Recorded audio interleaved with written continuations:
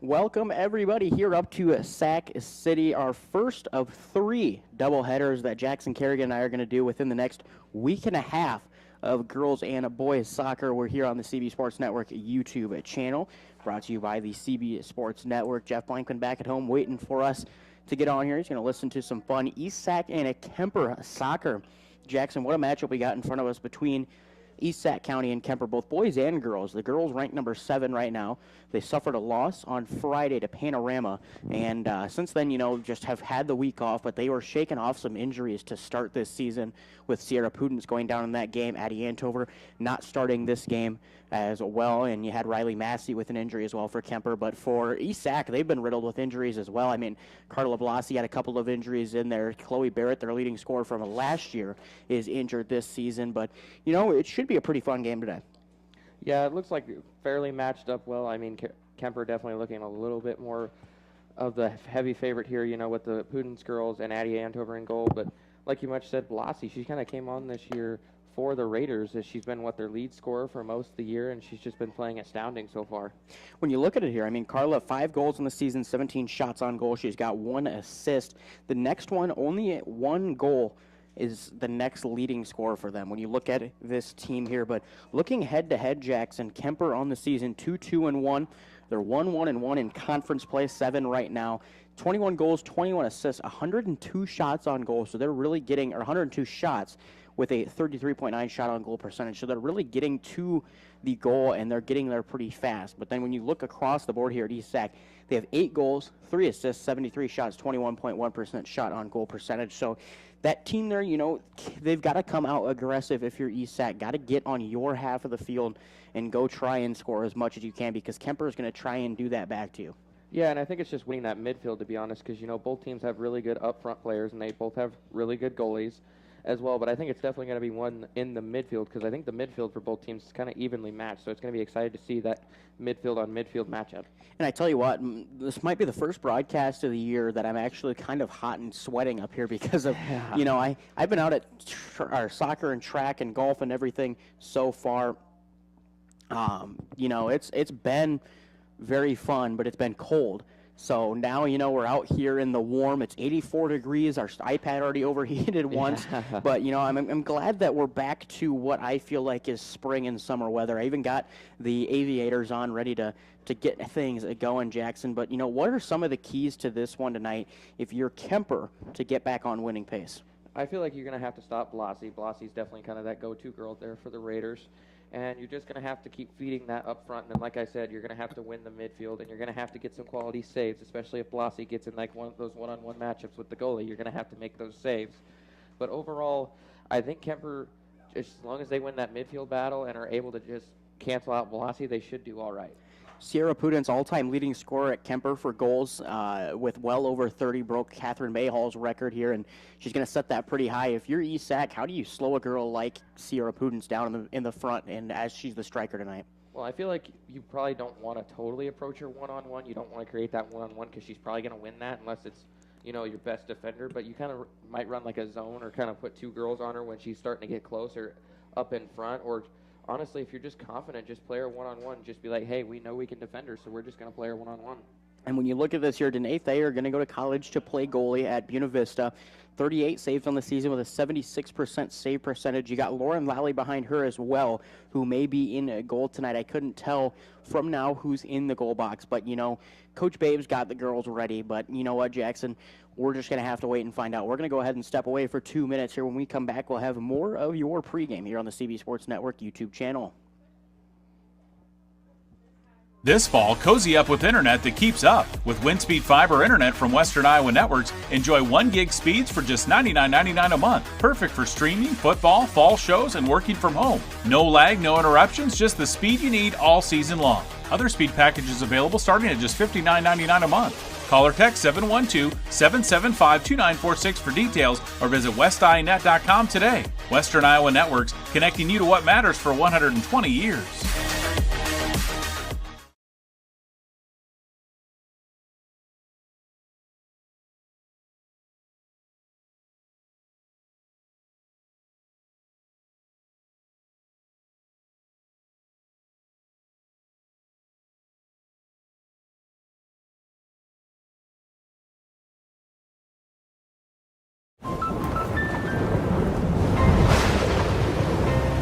life's better when you're under our roof. Danny dreams fearlessly. Because when you feel protected, It's okay. your family's free to pursue their dreams. So are you brave? I'm brave. I'm fearless. I'm fearless. Bundle life and save up to 25% on home and auto. American Family Insurance. For details, contact Nicole Unken at Nicole Unken Agency. These DMAC Carroll campus students are tomorrow's nurses. They're leaders, smart, dedicated, and they care about their community. My experience in DMAC nursing so far, I get to make difference in people's lives during their most vulnerable times, and I build friendships along the way. The interaction between the faculty, staff, and professor with the students are really close. They really help us a lot every time. Get started today. Collins Aerospace, we believe in investing in our employees' future. That's why we are proud to offer our Employee Scholar Program. Whether you want to pursue a professional certificate or a degree related to the industry, we offer full tuition reimbursement and even paid study time. Our Employee Scholar Program is the perfect tool to help achieve the future you've been dreaming of. At Collins, we don't just want to offer you a job, we want to offer you a career and a future in aerospace. For details on the Collins Aerospace Employee Scholar Program, visit us at careers.rtx.com.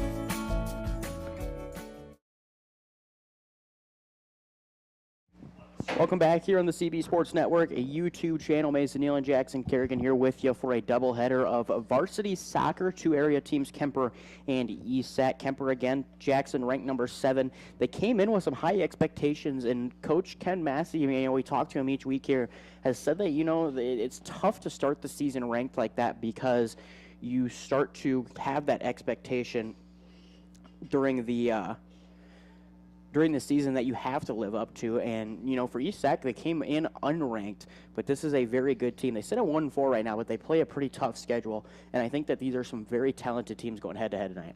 Yeah, and I think just like Coach Massey said, it's going to be really hard to start out ranked because especially going through that conference play and some of those early season non-conferences that are really good matchups, that it's just hard, but they've been able to adapt to it really, really well, much like you said that, Panorama lost, that's kind of been tough on them, but overall they should be okay. And then, ESAC, they've been playing really well so far. I mean, they've dropped, 3 games? 4 games? 4 games. So they've been kind of off and on here, but I think they could potentially turn around here and, turn this season around and make it into a good one. And then just kind of giving you a heads up here for what we've got going on. We're going to do our preview of the boys' game. It's a live recorded one before. It is the pre-recorded version that we are going to have during the halftime of the boys' game. So that will be on at the halftime of the boys' game, previewing the boys' game, halftime of the girls' game. And then we will interview 2 of the Kuemper girls and then head coach Bob Babe and one of the ESAC girls. In the halfway point between both games here, we will talk to him. But officiating crew, a couple of Kuemper flavor on it. Nick Lucas, Shane Vaughn, the head wrestling coach for Kuemper Catholic. Shane Vaughn does a lot of soccer officiating. I know Nick Lucas because he was around my age with me going to Carroll, him going to Kuemper. But, fun to see all this local flavor with some Kuemper officials, some guys from our area, and then you got ESAC. You got a decent bit of fans as you look across the way. There's some Kuemper fans, but I think a lot of that is their varsity roster as well over there. Well, and then I seen Greg Lucas as well out there, one of the Kuemper O-line football coaches out there being a referee as well, Mason.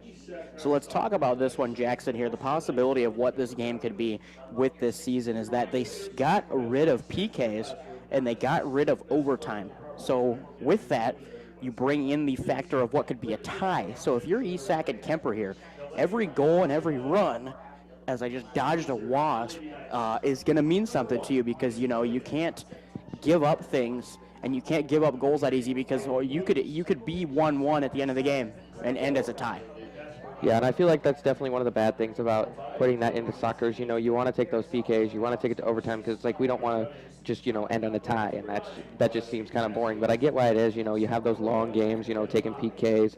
Like I remember some schools like Carroll and ESAC, having long games, just taking multiple PKs and couple overtimes. So I get and understand why they did it. And also the new rule as well this year with the 4 red cards. Did you hear about that, where it's 4 red cards and your team forfeits the season? I don't know exactly what it will be. I kind of looked into it a little bit. I don't know if it's a postseason ban or if it's your team just shut down for the rest of the year, because I think you can still play in the regular season. You would just be barred from postseason play, but don't quote me on that, Jackson. I think we've got the national anthem coming up in just a little bit, so we'll step away then. But, let's start with this here, Jackson. Final thoughts for this game before we get things kicked off. Yeah, I think it's going to be a really good matchup up front, especially, with Pudens and Blasi up front, the two playing with each other in those Des Moines League games over the summer. So I think that's going to be kind of the matchup of the night. But then, like I mentioned earlier, the game's probably going to be won in that midfield. Who's going to be the strongest in the midfield? Well, Jackson, we're going to go ahead and step away. We've got the national anthem, and then the girls' game coming up next year. We will step away and have the national anthem here in just a couple of moments. Family owned and operated since 1948, Quant Auto Salvage is the area's best full-service scrap facility. Whether you are looking to sell scrap iron, vehicles, or batteries, or you need to locate that difficult-to-find part for your vehicle, they have what you need. And if it isn't in stock, they can locate it with their nationwide parts database, or you can pull it yourself at their You Pull It. Quant Auto Salvage. They sell the best and recycle the rest on Kitty Hawk Avenue in Carroll. Midwest Wholesale is your local building products headquarters. We have everything you need for your smaller home improvements to the building of your home or commercial building. We pride ourselves on giving you top-notch service, quality products with competitive prices. So whether you're a do-it-yourselfer, a contractor, or you just need a little help on a project, Midwest Wholesale is a one-stop resource for all your building needs. Midwest Wholesale, how you want it, when you want it, where you want it, we deliver. Only Pizza Ranch serves buffet your way. Don't you mean my way, Mr. Voiceover Guy? Sure, anyone's way actually. Request your favorite pizza. We'll make it, bake it, and give you the first slice. I can add peppers to pepperoni, Stampede on stuffed crust, maybe Texan taco on thin. No tomatoes on my half. How can I convince Mom to let us eat here every night? It's buffet your way at Pizza Ranch. Say it with me, kid. For over 50 years, Pringer Slumberland has been your trusted destination for all things furniture and flooring. Hi, it's Matt Pringer, third generation in our family-owned business. We understand the importance of creating spaces where memories are made and cherished. Our commitment to quality craftsmanship, personalized service, and unbeatable value has made us a staple in the community. Pringer Slumberland is more than just a furniture store. We're part of your community, and when you shop with us, you're not just furnishing your home, you're investing in the livelihood of your neighbors. Pringer Slumberland, Highway 30 West in Carroll. Welcome back to the CB Sports Network YouTube channel. Mason Neal and Jackson Kerrigan here in Sac City. A beautiful rendition of the national anthem going on there strong. Jackson, I'm just going to give a fair warning to our viewers here. We're a little far away from the field, so if the names are not 100% matched up sometimes and we can't get you the official names of some stuff right away, bear with us. We're a little bit away from the field, and it's hard to see with the sun bearing down your eyes, but I have kind of a general notice of where everyone's going to be. For Kuemper, you're going to have Riley Maxey, Kaylin Pudens, Kaylee Hausman up top in their D-mids, and your wings going to be McKenna Bloom, Lily Kasperbauer, Mia Milligan, and Mackenzie Yetmar. Back line at Tatum Mancini, Gabby Running, Taylor Bell. Your goalkeeper tonight, at least for a little while, Millie Antover. For East Sac, up at a top, going to be Carla Blasi. Your wings, Sarah Bontrager, McKinley Hunziger. And then your left mid, Quincy Herring. Your center mids are going to be Jordan Carroll, Emma Kisher. Right mid, Millie Glass. Left center back going to be Paige Polzine. Center back going to be Sophia Gardot. And your right center back going to be Emma Carico. We're back. East Sac going to the north here. Mia Milligan going to head this one out to the Kuemper bench. Going to be a throw in here from your back line. I believe that one going to be Polzine throwing it in. Ball going to be taken back here by the Kuemper Knights on a throw out. And they're going to throw it in here. Massey going to make a run towards the sideline. She keeps the ball in, going down the right sideline on that far side. Gets to the corner, cross inside low. Going to be kicked back out here. That one by Gardot in the back line. Kick out to the far side. Inside now. They're going to get it towards the goalbacks. Yetmar had a chance at it, and it's going to be saved out of play as it gets kicked out there that time by Carico. Nice job from East Sac, though, defending this early surge from the Kuemper Knights. Yeah, and Massey there with a little bit of a run there, Mason, as she kind of took it up that sideline there right in front of the bench and almost had a chance to get it to Yetmar for the goal. Going to make a run here again. East Sac going to kick it out into the backside now. Going to be Lily Kasperbauer fighting with the ESAC defense. That's Jordan Carroll. Kick going to be in and out by Bell towards that left sideline. Going to be a throw in here for ESAC County. Can't see the exact number here, but it'll be thrown into Blassie. She'll take a touch, have it stolen away by Yetmar. Yetmar hitting the floor there, and it will be Kuemper ball. Going to give him a free kick. It'll be Taylor Bell, the one taking this free kick from the left side. Bell has a wall in front of her there between Kisher and a Carroll. They jump, kick, and a curve a little bit. Goes towards the goal, and Thayer going to be the one to take it. A nice job from Danae Thayer. There's a wall there kind of blocking her vision for a minute. Thayer's going to kick it out into the front here. Going to be headed by the Kuemper Knights. They're going to work it back to the far side. Kicks it into the front now for Yetmar. Back to the back row once again for Bell. Bell going to reverse it and try to go through, but it's going to be kicked into the front once again here by Quincy Herrig. Going down the sideline here, going to be one of the ESAC Raiders. They're going to kick it up to Blassie here. Running going to have it, and it was kicked back out towards the corner. Mancini the one kicking it out here. Blassie going to be the one taking the corner kick here. ESAC can strike early if they can get this one close.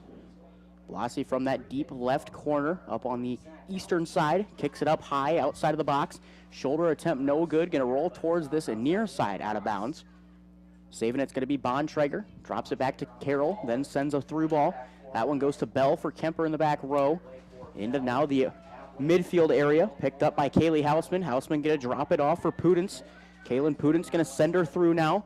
Thayer going to come out to that left side. If Hausman can get to it, it'll be a free goal, but Thayer going to come out and get to it, so ball going to get ahead a little bit of the ESAC County Raiders. Yetmar drops it out to the far side now.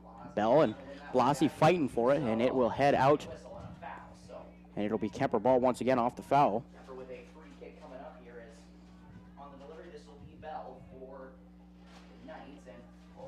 Yetmar kicks a through ball here, caught by Massey, but it goes through her legs, and Thayer's the one to pick it up. Today Thayer coming out to give a kick for the ESAC County Raiders. Bounce up to Bell. Bell going to kick it up for Kuemper to Yetmar. Yetmar on her left side, guarded by Bontrager. Drops it back to Bell again, who sends the through ball down the left side to Kaylee Hausman. She'll go center for Pudens. Back to Hausman once again, and it'll be a kicked out of bounds. Last touch here by Quincy Herrig, so it will be a corner kick for the Kuemper Knights. Kaylin Pudens going to be the one to take it from the corner.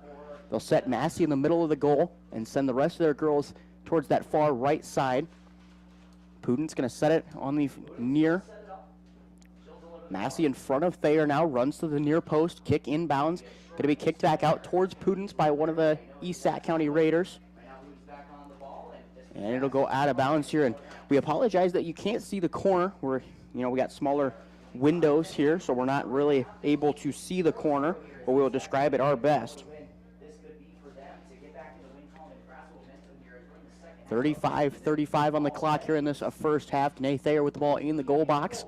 She'll set it down for a goal kick here. Kick it into the front now for Bontrager, stolen away by Pudens. She'll go to her left, so Bontrager going to take it back. Pudens regaining possession. Drops it to Yetmar. Yetmar through ball now to Massey. Massey down the left side of the goal box. Going to take a touch and keep it in. Crosses, and Thayer going to drop to the knees to pick up that one. Both teams doing a nice job. Kuemper on the attacking end most of this first part of the game. Bell going to boot it out of bounds and going to be taken away by one of the ESAC ball boys. Bontrager with the throw in. Going to throw it into Blassie. She's going to come down the right side. She'll have a chance at the box here. Blassie down, guarded by Bell on the right side. Kicks a through ball, and it goes off the right side of the goal.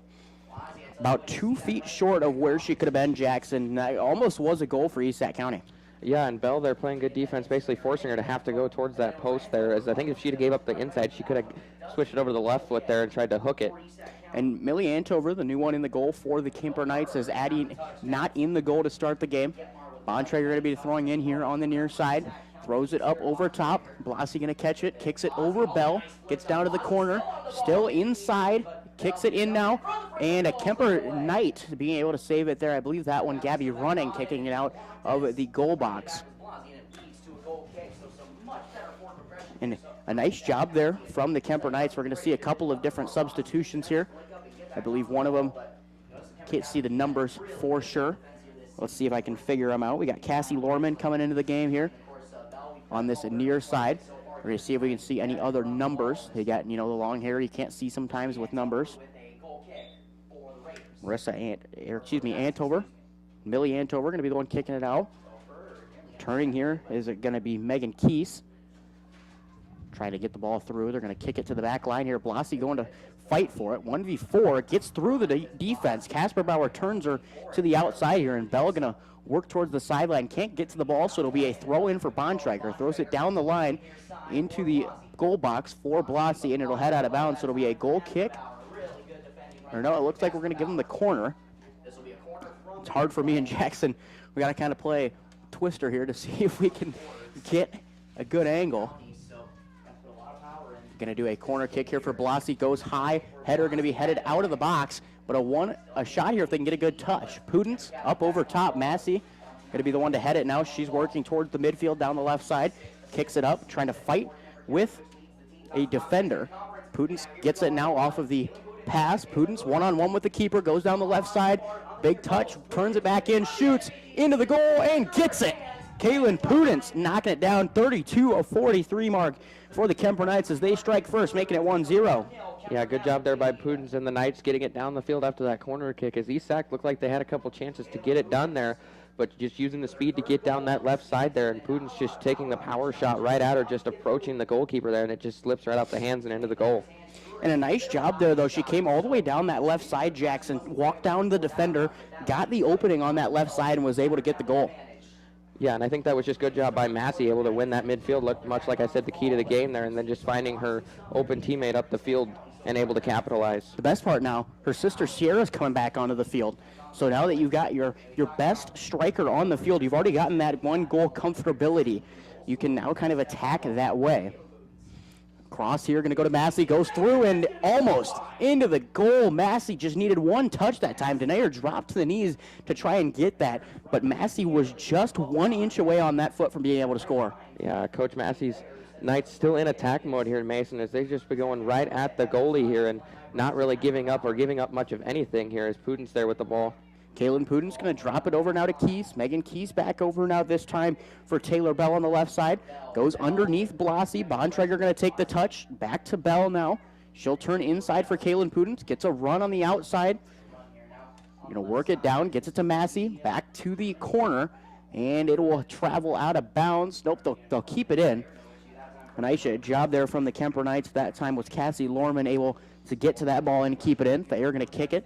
Bounces right about midfield off of the leg of Lily Casper Bauer. She'll make a run towards it, kick to the front of the Esac County offense. Jordan Carroll going to head it at midfield, and they're going to send a through ball, this time kicked out of bounds. Last touch here by Esac County. In the back line here, they're going to throw it down the line. It'll be Riley Massey touching it, and it goes out of bounds. Last touch by Quincy Herring. Kaylin Pudens has it. Going to be taken away this time again by the Esac defense as they turn it back outside and out of bounds. I'm going to try and slide our table down a little bit so I can get to this corner. Kaylin Pudens trying to turn outside. Bontrager going to kick it back out of bounds. I've got about 2 inches of window to work with here, Jackson, to see this. So if you can see it through another window, let me know. But inbounds here from Pudens. She'll turn. Gets it to Blassie. Now Blassie going to turn. Bontrager picks up where she left off and just barely gets it out of bounds. Inbounds coming from Lorman. And we will have a whistle and a substitution. It looks like that will be Mia Milligan coming onto the pitch here. Coming out will be Kaylin Pudens. She gave them that 1-0 lead, Jackson. We're going to put up a scoreboard here soon. Whenever we get a break and we get a chance to build it real quick, we will put that up. Massey going to take a touch. Drops it back off for Lorman. Blassie coming over to get it. Turns it, and it sails out of bounds. They'll throw it back in. Lorman down the line. Going to get it to the backside. Massey has to chase it down and cannot get to it. So it'll still be at 29:55 mark as it is 1-0 Kuemper Knights. Jackson, pretty solid game so far. Thayer going to hit this ball. But what have you seen from Kuemper so far? I mean, Kuemper just staying in attack mode, like I said, and then, with Pudens being kind of hurt, is what Coach Massey said at the beginning just before the game there. They've been kind of going through Massey here and kind of creating shots through her, and then Kaylin Pudens having that shot and just not afraid to go after the goalie there. Lorman going down the left side of the goal box, looks to turn it in, kicks it short, and Thayer able to pick it up. I'm going to try and, get our scoreboard working here, Jackson. We're going to see if we can do it. If you can clear that for me. But midfield here, going to be Knights and the Raiders fighting at midfield as we get this thing going down that left sideline. Going to be the East Sac County Raiders. They're going to work it back to the far side, kicking it to Blasi, fighting for it. It's going to be the Knights, though. They get it up to Sierra Pudens. Sierra going to turn outside. They're going to work it up now the sideline, sending the through ball to Massey down that right sideline, fighting with one of the Raiders to try and keep things on their offensive end. Got a couple more substitutions here, about 3. I believe Yetmar onto the floor, or onto the pitch. I think Kaylee Hausman back onto the pitch here.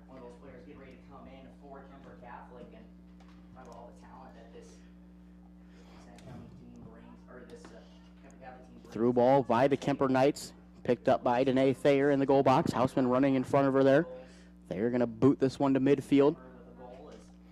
And it will roll and roll and roll out of bounds as that will fall out.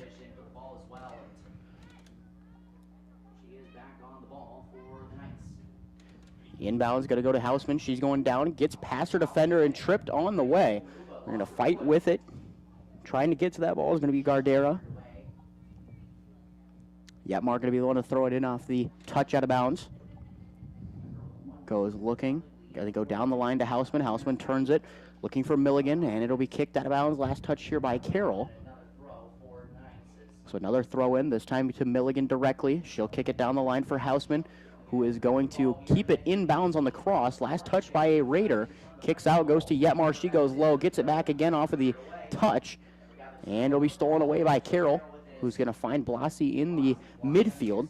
Going to go between the legs of a Kuemper Knight and kicks back inside as the Knight's going to steal it back again. Going to go down here. Yetmar chasing it down to that corner.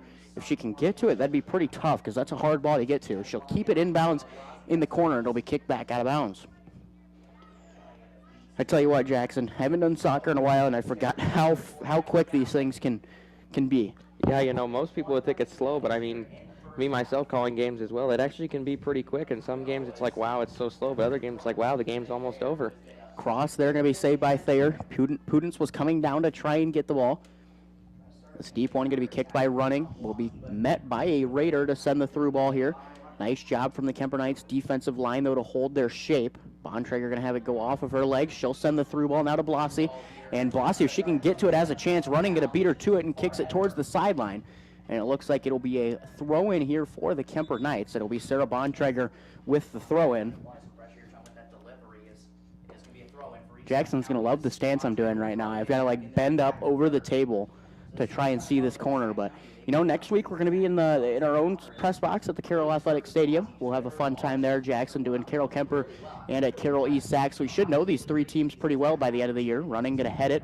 Blasi has a chance here if Carroll can keep it inbounds. It's towards the sideline. Carroll going to take a shot, and it goes over the goal, but in the wrong way. Yeah, good job there by East Sac, giving another opportunity there. Is Blasi able to get it down the field there, but Carroll almost able to finish it, just not able to get it in the back of the net as it sails just wide. And I tell you what, Jackson, maybe we need to do more soccer. This is kind of fun. I don't mind it. We're going to have Carroll sending the through ball now to Blasi. She's got to look, goes low left corner and not able to get it just outside of that goal there. But for Milianto, I mean, that one was really close. When you have that low left, you got to dive and use your body as the shield of the ball. Well, and I think she was trying to gauge how much time she had to get to the ball because she kind of pulled up there before it got over there. So she was like, I don't know if it's going to score or if it's just going to go out of bounds, so I'll just leave it. Couple of girls trying to get a header here for East Sac. Ball going to be tipped, taken away here. They're going to send the through ball to Sierra Pudens. She goes down the right sideline, sends the through ball now for Kaylee Hausman. If she can get to it, she has a shot, but Danae Thayer going to get there, and it keeps the ball away from that goal. Thayer going to boot it to midfield. Going to be a touch here by the Knights. Goes through the legs of a Kuemper Knight. Running, going to send it back up here. They're going to try to go sideline, and it will roll out of bounds right next to Mr. Connor Crabb. Talking about him, he's got our Western Iowa Networks powered by, our high-speed highlights powered by Western Iowa Networks. They will be tomorrow, more than likely, out on all of our social medias. Pudence almost had a save here, and they will call a handball as it hits her in that middle forearm, upper wrist area. I know we got a special guest listening at home, Jackson, Mr. Jeff Blankman. He is tuning in back at home. Throw in by Jordan Carroll, going to go down the line. Bossy can get to it, and she cannot. It'll be another throw in here for East Sac County. Carroll going to throw it in. Going to be a one touch by Blossy. She'll turn back out to Carroll now, who sends it through into the foot of Sarah Bontrager. Bontrager going to knee it. Has a chance here. She can turn it. They'll get it. Low goal and no good. Saved by Millie Antover. A nice job there from Antover to just stay home. They kicked it straight at her. Back row going to be East Sac holding that line. Bontrager going to boot it to the start of where their front line was. Carroll trying to fight for it, drops it now to their back line. Boot going to go back through towards that East Sac sideline, and it will roll before being kicked down the sideline for Sierra Pudence.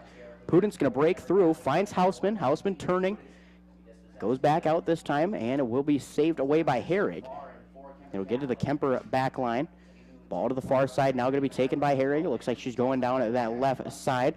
Stolen away once again. I believe that one Lorman going to send the through ball. Touched by Esac. Sierra going to break on her own towards the goal. She's got a chance if she can break off it. Takes the shot on the other side, missing it. Just wide left there. Reminds me of the old Blair Walsh. Just wide left, Jackson.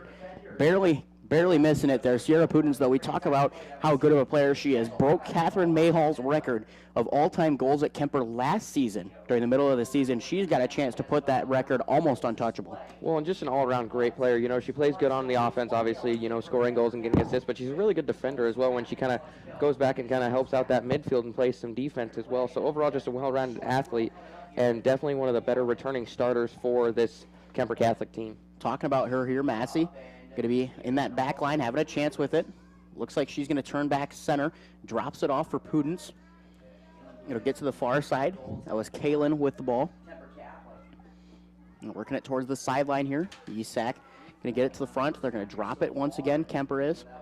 Ball going to roll towards the far side here. It'll be McKenna Bloom dribbling it up the sideline. It'll be kicked out by Esac County. Almost halftime here, 21:56 left in this first half. It's sun's beating down on us at about an 80-degree nice weather day. Throw in going to be tipped out of bounds by Esac, so Mr. Greg Lucas giving us the call on the far side. Shane Vaughn out there as well, get his nice officiating shorts on. It's not cold anymore. Kenzie Yetmar, the one to throw in on the right side, drops it in for, I believe that's Sierra Pudence. Yetmar going to send the through ball, gets it to Lorman, just barely missing it. Thayer going to try and track it down. Very scary ball, though, for Thayer to go to because she has to go from the goal all the way to that left side. If Lorman gets a foot on that, she can turn and it's an easy goal. In the front here, running, going to head it. Going to be taken by Bontrager. And she's going to try and send the through ball, gets her foot on it, tries to send it, misses the mark on the through ball. And this ball going to be sent back the other way by Marin Mural. Back now on that backside's Casper Bauer. She's fighting with Bontrager, turns her back to the center, gets it to Blossy. Blossy through, gets it. 1-on-3 right now, works with the nice footwork. And it'll be stolen away here this time by Cassie Lorman. Going to give it back to Pudence. Lorman going to try and send the through ball, but it's taken away by Herrig. Casper Bauer turns, gets it to the midfield. Back now to Kaylin Pudence. She's turning back, looks for a drop, but it's going to work back up to the front for Lorman. Lorman going to send the through ball off the shoulder of our back line here. I want to get it work back to the near side. We're going to kick it up this time. If the Knights can get to it, they've got a chance. Hausman tracking it down. Looks like Gardera going to get to it first. And it will roll out of bounds. Going to be touched here by East Sac County. We've got a couple of girls coming back into the game here. Mia Milligan going to check in. Looks like we're also going to have Taylor Bell going to check in here as well. Looks like Tata Mancini in the game for the Kuemper Knights. Inbounds, going to throw it in. Massey going to try and fight for positioning. She's going to get through, has a chance at the goal. Goes in, missing. A nice save there by Danae Thayer. Bumping it out to that far side. Almost having another chance there was Mia Milligan, but Thayer back-to-back saves there to save the goal. Mancini going to go up high and get that ball through. Gets nice little pass to Casper Bauer. Outside this time once again for Bloom. Massey going to fight in that back row to try to get to the ball. They're going to turn it back outside, and a nice job from ESAC to get to that corner and kick it out. They're going to cross here. Thayer going to come out, puts a hand on the ball, and it will go off of her glove, and it'll be a corner kick from that far right side for Kuemper. Jackson's almost becoming a spotter for me right now, as we need. It's hard to see sometimes. Yeah, and I've just been kind of watching Thayer. You know, she's staying confident and also staying calm and collective. You know, when Kemper's getting all these shots off, she's just staying calm and finding ways to keep getting stops. Thayer going in there, fights with Milligan by her feet to be able to get that save. She'll run out, looks to boot it off, gets it up in the air, and it'll bounce at midfield. Going to be a touch by Casper Bauer. Goes over her head. Blassie going to use her head and get it to the front field. It's one-on-one with Running now. She's got to beat Running to get to the goal. She's going to take a shot. Left side and barely missed it. Antover with a great save by Millie Antover there, Jackson. That goal, I mean, it probably hit the post because it bounced off and almost had a really good shot. Yeah, it did. It bounced right off the front of the post. It bounced on the ground and then hit off the post. But what a great shot. As that was just, it was tracking, but just not able to get it to come more inside there and go in the top corner. Blassie kind of sprouted onto the scene this season here for ESAC County. She played travel ball actually this fall with Sierra Pudens. So you have probably two of the best soccer players we got in our area on the same team back in the fall. But you know, a nice shot from Blassie there, kind of curves it around that defense as Kuemper going to go for a throw in here on their back line. Yeah, Blassie just fighting through all the contact there as Running came and stepped up, but also two defenders came from behind as well to play some defense, but she was able to get through. Best part here, I see the great Dale Wagner here from the SAC paper, taking some pictures down there.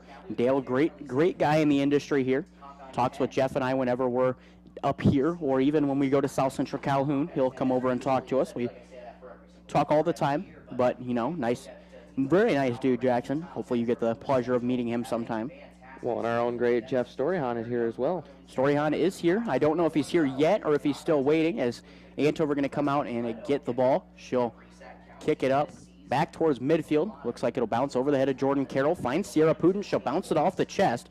Takes one touch. Still has the ball. Fighting with that back line. Yetmar going to be the one to send them through now. Goes towards that far corner. It looks like it'll be Bloom chasing it down there. She'll try and cross it in. Goes low, and it'll roll out of bounds. Last touch here by the Kuemper Knights. So it'll stay ESAC ball. Jackson, we're hoping that the sun starts to set very fast for the boys game, because when that sun goes down and we can see a little better, it might be easier. Well, and that's kind of what we were struggling with, you know, setting up the iPad. Is it was hard for me to see. It's kind of hard to kind of see in that corner here over towards the ESAC goal. So I'm trying my best to keep up here. So if the camera quality is not that great, I do apologize. The best part, though, is I get to wear the aviators. I don't know any other time I get to wear these during a broadcast and not look like an idiot on the inside. We're going to have Massey fighting with the ball on the far side. She's going to take a touch and work it back to the left side, fighting with a couple of Raiders. And the Raiders going to turn it outside and roll out of bounds. Last touched by ESAC County. Casper Bauer going to take a touch in the midfield. She'll kick it up, and it'll be back out of bounds. Last touched by ESAC again. It'll be Kuemper ball. 16:08 to go. 1-0 Kuemper. Jackson, what have you seen so far as we get a substitution? You know, both teams been kind of aggressive, but it's mainly been Blassie for ESAC as well. And Kuemper's just kind of found different people, you know, in Massey and Galen Pudens as well to kind of be those aggressors. But both teams playing really well. Both goalies staying strong and collective, not panicking or anything, just trying their best and, you know, just getting set and, you know, making the easy save. Danae Thayer making the save for the ESAC County Raiders there, as Casper are going to take a touch. She'll pass it off now to Lexi Danner, as that ball going to be touched by ESAC and rolls out of bounds right in front of that hurdles we got set in front of us. It'll be Mackenzie Yetmar throwing the inbounds here. Yetmar throwing back towards center. Finds Casper Bauer, who takes a touch. Passes it off to Kaylin Pudens. Down to the midfield for Massey. Back over now to Yetmar. Nice job passing so far. Yetmar has it tipped out of bounds by Sarah Bontrager. She'll go to throw it back in. Goes down line for Kaylin Pudens. Might have thrown it a little too far. Pudens try to turn it back in. Gets a chance at the goal, and Thayer with the save. We'll keep it 1-0. 15 minutes to go in this first half. We'll have a preview of the boys' game and a recap of this first half at halftime of the girls' game. Bontrager going to get the ball, goes down the right side, sends the through ball this time now for Blassie. She's one-on-one with Running again, gets to that right side, getting all the way down, and it's a fight between her and Running. Blassie going to take a look, but it's going to be kicked out of bounds by Running. So it'll be East Sac County ball still, but if you get that ball in the foot of Carla Blassie, she's got a really good chance to take you all the way down there. Yeah, and Blassie's such a great player there, but what a great job by Running, staying level, not attacking her right away, just running her all the way down the field and then eventually taking that charge and just kicking it out to kind of stall out that momentum. Corner kick, going to be up in the air, headed up by a Kuemper Knight, kicked out and taken by Pudence. We're going to have Harry get the backside, kicks it outside here. It'll meet the foot of Carla Blassie. She's going to go for another cross. It'll be kicked out by Running. Yetmar going to clear it back towards this midfield. Sierra Pudence looking to go get it. Will be booted out of bounds. Last touched here by Millie Glass of the East Sac County Raiders. I tell you what, though, if we can keep this weather, Jackson, with it being Drake Relays Week, I would very much appreciate that. I don't know if you're going to attend with, some of your classmates being there. Prom this week, dude. I gotta be back for that, and I feel bad for some of the kids that do have to go to that and then try to make it back for prom. That'll be. I don't know if any of the Carroll kids. Some of the Carroll kids do run Saturday.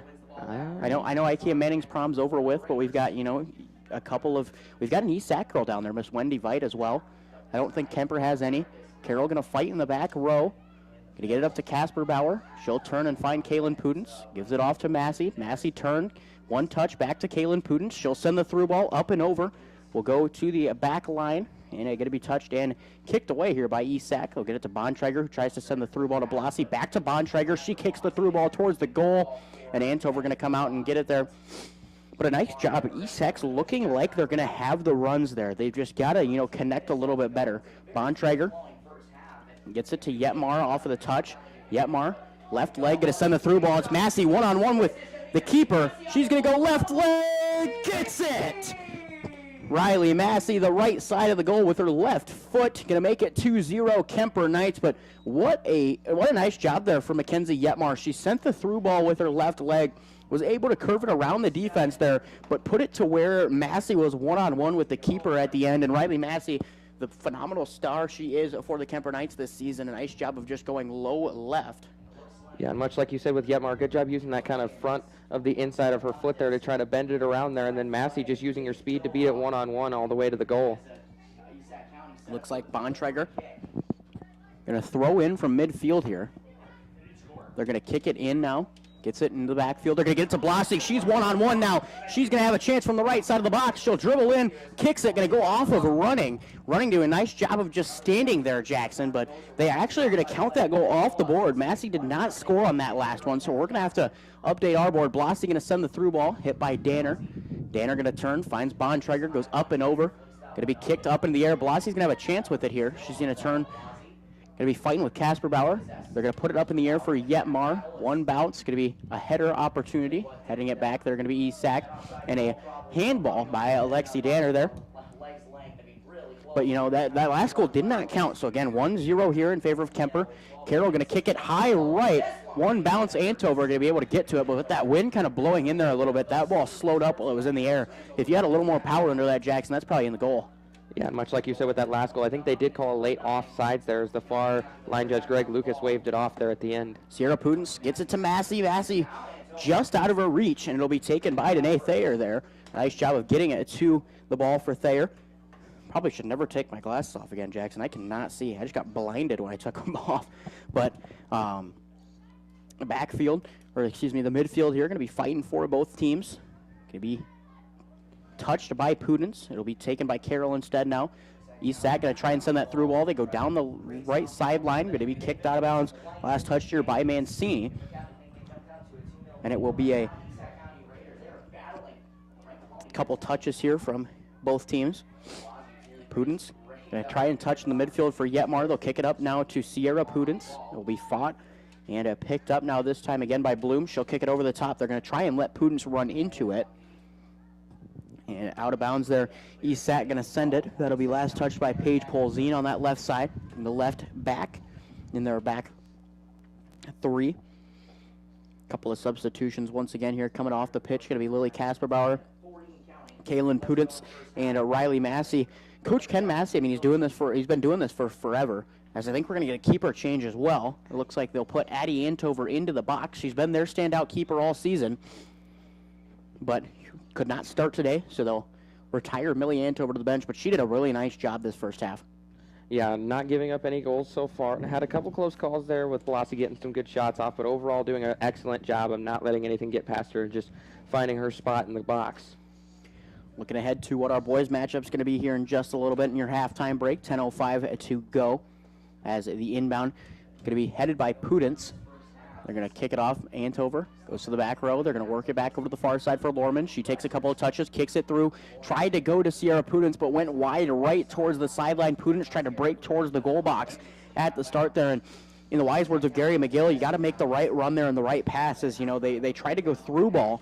But when you go the through ball there, if you're going to go sideline, both of you have to go to it and kick it to that outside foot so that Pudence has a chance to go and get to it. You can't kick it inside and then hope that Sierra can run into it there.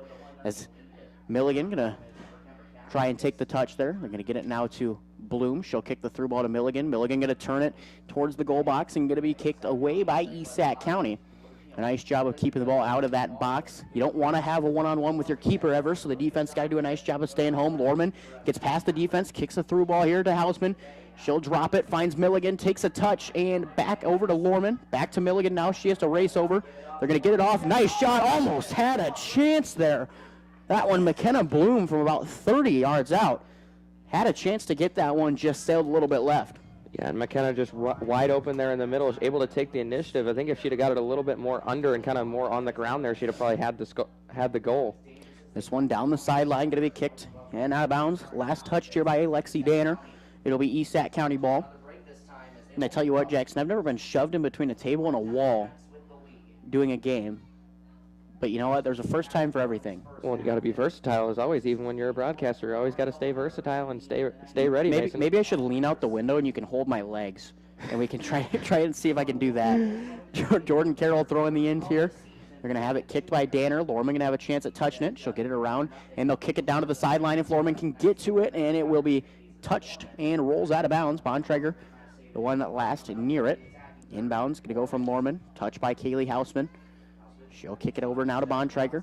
Then Milligan going to take a touch. Takes too big of a touch. About just took one from the Wasp here. They're going to get it over to Sierra Pudence. Has it kicked down to the corner. They're going to go low other side, just barely missing it as the Kuemper Knights there. And we have seen so many between East Sac and Kuemper tonight. Maybe 1-2 foot misses from both teams so far. Well, and McKenna Bloom with that shot there once again as she went on the ground this time and went back to that same post, that left post there, but just not able to keep it inside of the post. Working to cross now, going to be Gardea. She'll kick it down sideline, finds Bontrager. Bontrager out of bounds. Going to give it over to Lorman now as she'll throw the inbounds. Throws a one to Hausman, has it go through. One touch. Hausman has a chance at it again. Kick towards the sideline. Bontrager not even going to give it an attempt. Jackson, might be able to tape my program up to the wall to give you a shadow here if you want. I can see a little bit better now as the sun starts to go on, but when we got here right away, it was just not too great of a spot. Carroll going to have it go over the head of a defender here for Kuemper, and that'll roll out of bounds. Last touched by East Sac. That one, the last touch there, was Anna Seidel, and that will be East Sac. Well, I thought it was East Sac ball for a minute there, but they didn't give it to him right away. It'll be Sarah Bontrager, standout basketball and volleyball star for the East Sac County Raiders, throwing it in. This one going to be McKinley Hunziger touching the ball, or Hunziker, excuse me. Gives it to Milligan in the backfield, gets it to Carroll, and Antover able to go get it. Addie going to come up and get it there. Addie, standout volleyball. I mean, she took a huge step this year going volleyball, basketball, soccer, and she's been kind of a standout for all three for the Kuemper Knights this season. Kuemper working across now. Going to be Lorman that's going to send the through ball down the line. Going to be fighting with Gardea here as she'll turn and try and turn her outside. Lorman going to keep it in, and it'll tip out of bounds. Last touched here by Kuemper. Inbounds coming from the Raiders. They're going to throw it up and low. Lorman kicks it through, goes to the far side, and it's going to roll out if Thayer lets it, but Thayer going to go over, pick it up, is trying to find Sierra Pudence. Was Sophie Lorman. Jackson trying to, you ever seen the beekeeper? That's what you were trying to do.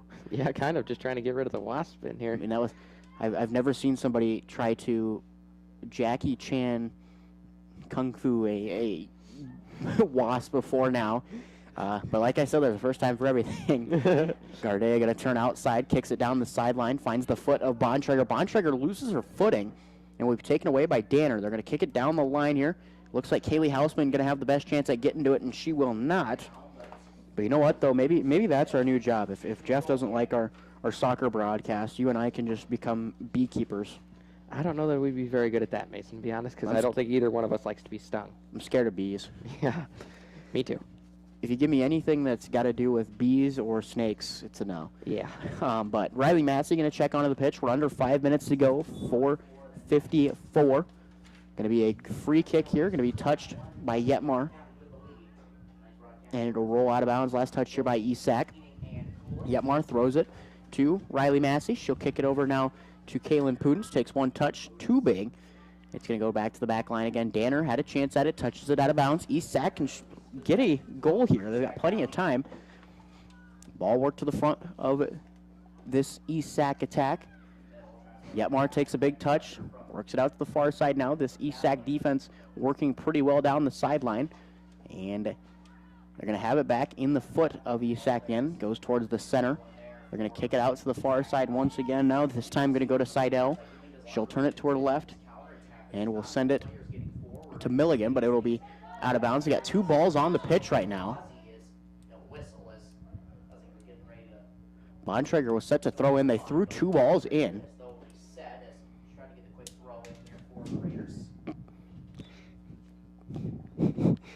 Inbounds, going to go to Carroll here.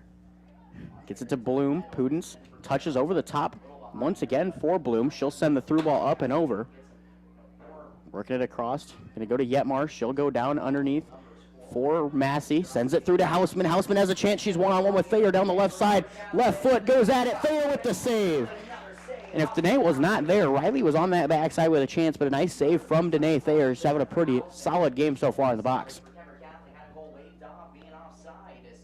Working it up now. Going to get it to Danner. She goes with her left foot, crosses back to her right side, kicks it down the sideline for Yetmar, has to run into it. Yetmar keeping it in. Going to cross it back in this time for Hausman. Thayer going to come out and save it. Jackson's pen broke by me just a minute ago. I think you're the one that broke it. That's why I said it. I said I broke it. I honestly thought that was my pen. Jackson about just took out another wasp, but Carroll kicking it. She's got a chance now, going down the sideline, one-on-one. She's going to try and send the through ball. Going to go off of the legs of Casper Bauer and out of bounds. We've got 2:41 to go. Throw in, going to be Jordan Carroll. She'll go down the sideline, up and over to Bontrager. Tries to go back middle. Finding it there that time, going back to Carroll down the right side, excuse me. She'll work it back now, tried to turn. Milligan and Carroll fighting for it. It's going to be Mia Milligan throwing in for the Knights. Up to the front for Kaylin Pudens now.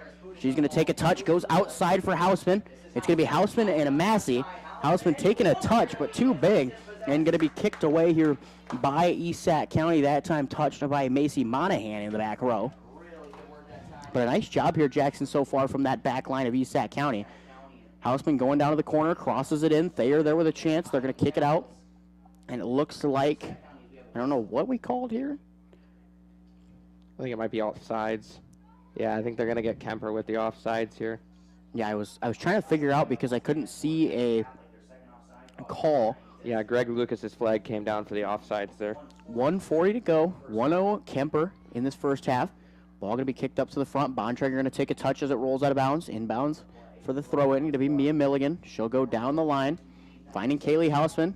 Keeps it inbounds. Takes a touch. Kicks it back. Milligan running into it.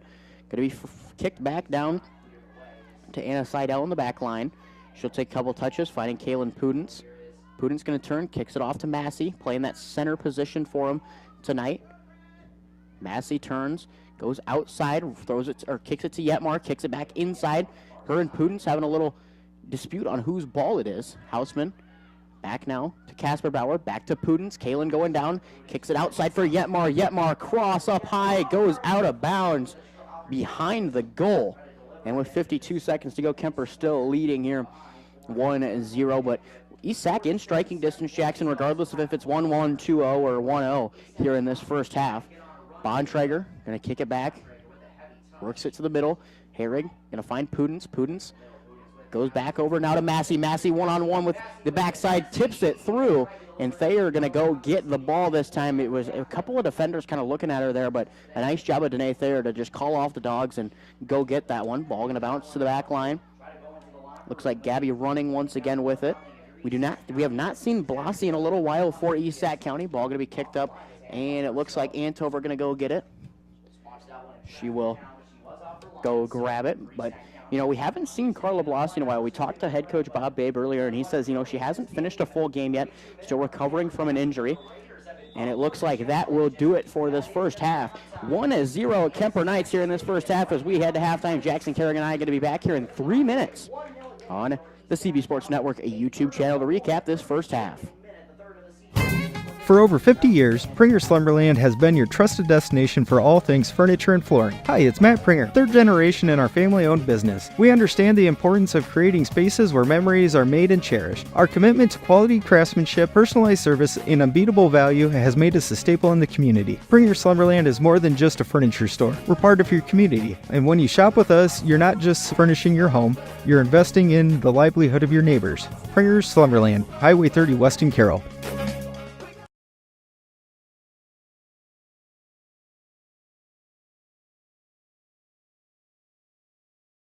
St. Anthony Regional Hospital, the regional leader in healthcare, dedicated to improving the health of the people they serve. At St. Anthony Regional Cancer Center, you'll find the convenience of cancer and oncology consultation and treatment in one convenient location. At St. Anthony Clinic, you'll find a team of doctors and nurses that care about you and your family's health. St. Anthony Clinic is devoted to comprehensive healthcare for people of all ages. For every stage of life, always look to the cross. Always St. Anthony.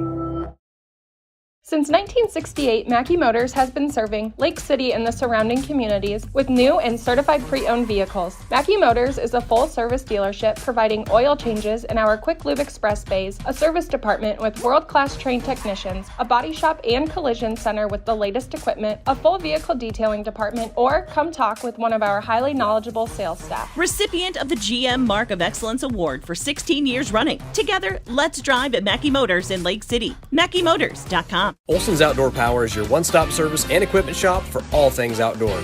We sell the best power sports products in the business, from Polaris, Can-Am, Sea-Doo, and Ski-Doo, trailers to tackle any job from H&H, Triton, and Wilson, and we continue to lead the way in lawn and garden equipment with great products from Exmark, Dixie Chopper, Husqvarna, Cub Cadet, Steel, and Echo. Add factory-trained technicians in 2 locations, and it's easy to see why Olson's Outdoor Power is the leader in all things outdoor. Olson's Outdoor Power, your one-stop service and equipment shop with locations in Atlantic and Carroll.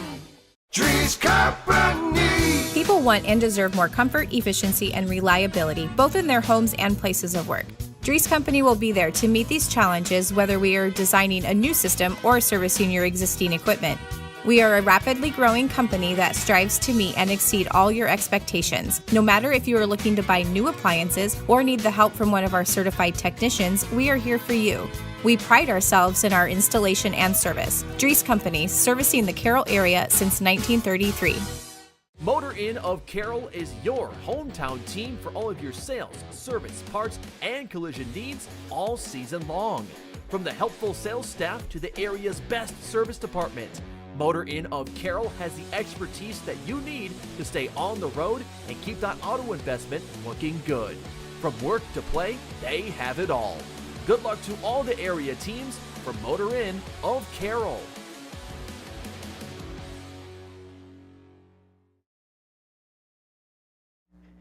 Welcome to your Mackey Motors halftime break, brought to you by the CB Sports Network here on our CB Sports Network YouTube channel. Mason Neal and Jackson Kerrigan, a fun matchup so far between the Kuemper Knights and the East Sac County Raiders. 1-0 Kuemper Knights. You know, let's talk about what's to come yet. We're gonna recap this, and then we're gonna go to a preview of the boys' game where you and I talked yesterday. I just want to say this in preface: the boys won a big 7-1 game yesterday. The Kuemper Knights did. We don't have that in our preview because it was recorded yesterday, so that we had that chance to do that. But you know, we'll also have interviews with 2 of the Kuemper Knights, 1 of the East Sac County Raiders, and a coach, Mr. Bob Babe, coming up here as well. Jackson, talk to me about what you've seen this first half. Well, I've seen so far from Kuemper that they're winning the matchup up front, and they're winning that midfield as well with, Milligan and Kasperbauer. Getting their up front girls in Massey and in Pudens, Kaylin and Sierra Pudens up front, getting them their chances as well. So that's kind of been the bright side for them. And also both Andover girls making really good saves. I mean, Addie hasn't really had too many impressive saves so far. She's only been in for, a couple minutes here. So Millie doing a really good job as she was pulled here earlier. And for East Sac, honestly, East Sac looked really good so far with Blasi up front, but then she kind of came out towards the end here, as we'll see how that kind of plays out here in the second half, how much she's going to be able to play or not with them being in the deficit. And you look at this here, you watched it. Carla Blasi came out of the game early.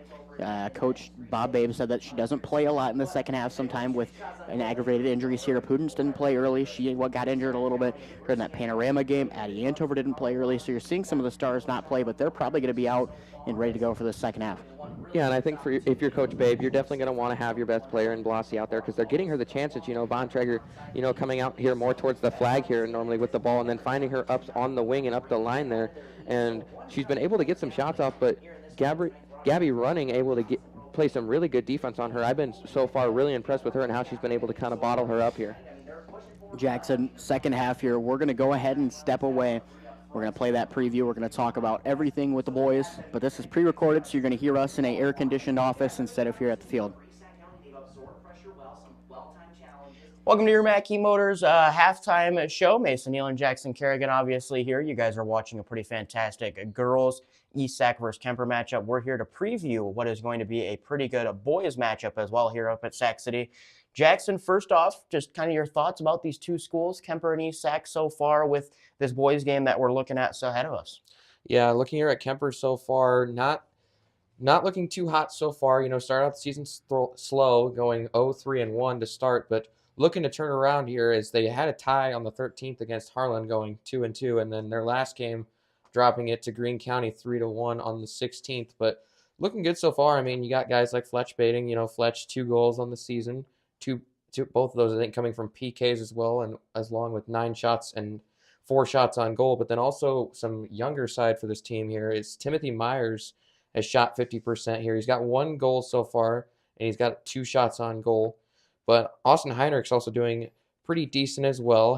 Has 21 saves with about a 52.5 percentage. So overall, I think this team could definitely come out and run past here with some speed that they have in kind of that midfield, but just not having the season that they want so far. But I think they'll be able to turn it around here in this one. And I just want to preface this. We are recording this prior to the Grandview Christian matchup here on Monday morning. So Kuemper could be picking up their first win on Monday, or they could fall to 0-5-1 as well. But for East Sac County, they picked up a win last Monday, 4-0 over Riverside. They moved to 1-4 on the season. An impressive start for Riley Aragon on the season. Leads them in goals with 3, leads them with shots on goal with 15 as well. Cade Bachman adds an assist in there. You had Carson Schmidt with an assist. Other goals in there, Thaddeus Gertis with 1, Carson Schmidt with 1, Wyatt Smith with 1 as well. For goalkeeping, Weston Julin, 5 saves with 100% save percentage. Only played 30 minutes, though. Their freshman goalkeeper, though, Max Meister, been impressive this season.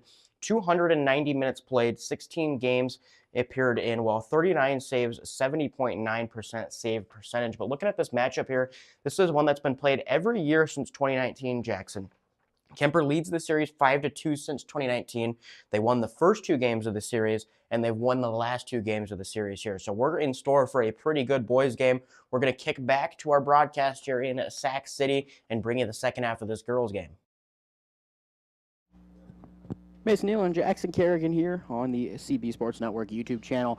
Kuemper Knights and the East Sac County Raiders, 1-0 Kuemper so far. What do you got to do in the second half, Jackson, if you're East Sac? You trail 1-0. You've had a couple of good looks with Carla Blasi at the top. You've had a couple of good looks with Sarah Bontrager. But what do you got to do, first off, to keep Kuemper off the board, and second off, to get some goals on the board yourself? I think the midfield's definitely going to have to take over against Kasperbauer and against Milligan and Bloom and Yetmar and all them, especially with players like Jordan Carroll and Quincy Herring, who are both really good players, and I think they can get that done here, but ultimately you just got to get that as well. But also you're going to probably need Blasi to, hopefully get some more minutes in this game and keep getting her chances, because she has the ability to score, and she's shown that she can get some shots off and some really good and quality shots off. She just hasn't been able to find the back of the net. And with that as well here, Kuemper, I mean, you got to maintain a 1-0 lead, but how do you do that?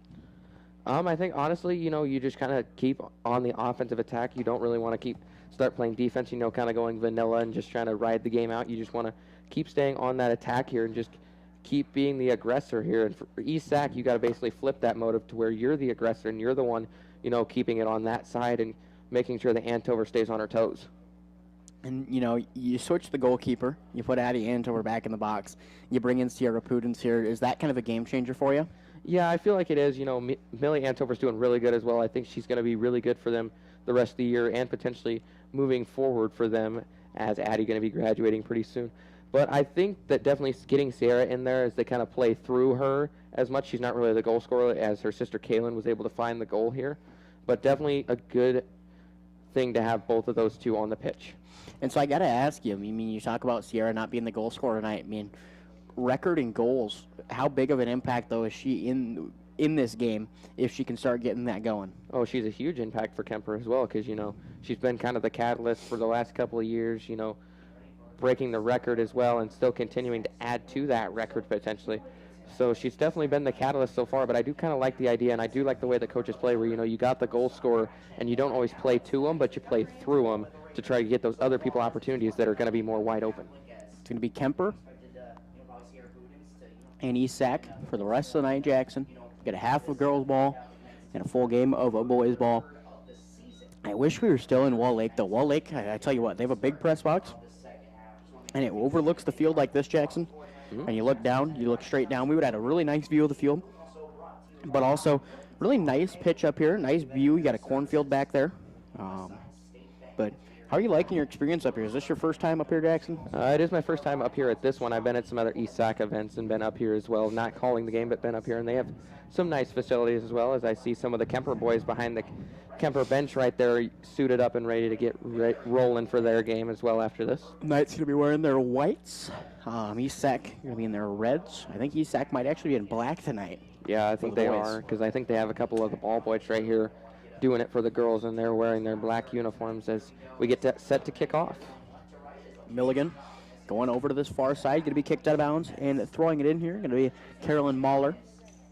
Nope, they'll call it out of bounds off ESAC, so it'll be Mia Milligan throwing it in. She'll throw it into Kaylin Pudens, who turns back outside for Milligan down this right sideline. She'll look over the top, back to Kaylin again. She'll take a touch, goes to her left, outside, couple of touches, finds now Yetmar. Yetmar, one touch back to Casper Bauer again, up to the front now, stolen away by Bontrager this time. Kick to the top. I believe that's Herrig going to be fighting for it. Outside, they're going to kick it to Antover. She'll kick it shallow this time into the foot of Bontrager, who goes up and out of bounds on that sideline. I can't tell if that's Blasi or Herrig at the top again. It will be Blasi, so Carla Blasi back in the game at the top. She'll kick it up to the front here. Got a wasp. Jackson Kerrigan dodges. Out of bounds, though, last touched here again by ESAC, so Kuemper going to be throwing in once again. Throw in up over top, going to be kicked up in the air for Blasi. Bontrager uses the head to go down low. Up again here, they're going to kick it. Carroll had a touch on it. They're going to kick it up and over the top of the defense, out to the far side. Going to be a touch there. Out to the far side is going to be a Kisher, and she'll kick it, touch out of bounds. Kisher limping down. She's going to take a kneel on the ground, though. Looks like she may have got dead-legged. I don't know. She might have got dead-legged there, Jackson. I saw that last night when I was at the Kuemper boys. Charlie Bating took one, and I talked to him about after the game, and he goes, it just kind of, once you get dead-legged that first time, you get bruised up. It kind of lingers for a little bit during the game, but she'll get up and start running it off here. USAC going to kick it over the top. We'll work it to Riley Massey. She'll make a nice touch to Sierra Pudens, who's going to run down the sideline. Kicks it up to the front. Pudens fakes the shot on goal, turns it back out. Smart job, gets it off to Kaylin Pudens over the top for Sierra once again. She had to run into it, tries to save it, and she will kick it. Does not get the field goal. So not 3 points on the board, Jackson. She missed the field goal. Too bad it's not 3 points in soccer, or else it'd be way higher scoring than it is. You know what, though, Jackson? It's the thought that counts. It's what they tell you on Valentine's Day. It's the thought that counts. Pretty much, yeah. You know what? But it's not Valentine's Day today. But for ESAC County, they are trailing 1-0. Touch from Danae Thayer, going to roll towards the sideline as they work it back up now that sideline. Getting it on the far side. Putin's fighting with it. Yetmar going to be the one to come off and throw it in. They're going to get it down far side. Almost had a chance at the box. Kasperbauer taking a touch. Pass it off now to Danner. Danner going to work it back to the outside now. Kicking it up to the front for Milligan. Milligan thought she was going to touch it. They're going to kick it back towards the goal box. You always got to work it out of bounds, though. And they were trying to work it outside. Putin's going to take a touch. That's Kaylin Pudens. They're going to get it up for Esac. Taking a touch this time now and working up. It's going to be Glass. Nice job from Kasperbauer there to keep the ball in front of her. Milligan looks towards the goal, crosses it. It's at the goal box. Thayer's going to have a chance. Massey almost had it, but Thayer coming up and getting the save. And they're going to go up there. Feel bad for her. She's in pants tonight, Jackson. She's probably sweating so bad. And ball tipped up in the air. Blassie going to go, run into it, has the header. They're going to work it to the far side. Blassie chasing it down, kicking it out of bounds. This time going to be kicked out by Mancini. Esac going to keep it. Throw in here. Going to go in for Blassie. She takes a touch, turns it, kicks it to the far side. Running into it, it's going to be Kasperbauer for Kuemper. Will collide with Sarah Bontrager as they'll work it to that far side now. Herrig going to turn it out of bounds towards Bontrager on that sideline. Bontrager looking to work it up as it's touched out of bounds by Yetmar. Going to be an inbounds here from Bontrager. Throws it over the top for Blassie, who gets a touch on it. Works back to her right side, turns it inside now. Thought she had a teammate there, and she'll tip it back out. Blassie hits the ground on that one. Touch here coming from Maher. Outside for Milligan. She'll turn it back inside for Kaylin Pudens, who sends it down the middle, and it looks like it's going to be Massey or Pudens going to get to it. They're going to kick it down. Going to get it all the way down, and Thayer going to touch it. I thought that one might have been touched by Esac first, but they will not call the handball. This one going to be touched by Bloom, and it'll roll out of bounds. Last touch here by Esac County.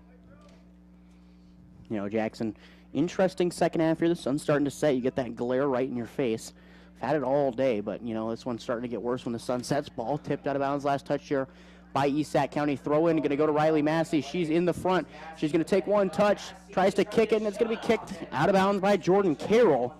Almost had it. They're going to go to the corner, and it will be Kaylin Pudens. So you'll have your two best goal scorers in Massey and Sierra Pudens on the field and on the pitch with a chance to be able to get this in. Pudens going to run down. Kaylin kicking it in. It's going to go short and in the air. Massey, one touch. It's going to go to the backside for Yetmar. She takes a touch. And Esac going to escape without the goal on the board. Kuemper going to kick it back into the box. Pudens takes a almost bicycle kick looking, standing there. And it will be a goal kick for Esac County as Danae Thayer going to go pick up the ball. You know, you just got to, for Kuemper here, you've got a couple of good looks, just can't get it to fall so far as Sierra Pudens, Mackenzie Yetmar, Mia Milligan going to check off the pitch. I'm going to have Esac County kicking it in here. Going to go to the far side. Bontrager turns it outside, kicks down the sideline, takes a tumble.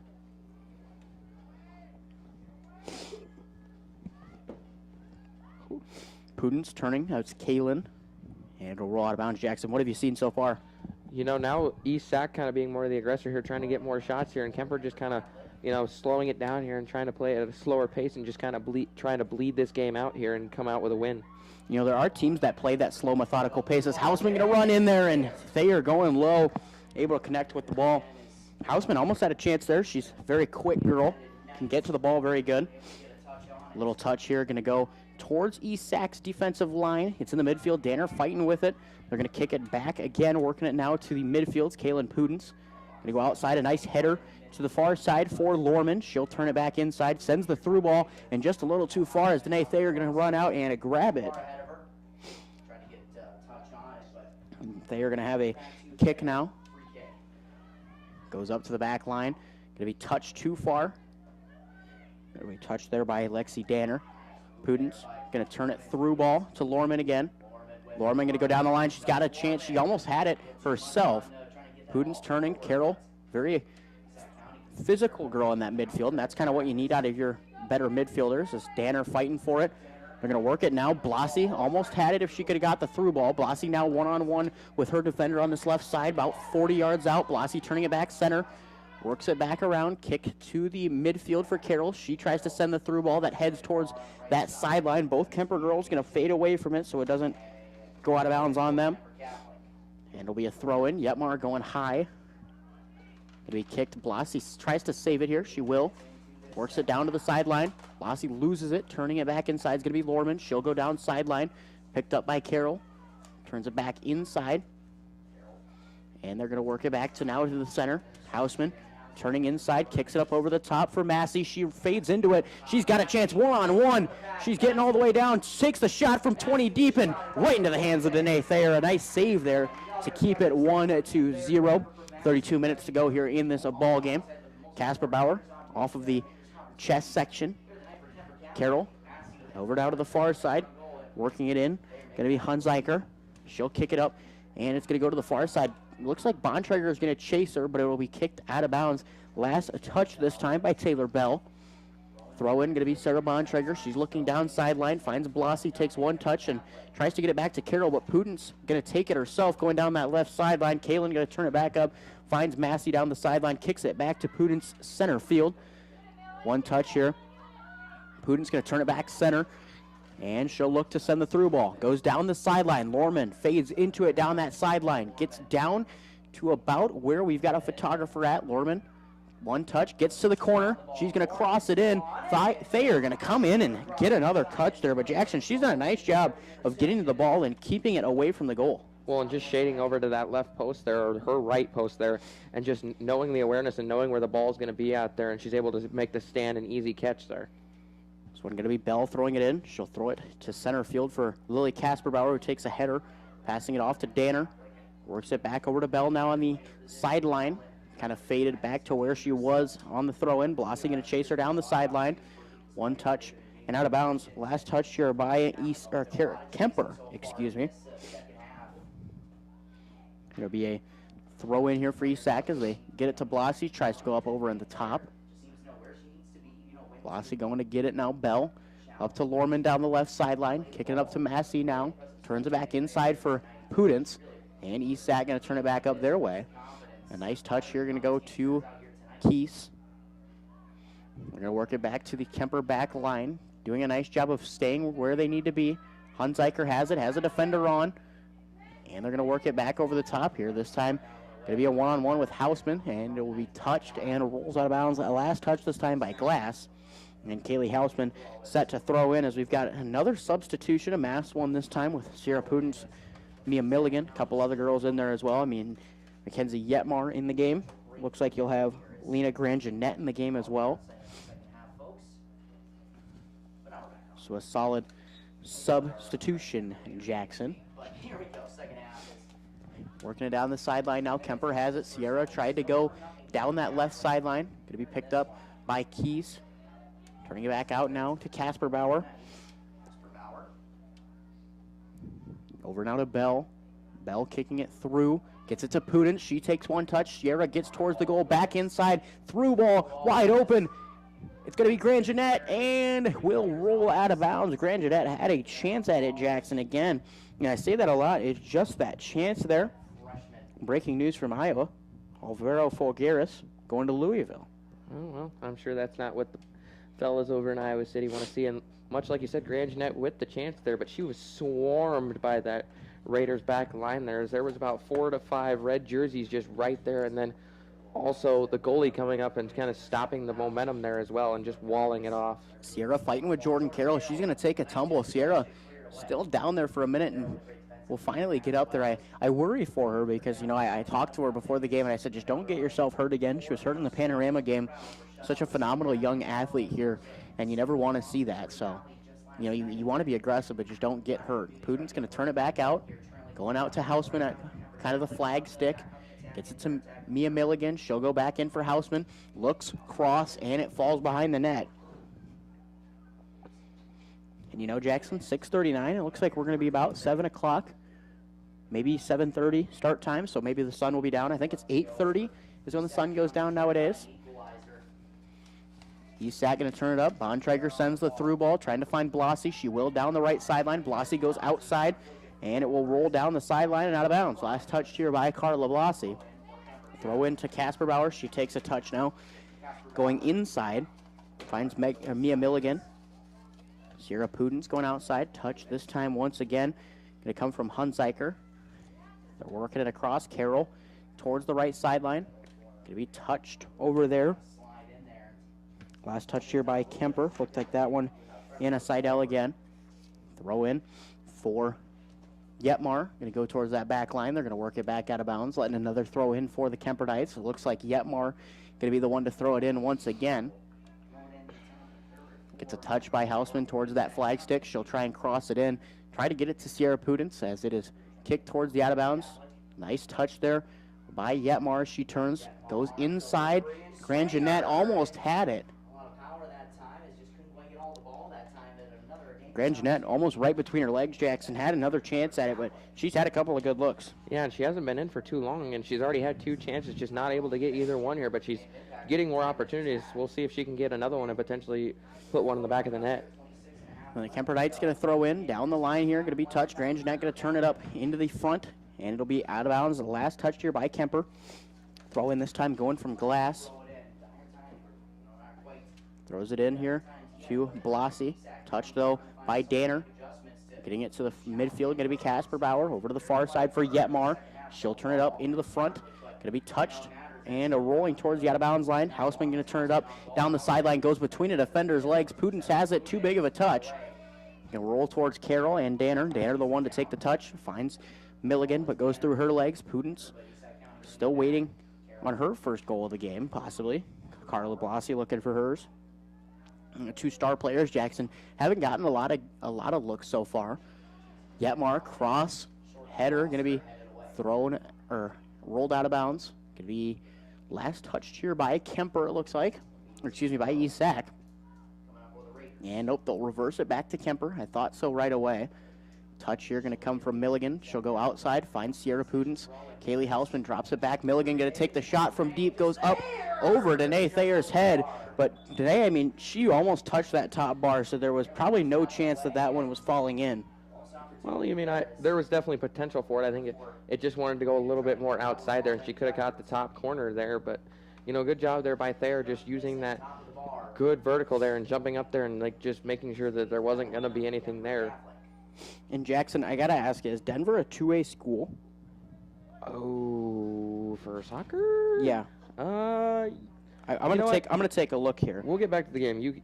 I'll look that up. I want you to look because Denver just got upset. If they're the number 1 seed, then the number 1 team in 2A just got upset tonight.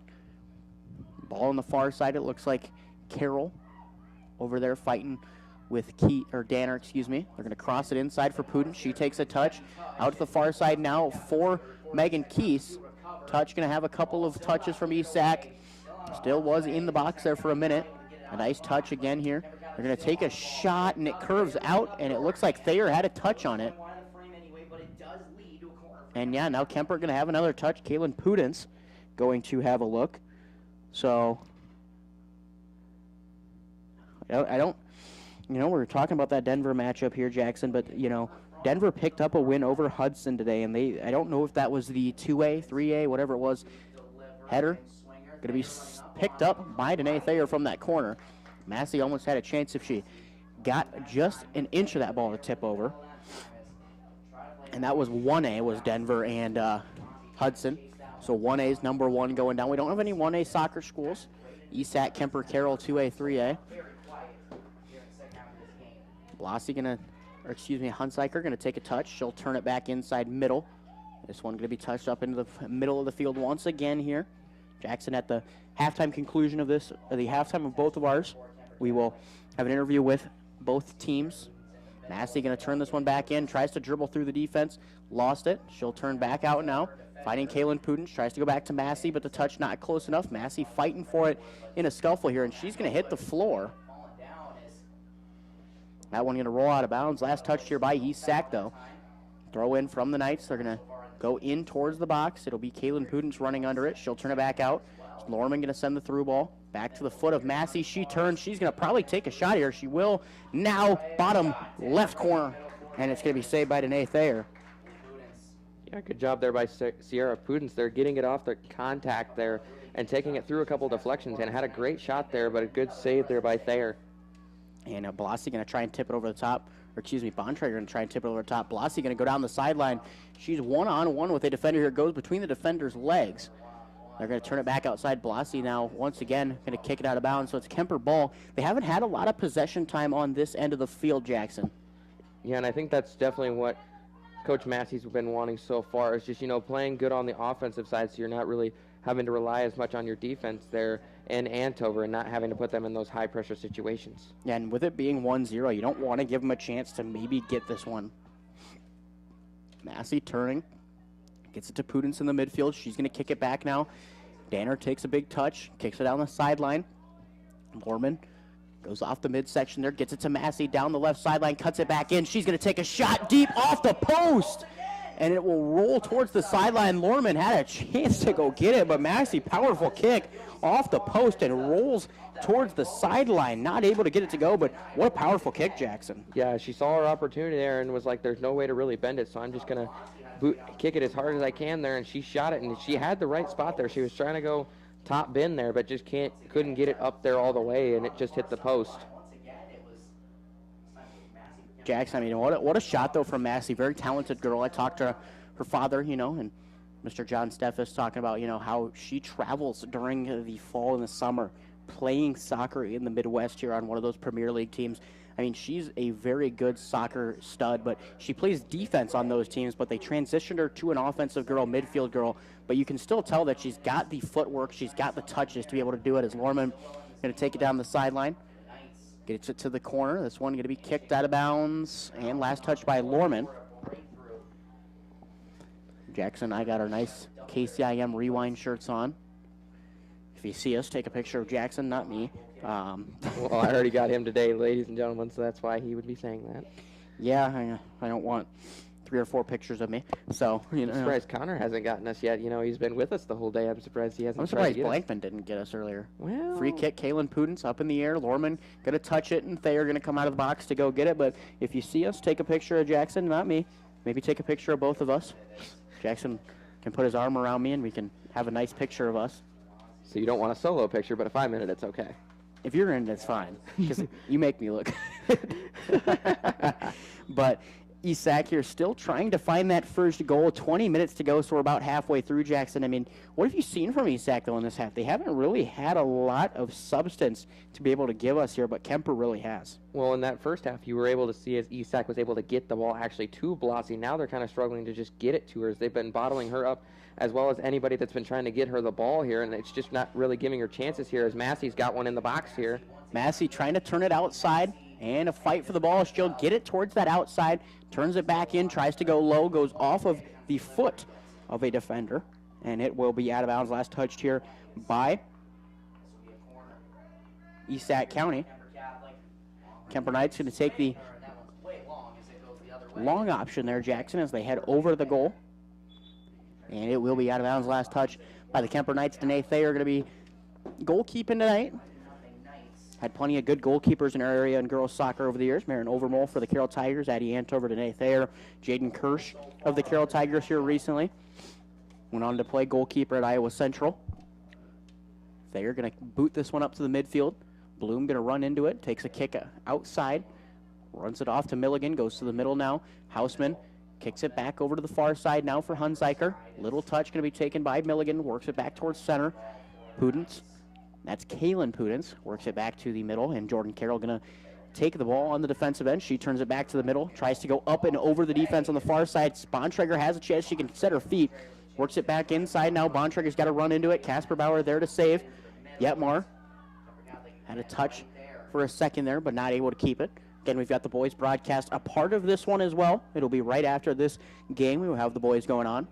Jackson Kerrigan and I will be on the call. I think Jackson really likes my aviators today. We both had the aviators on today. You just didn't keep them on. Riley Massey going to be open goal, and she'll run into a defender there. Turns it back inside. Couple of defenders, and no good. Kaylin Puden's going to turn it down. Now she takes the left foot shot. Danae Thayer with one hand, blocking it out of bounds. And a nice save there from Danae Thayer. Jackson, you can tell why she's going up to Buena Vista to play soccer.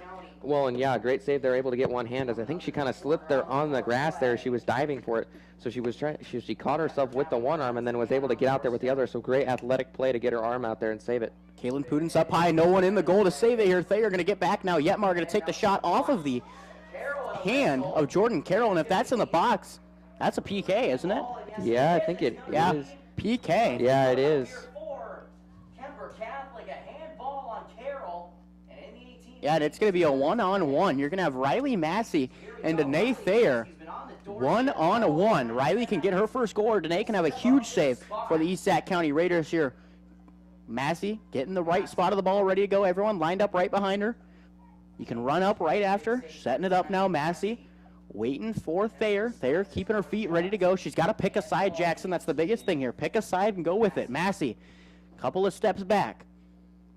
Couple of steps over. Looks like a field goal kicker. Goes up. Shot on goal. And low left. Finds it. 2-0 Kuemper Knights. Riley Massey here at the 17:27 mark. Knocks it in for the Kuemper Knights. Yeah, Massey having that one taken away early from her there. Able to capitalize on this one after the handball there off of Carroll, and able to use that PK and go over to her left on the goalkeeper's right, as I think Thayer kind of went towards her left, the right side for Massey, and then she went back the other way and kind of slid it on the ground there for the easy goal. And you know, I was never a keeper in high school, so I don't know the exact technique, but it's supposed to be able to read the hips. If you can see something in the hips of where they're going to go, that's where you're supposed to go. Follow the hips, the chest, kind of that torso, because that's where the ball has to go. But a nice job, though. Thayer almost had a chance at it, but Massey, powerful kicker. That one went straight through and in that low left. And you don't see a lot of low left there. You see a lot of high, but Blassie going to go down the sideline. Works it back down the side. She's going to work against a defender here. That one, Gabby running, kicking it out. It'll be Carla Blassie up in the front here. Sarah Bontrager, the one to throw it in. Mr. Greg Lucas holding off the dogs here for just a minute. Maybe we'll get him on a post-game interview someday. Him and Nick and Vaughn. Yeah. Last touch out of bounds here by East Sac. Both boys' squads over on the other field across the way behind the benches, and the away fans getting warmed up over there, Mason. Yeah, they're getting ready for a big matchup here. Both teams picking up their first win here as of recently. Kaylin Pudens going down that left sideline. Looks to send the through ball. Finds Massey now. Massey chasing it down that left sideline. Looks to cross now. Cuts it back in. Massey back down the left side. Touches it off for Pudens. Pudens works it back out now. She takes a shot on goal up high. Right side. No good.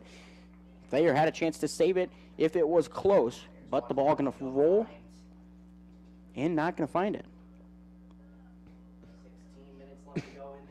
Just pulled up my Instagram here. The Kuemper boys took a visit to the world's largest popcorn ball today here in Sac City. Ever been, Mason? No. Might have to stop on the way home. Yeah, might have to. I've never been myself as well. Been to Cattleman's here in town, though. Great restaurant. Hunziker has the ball taken away by Milligan. Gets it to the middle for Kaylin Pudens. She turns it out left side.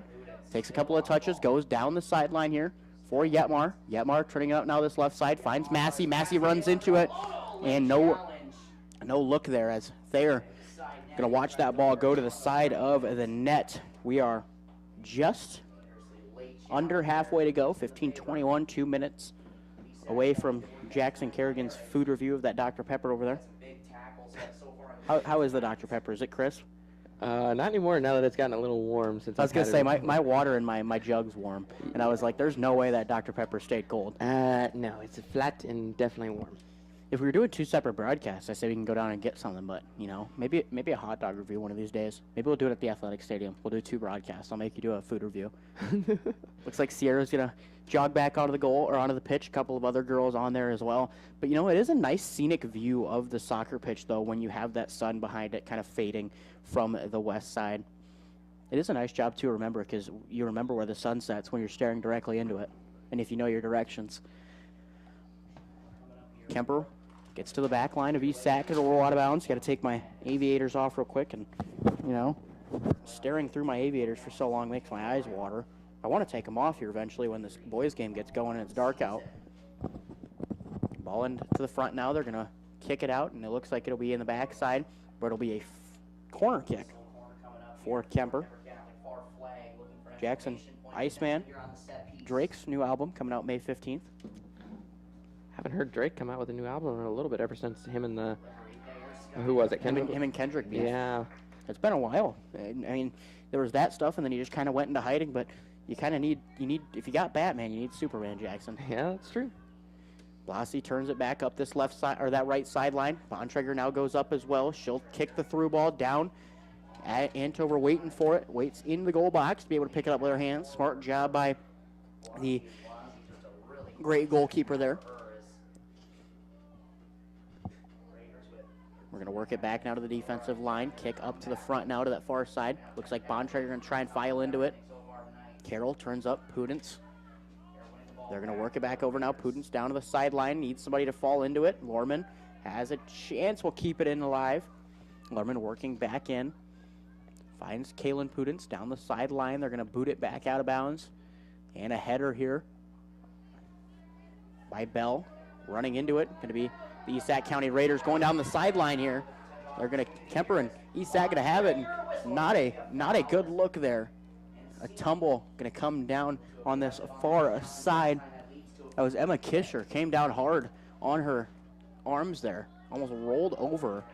And from that deep, Jackson, I would almost give Carla the look at that one. They're going to give Jordan the look from that deep. Jordan Carroll going to have a deep look for this one. She's going to go low. Kicked out by Casper Bauer. A touch there by Herrig. Going to roll towards the out-of-bounds line, and it will roll out of bounds. Neither girl able to save it.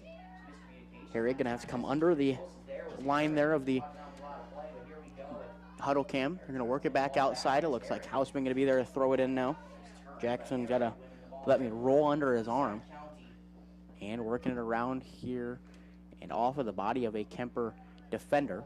It'll be East Sac County ball. Throw in this time. So we'll have some substitution here real quick, because I think that's Yetmar coming in there, or is it Milligan? It's Milligan over there. Leah Tibbs Kennebeck over there, the one to tip it out. Jordan Carroll to throw in. She'll throw down the line. It'll be a touch under. And it'll be another touch here by Carroll. She'll box out Pudence in a missed swing there by Carroll, as Pudence going to be the one to throw in. Sierra goes dead center for Milligan. Milligan one touch in the box. Hey, we're looking good for a second. Pudence going to let this one bounce into the air. A nice touch here. Houseman was the closest one to it, but a clear by East Sac there. On the far side now, a touch and a roll away here was Megan Keese, and it'll head out of bounds. Throw in here, going to go down the line once again. This time Lexi Danner on the defensive end, going to turn it back outside. Finds her teammate and Tatum Mancini in the back row. Carroll fighting for her life in that middle. I mean, she's a very physical girl, Jackson. You can tell so far she plays the game at such a physical pace. Yeah, her and Riley Massey. You know, Massey, great wrestler for Kuemper, and definitely using her size and strong build to, you know, push the defenders off there. And the funny thing, Jordan's not even a wrestler. She gets that just natural physicality there, as Putin's going to take a left touch in the box. Houseman was closest one, but Thayer coming down to her knees to be able to pick that one up. To the applause of the East Sac County fans right in front of us here. The Kuemper fans on the far side on the west. Bontrager turns it outside, tries to go down the baseline, and we'll get it there now. She'll turn it up, and they call it out of bounds finally here on that far side. Jackson, the East Sac's running out of time here. We're down to 10 minutes. They trail 2-0. We saw it in that Carroll game, though, against Logan Magnolia when you were there. Carroll was able to come back with under 9 minutes to go down 1-0. Got the first goal, knotted it in, and then was able to get the second one. Well, in the game before that with Greene County, you know, I've been blessed to have some really good games with both the girls and one of the boys. We've been blessed over at Carroll had to have some of those great games so far. As Carroll looking pretty good as well. You know, those, as you know, Austin Heinrichs and Charlie Mayhall definitely not overlooking Carroll for Monday, as well as they said in your interview yesterday. And I think that's, you know, with that crosstown rivalry, it's going to be a dogfight back and forth. You know, Carroll without a couple guys so far, they got 2 guys down, and Kuemper definitely not where they want to be right now, but starting to turn it around. So that's definitely going to be a good matchup on Monday. Cross here from Yetmar.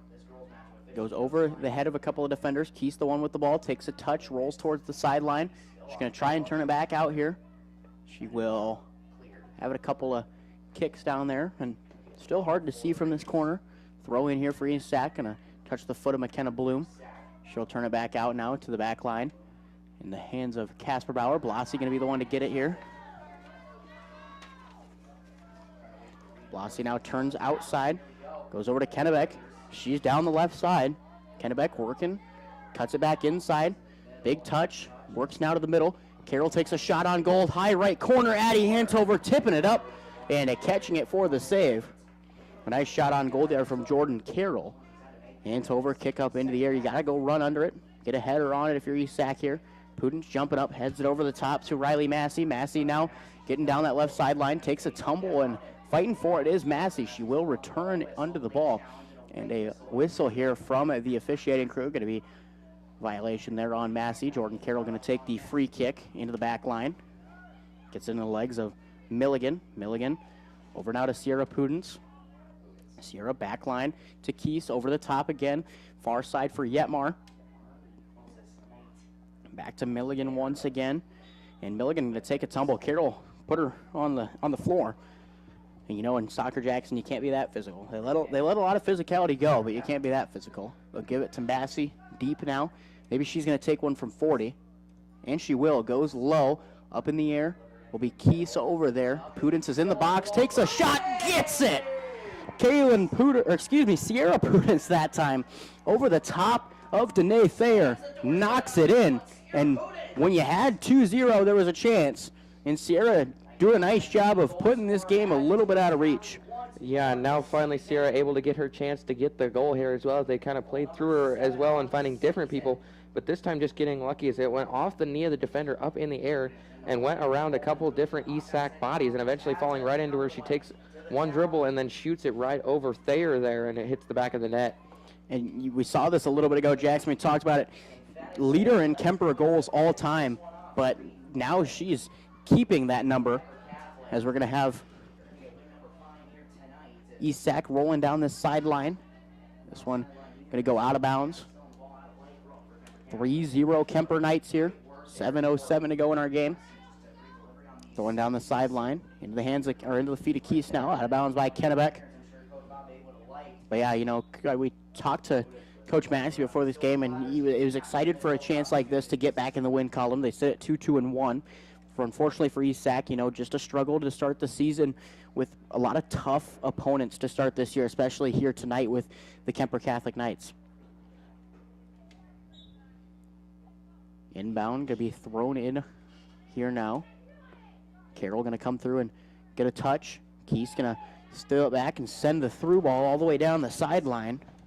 Looks like it's going to be Sierra trying to run under it, and she can't get to it. But Sierra, very strong runner, but just that one a little too far. Well, and it was close there, as I thought it was going to go out of bounds a little earlier there. But Keese able to have that ball just ride that out of bounds line there, and it went almost into the corner, and Sierra Pudens almost able to catch up to it. We are up here in Sac City for a doubleheader of boys and girls ball.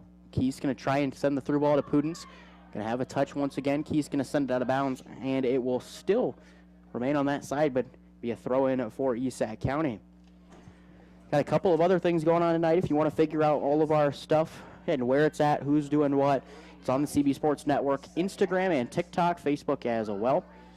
And out of bounds, a last touch here by Kuemper. Lucy Potoff, standout wrestler for Kuemper, doing the throw-in. Going to have a substitution. Is Potoff going to regain her footing here and be able to throw in once again. We're getting a couple of different substitutions into the game. Looks like Lexi Danner back in for the Kuemper Knights. But yeah, Jackson, you get a fun job running some commercials until our coaches and players come up here at the halftime of both of our games. Pudens works it down the sideline to roll out of bounds. Last touch by Sierra. Kennebeck going to throw it in over top. And it looks like we're going to have another substitution here with 5:05 to go. Well, and they almost threw two balls in there, as there was one throw in, and then Carroll picked up the ball that was rolling out of bounds there and almost threw that in, but she dropped it just before it would have been an illegal throw in there, and they were lucky to get the substitution there as well, so it stopped it. Going to have another throw in. It's going to be Jordan Carroll this time throwing it in. She'll step back, got that captain badge on her arm. Back line here, Gabby running, going to have it. Blasi putting her body on the line there. Is Carroll going to head it out of bounds? It'll be Megan Keese with the ball this time once again. She'll throw it in to Sierra. Sierra going to turn and dump it off for Keesh. She'll send the through ball. This one a little too far. It looks like that back line able to get to it. Thought Danae may have come up and get it. And it will be in that back line. Look like they're controlling it for Kuemper. They will throw in. Throws in, goes to Keese. Between her legs, going to be stolen away. Last touch, though. Danner running to the sideline, trying to keep it in. And a will. And they're going to take a touch, and Keese's shot off the line, off the mark there. Not able to pick it up. But Jackson, pretty fun game. Kuemper Knights, more than likely, unless we get 3 goals in the next 3 minutes, picking up a win to move to 3-2-1 on the season. Yeah, I've seen crazier, so don't count it out. One touch here, header from East Sac County over the top once again. Massey going to head it up towards the sideline. And a touch, Massey outside, works towards the sideline. It looks like they're kind of just playing keep away ball. You're still on the aggressive side on the offense, but not able to get the goal there. Putin's going to turn it inside. Looks like they're turning it back outside for Yetmar. They work the reversal. Yetmar going to send her ball back towards, goes down to the sideline, and it will go out of bounds. Last touch here once again by Grand Jeanette. They are going to go to the corner of the goal box for the goal kick. Kick going to go up down the sideline. Grand Jeanette tried to touch it, and it'll roll out of bounds. Down by Mr. Connor Crabb as he's over at that midfield line. Sun still beating down on us, Jackson. Plenty of sun still here in this game.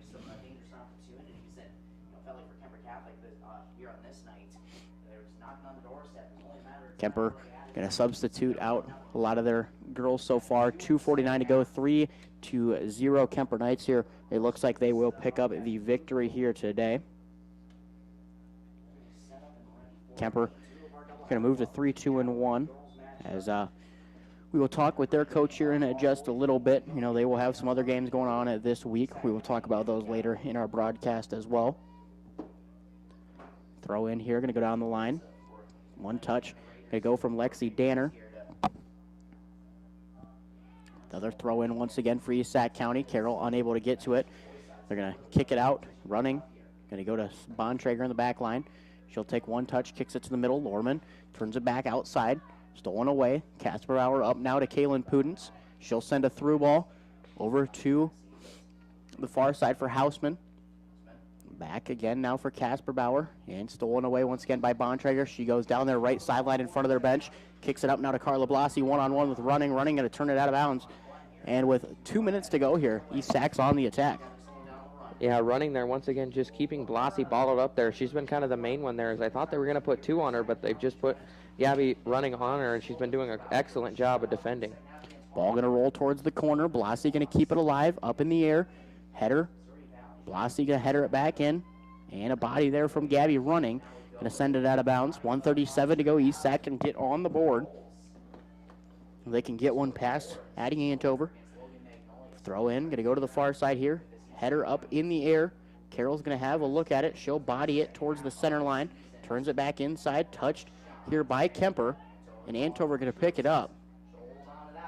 So Addie going to keep this thing rolling alive for Kuemper. Looking to shut out East Sac 3-0. Ball over the head of Hausman here. Going to run into it. Hausman now finds it. Turns it up. And kicked back into this back line. Potoff going to kick it up straight in the air. And it's going to roll out of bounds. Last touch here by East Sac County. Kuemper just looking to hold it off. Under a minute to go. Hausman turns with the ball down the right sideline. Now turns it back out to Mia Milligan. Milligan turning her body towards the defender. And it looks like it's going to be a foul here on East Sac. Milligan going to have the free kick. Goes towards the goal. A little bit of curve to it. Kaylin Pudens over the top. Goes to Kaylee Hausman. On the outside, they're going to kick it down into the center. Hausman had a look at it. Pudens now has it again. Outside for Riley Massey. Massey over the top. Hausman had it. And it's just kind of a dogfight in the box right now. Lorman turning outside. Carroll fighting with her to get it. Kaylin Pudens going to work it down. And it's going to go out of bounds with that one rolling out of bounds under 10 seconds to go. It'll probably be the final whistle. Lorman heads it, and that will do it. 0 hits the clock. Kuemper Catholic going to pick up the 3-0 win over East Sac County here tonight. And, what a nice job by Kuemper Catholic and East Sac County. A fun game so far. Jackson and I get a step away. We'll have a recap of this game, an interview with some of the girls coming up next here on the CB Sports Network YouTube channel.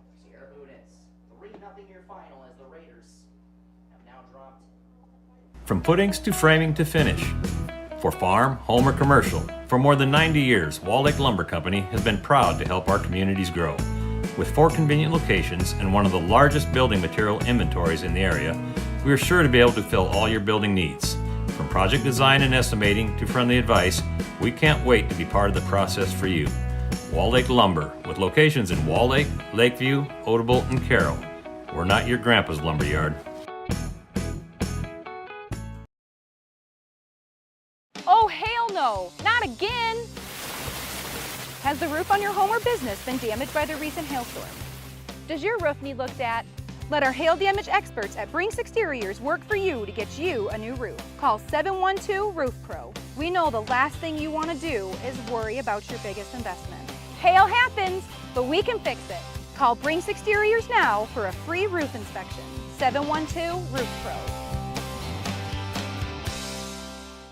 This fall, cozy up with internet that keeps up. With WindSpeed Fiber Internet from Western Iowa Networks, enjoy 1 gig speeds for just $99.99 a month. Perfect for streaming, football, fall shows, and working from home. No lag, no interruptions, just the speed you need all season long. Other speed packages available starting at just $59.99 a month. Call or text 712-775-2946 for details or visit westinet.com today. Western Iowa Networks, connecting you to what matters for 120 years. Welcome to your Mackey Motors halftime show. Mason Neal and Jackson Kerrigan obviously here. You guys are watching a pretty fantastic girls East Sac versus Kuemper matchup. We're here to preview what is going to be a pretty good boys matchup as well here up at Sac City. Jackson, first off, just kind of your thoughts about these two schools, Kuemper and East Sac, so far with this boys game that we're looking at so ahead of us.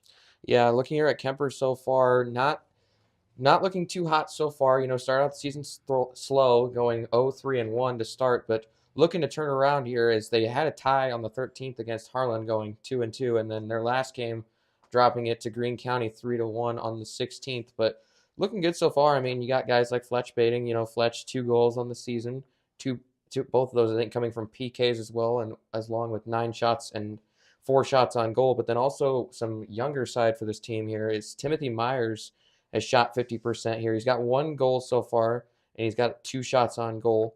But Austin Heinrich's also doing pretty decent as well.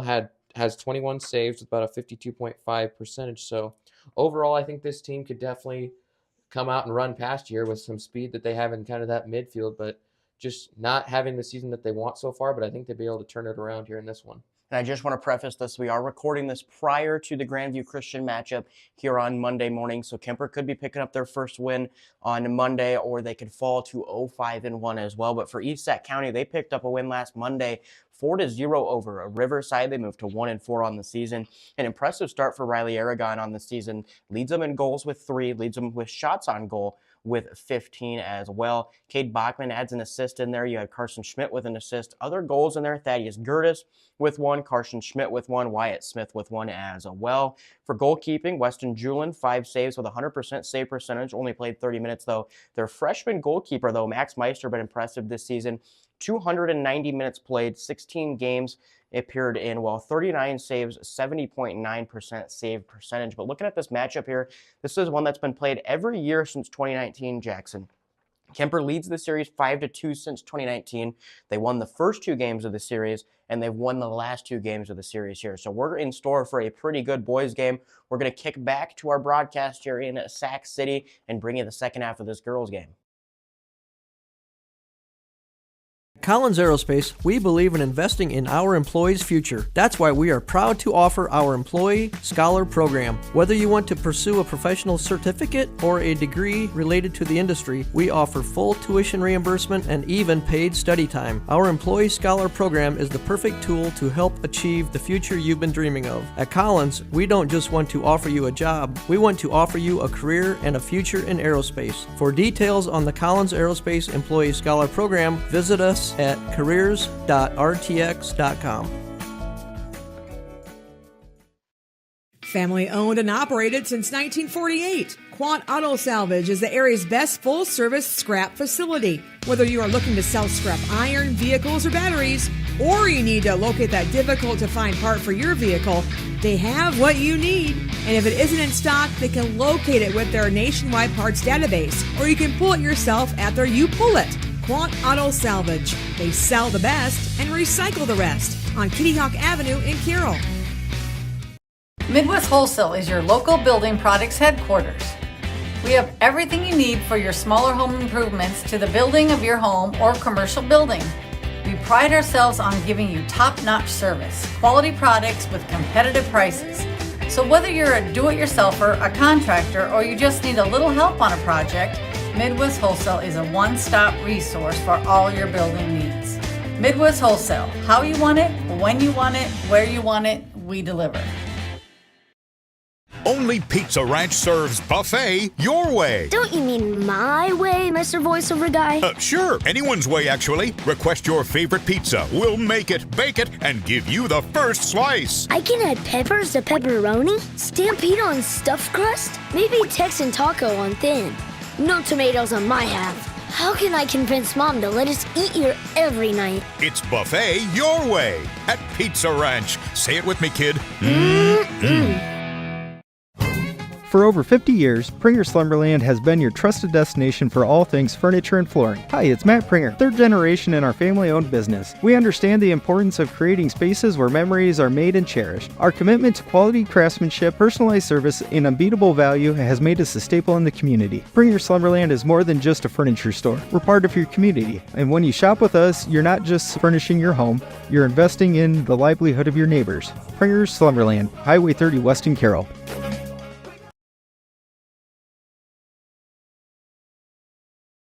Welcome you back here to Sac City. We've got some post-game interviews to do here. We've got head coach Bob Babe. Coach, we talk to you each week here and we get your thoughts and everything, but tonight, unfortunately, falling 3-0, though. Your defense did a nice job in that first half, just the one goal so far coming from Kalen Pudens there. But what did you see from the Kuemper Knights so far in that first half compared to the second half? Yeah, we knew they'd be tacking pretty hard up the middle, hitting runners just outside the frame. And we tried to pinch in with our back three and take those lanes away. And Carla and Sarah had a couple of nice jobs getting to the goal and having a couple of shots early there, but just not able to fall. Were you looking to be kind of the aggressor in that first half on the offensive end?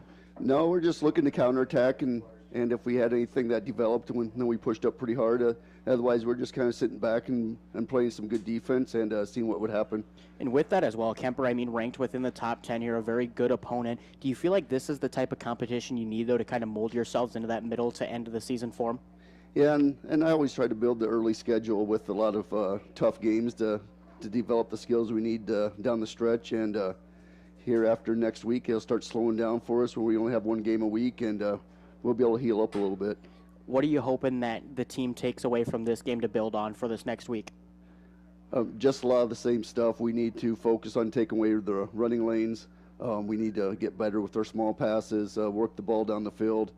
Some 1-2 passes, stuff like that. But we've got some good competition coming up the next couple games. Well, I tell you what, Coach, thank you for joining us here today. Sorry about the loss here tonight. Thank you. That was head coach Bob Bay. We've got Danae Thayer joining us here in just a second as she'll throw the headset on.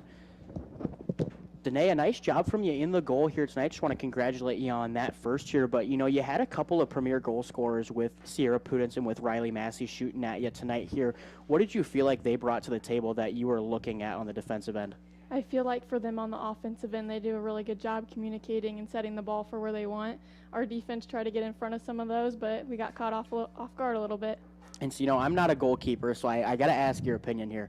You had that PK. What are you looking for on the PK when you're standing there one-on-one with Riley? So the PK, sometimes you can decide where they're going with their knee and which way they're angling. Sometimes you can also look at their eyes and see which way they're going to go. And from that backside there, what did you see from your team that you were really liking in that first half and that second half? This game we're really well in position. So we've had to mix around our positions and some of our players a little bit. So I'm really glad with how they stuck in their place and they were aggressive in their spot. And then I got to ask you as well, I mean, there's been a lot of cold games to start this year. You finally get 80 degrees and sunny. Do you like it this way or do you like it a little colder? I like it a little colder. I like to wear my goalie pants, and that way I protect my knees and my body. But in this heat, it gets a little hot. Well, I tell you what, great job in the goal here tonight, and thank you for joining us. Thank you so much. That was Danae Thaner joining us. Now we've got Gabby Running and Kaylin Pudence of the Kuemper Knights joining us here in just a moment. We'll have them throw on the headset. Kaylin, we'll start with you here. You started the game out with that goal right away. Take me through that goal and what you felt like opened up for you to get the first point of the game. Yeah, definitely my teammates a lot. Basically just driving up the field. I think Riley Massey had the pass to me, and then I just kind of broke the line. But, yeah, definitely possession and just maintaining it with our team. And so I got to ask you about this team here. I mean, you guys start the season ranked, still ranked right now, a very solid program. What have you guys done well this season to be able and get those honors to start the year? Definitely possession and just maintaining our cool and just being able to play together. I mean, obviously it's just super intense sometimes, so I think just calming down and just finding that, like Massey tells us to find our words that calm us down, and really just mentioning that, it just helps us stay collected. ESAC has a very solid attack, very solid midfield as well. How are you guys able to control that midfield and be able to keep on the offensive end a lot of the game? Yeah, definitely credit defense a lot. They're strong back there, so I think just when they can keep possession and then pass it up to the mid, and when we can break line and just possess the mid line and just work on possession the whole time and just try to break the lines. Well, I tell you what, congratulations on the win here tonight. Thank you for joining us. Thank you. We'll move over now to Gabby Running as she's taking a seat back here. Gabby, I mean, physical game for you. You ran a lot in that back line there. I know you were going up against one of the better goal scorers in this area in Carla Blasi. What did you see from her and Sarah Bontrager, Jordan Carroll, some of the girls in that front attack from ESAC tonight?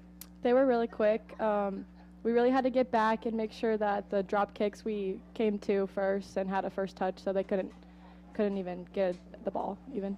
And for you guys as well, you held that back line very well. I know early in the game you had Addie not on the field. Addie came in a little bit later, but she didn't really have a lot of work to do with your guys' back line. What was the goal of the back line tonight there? Was it to keep the ball away from your goalkeeper? Yeah, we tried to not let Addie have the ball at all. We tried to play it quick up into the wings and the sixes. We just really just tried to get it out and play feet. And with you guys now, I mean, picking up the win tonight, getting back in the right direction, 3-2-1 on the season here. What is the goal for you personally and also for this team for the rest of the year? Well, the goal is to make state. We really want to go and win that, but we have to work as a team, and we really have to get that team connection going. Well, Gabby, I tell you what, congratulations on the win here tonight. Thank you for joining us. Thank you.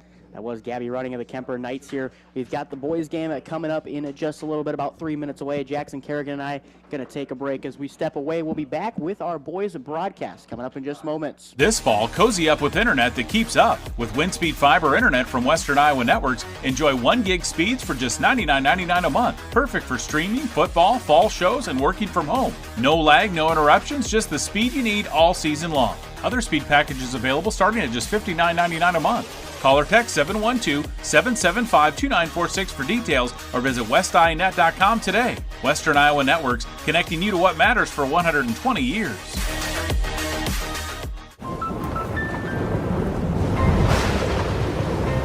Life's better when you're under our roof.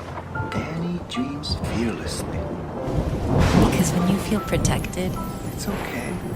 Your family's free to pursue their dreams. So are you brave? I'm brave! I'm fearless! I'm fearless! Bundle life and save up to 25% on home and auto. American Family Insurance. For details, contact Nicole Unken at Nicole Unken Agency. These DMACC Carroll campus students are tomorrow's nurses. They're leaders, smart, dedicated, and they care about their community.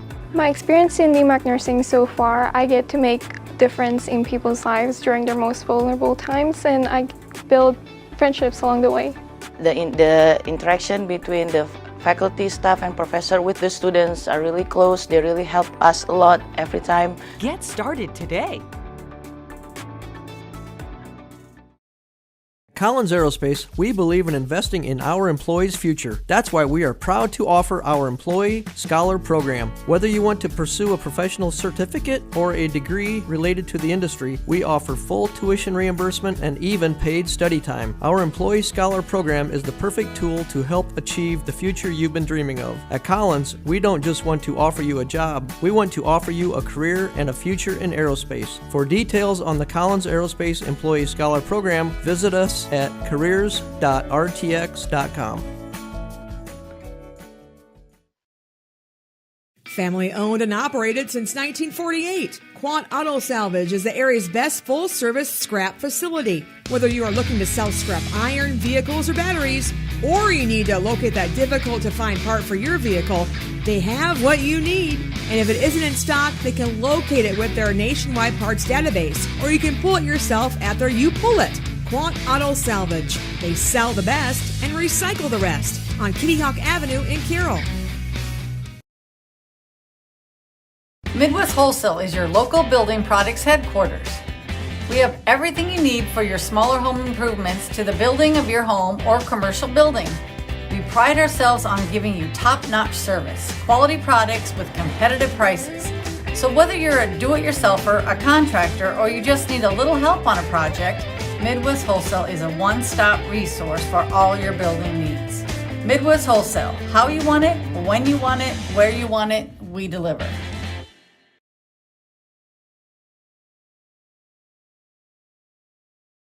Only Pizza Ranch serves buffet your way. Don't you mean my way, Mr. Voiceover Guy? Sure, anyone's way actually. Request your favorite pizza. We'll make it, bake it, and give you the first slice. I can add peppers to pepperoni, Stampede on stuffed crust, maybe Texan taco on thin.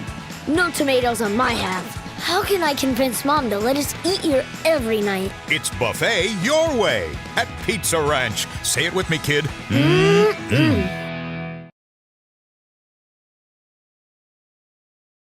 Nealon at Jackson, Kerrigan, and Mason Nealon here on the CB Sports Network YouTube channel. Just reviewed a hot dog. Jackson, how do we think the hot dogs are up here? You know, not a bad one. I definitely say it's better than some of the other ones, you know, that we have here in the areas. I gave it probably a 7.6, 7.5 there. A what, 7? I know, Mason, I'm younger than you, and I don't think that's funny. I never said it was funny. I just laughed a little bit. But you know what? We're going to have Kuemper and East Sac County. Kuemper sporting their whites. East Sac County sporting their dark jerseys. The sun's starting to set. I still got the aviators on. We're probably going to have the aviators on until about the end of the game so that I can actually see. But we're going to have to pull out our rosters here for these boys. Jackson, let's talk about this game itself first. When we look at this one here, Kuemper 1-3-1 on the season, 1-3 in conference under head coach Ken Massey. They picked up their first win last night against a very solid Grandview Christian team. They scored 10 goals on the year, 4 of them coming last night from Charlie Mayhall. They've got 9 yellow cards, though. That's the interesting thing that I always think is that 9 yellow cards so far. They lead the series 5-2 since 2019, though. They've won the first 2 and the last 2, split a couple in the middle there. So for the Kuemper Knights now, Jackson, it's go time for them. And for East Sac County, they're without their leading goal scorer, Riley Aragon, today, as he's at a track meet up at OABCIG. Unless he's able to get back right now and he's on the field, they're without their number 1. They've got Weston Julian in the goal, and it looks like Riley is out there. Unless that is, it's hard to see if that's him. It kind of looks like him, but without seeing from that far. I'll give you a number, Jackson. You tell me if it's him. Look at the back. It's hard to see with the dark. 12. Give me a 12. Let's see if that is him. Center, nope, that's Carson Schmidt. So yeah, let's get our rosters out here. Jackson and I gonna get ready for the boys. They're kicking off here. Super hard to see numbers, Jackson, with those black jerseys. It's gonna be a doozy here. Through ball to the back line. Gonna be picked up by Brennan Vanami. He's gonna turn it over to the other side here for Nick Warnemont. Warnemont gonna pick it up in the midfield for Fletch Baiting. Going to be Drew Gassell back line once again. They're going to work it across. And it looks like in that middle, going to be Grant Neppel. Fletch going to turn back again. Stolen away this time. to be kicking through. Wyatt Smith on the far side. Ball going to roll out of bounds almost, and is saved again by Kuemper Catholic. And a kick by Cade Snyder to the goal. Going to be taken away by Austin Heinrichs. He had a nice night last night against Grandview Christian as well when I was over there. Clean sheet for him. Kicks it over now. Cade Snyder turning his attention now to the midfield for Fletch Baiting. They're going to get back outside. Kuemper were using their footwork to get it out there. I believe that was Tim Myers with the ball on that far side.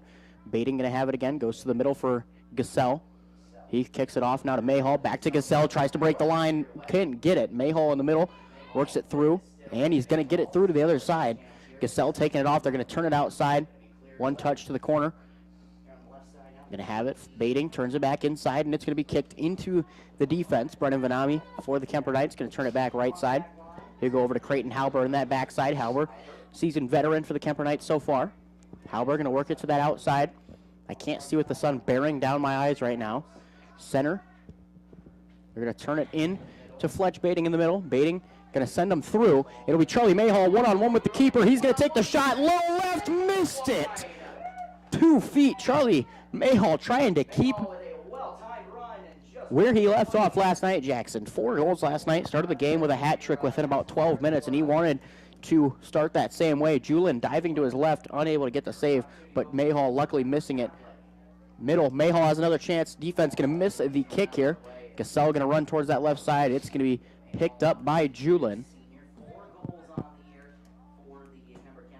Julin going to work it up now to the front of the goal box, getting ready to boot it to center field.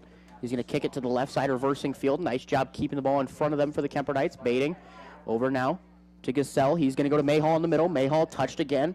They're going to work it back. Mayhall takes it back again. Kick to the far side. Going to go off of the body there of Nick Warnemont. Throw in here for Esack. Going to go to the far side. Ball in the foot of Fletch Baiting. And they're going to work it now. Thaddeus Gertis turning back out into the far side once again. This time Emmett Heemer. Baiting in the middle, guarding Cade Bachman. They're going to work it to Baiting in the middle. He's going to touch it out to the far side. Tried to work it back to the middle. And Mayhall going to kick it through. Baiting has a look at the back or at the goal. He's going to work it back out. Baiting going to kick it back out to the far side for Charlie Mayhall. He's going to go corner. And it'll be touched out. Looks like Tim Myers has it. Mayhall turns his attention back inside. Kick out to the center field. It's going to be the Kuemper Knights with the possession. It'll be Brennan Vanami going to the far side, working it back to the middle. Going to be Gertis picking up the ball, center field. Going to go back again to that midfield position. Both teams controlling that middle. You want to win that battle of controlling the middle. Kuemper going to go up over top. Mayhall out to that corner. He's going to turn it back inside, tries to cross it in. It's going to be kicked out. Last touch here by Cade Snyder. Going to go to the corner. Fletch Baiting going to be the one to take it. Jackson, if you haven't seen Fletch kick a corner kick, watch. He's very, very talented at getting these. Fletch Baiting. Waiting now. Going to kick it up. Goes low. And Gassell going to be the closest Knight to it. Ball going to be out to the corner again for Baiting. He's going to try and cross now down low. And it'll be out. And they'll clear it back to midfield. Kuemper Knights the only one with the ball there. It'll be Brennan Vanami setting it up. He's going to take a shot from about 30 out, and Julin catching it.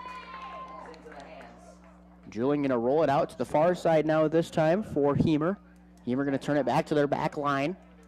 He's going to take a touch. Heemer got to keep it in, and it's going to stay in, but they'll call it out after. I thought with the weight, Gassell going to be the one to throw it in now for the Kuemper Knights. He'll throw it into Fletch Baiting. One touch, tries to go over the top. Boxes out for Gassell. He goes middle for Charlie Mayhall. Mayhall turns it back to the reversal on the right side. He's going to drive through. Mayhall gets it through. Baiting one-on-one. Right side gets it. Fletch Baiting. First goal of the game, 35-13 mark. Fletch Baiting making it 1-0 for the Kuemper Knights. Yeah, good passing there by the Knights. They're just kind of going back and forth there between Mayhall, Gassell, and Baiting there. Baiting ended up coming with the last one there as Charlie Mayhall got the through ball. Mayhall being moved up to that frontline striker position this week, as Kuemper was kind of having struggles scoring earlier in the year, but putting him up there, and now he's been kind of the catalyst for their offense. And Charlie, very physical player. I mean, he does not shy away from the physicalities. They're going to get it to Snyder in the midfield. He'll work it to the far side now in that midfield position. Out to Heemer on the right side. That'll be stolen away. Kicked to the midfield position. Mayhall had a chance at it if he's going to get over there. Hemer back on this right sideline. Back to that backfield again there, this time for Mr. Max Meister.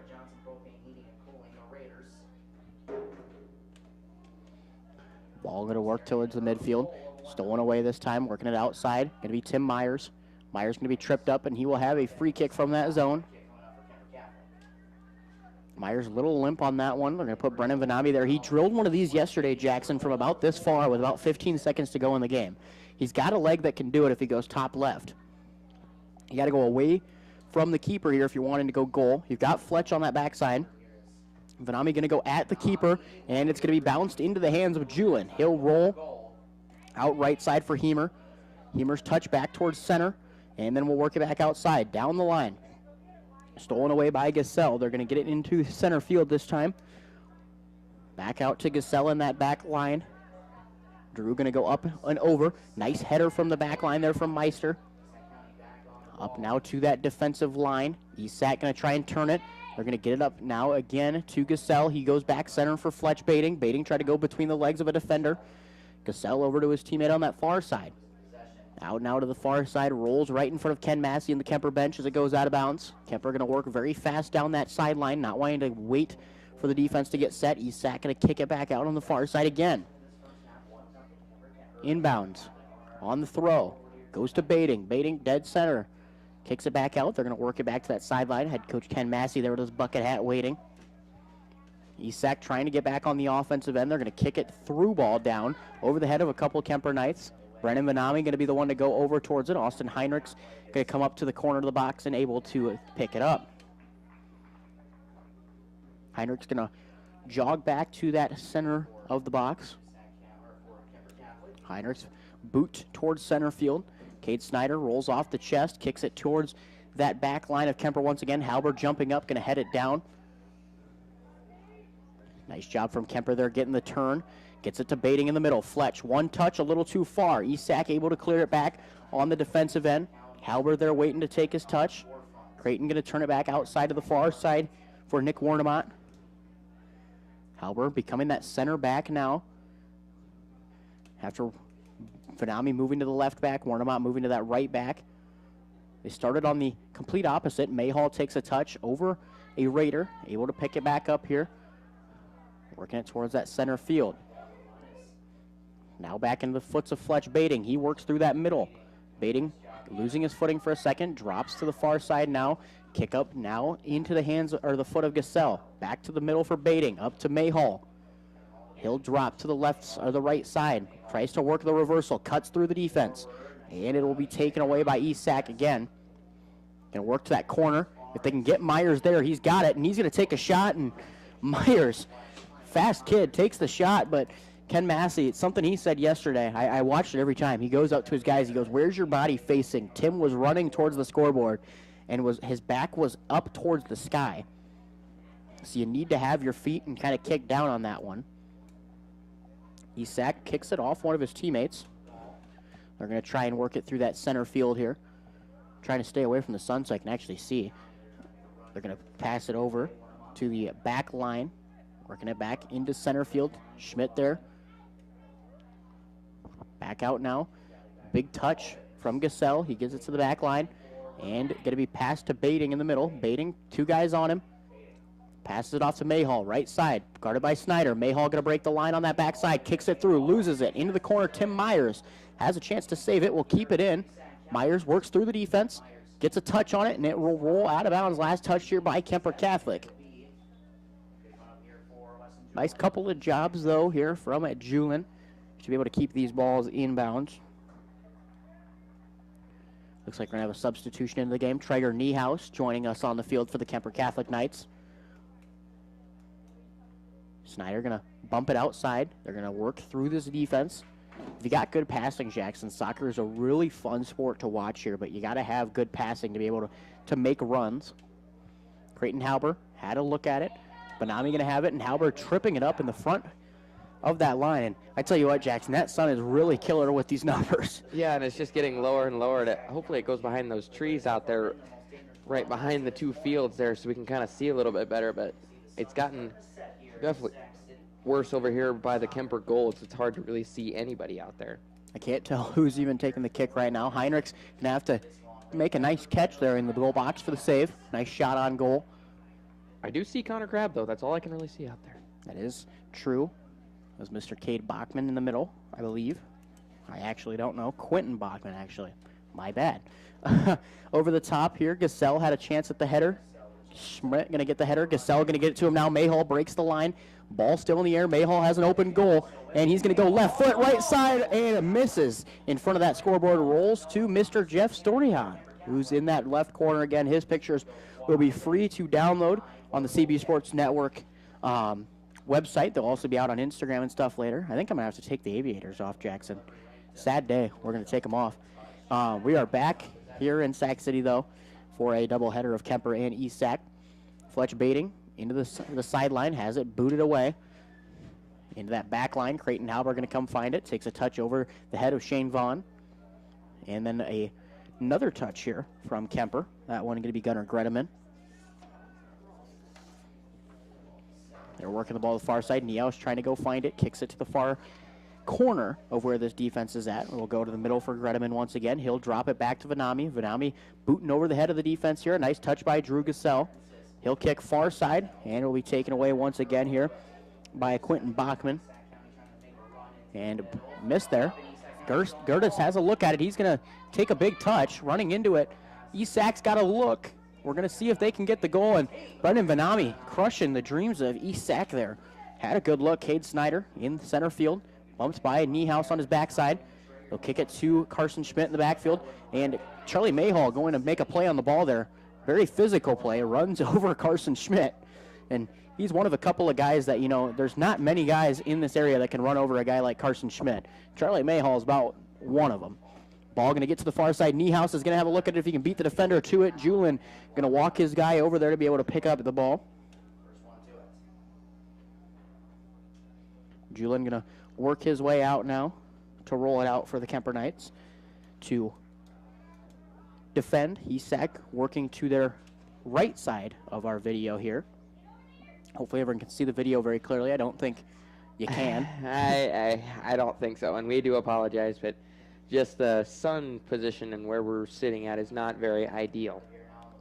East Sac going to turn that one out. Carson Schmidt, though, I mean, he took a hard spill on that one.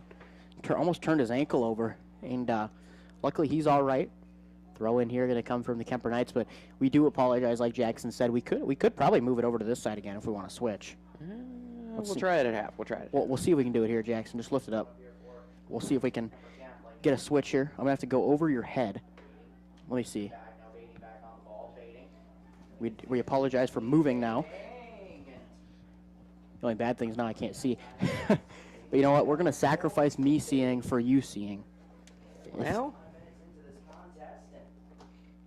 I'm going to try and get all my stuff centered up here now for me to be able to see. Hopefully our camera doesn't overheat this time again. I think it's cool enough. It's about 79, no breeze, so I don't think it'll be that bad. Kuemper Knights working it back over. Working at Traeger Niehaus, going to kick it off of a East Sac defender.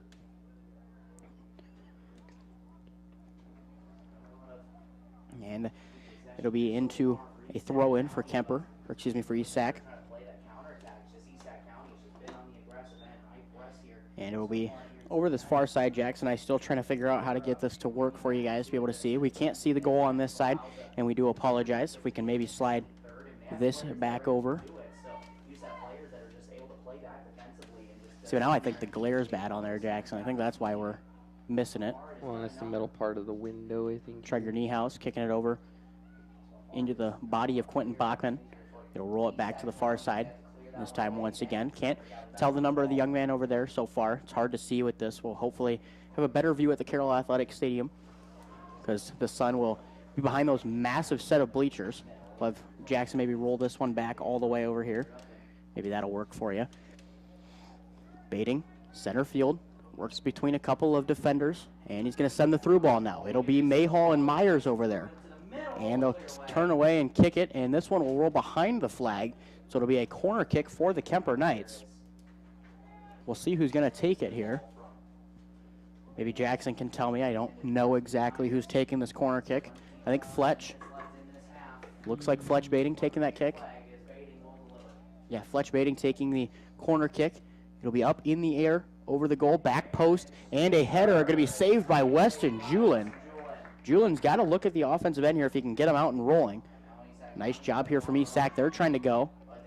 Kick to the back line for Creighton Halber. He's going to turn it out to his right side. Takes a touch and goes up that right sideline.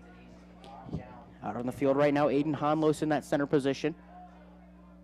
Esack working now down their left sideline. Couple of guys with a miscommunication. Fletch Baiting in the center field here. Gets it up into the air. And Quentin Bachman going to keep it, but Hunter Gredeman going to send it back to that left side of the field.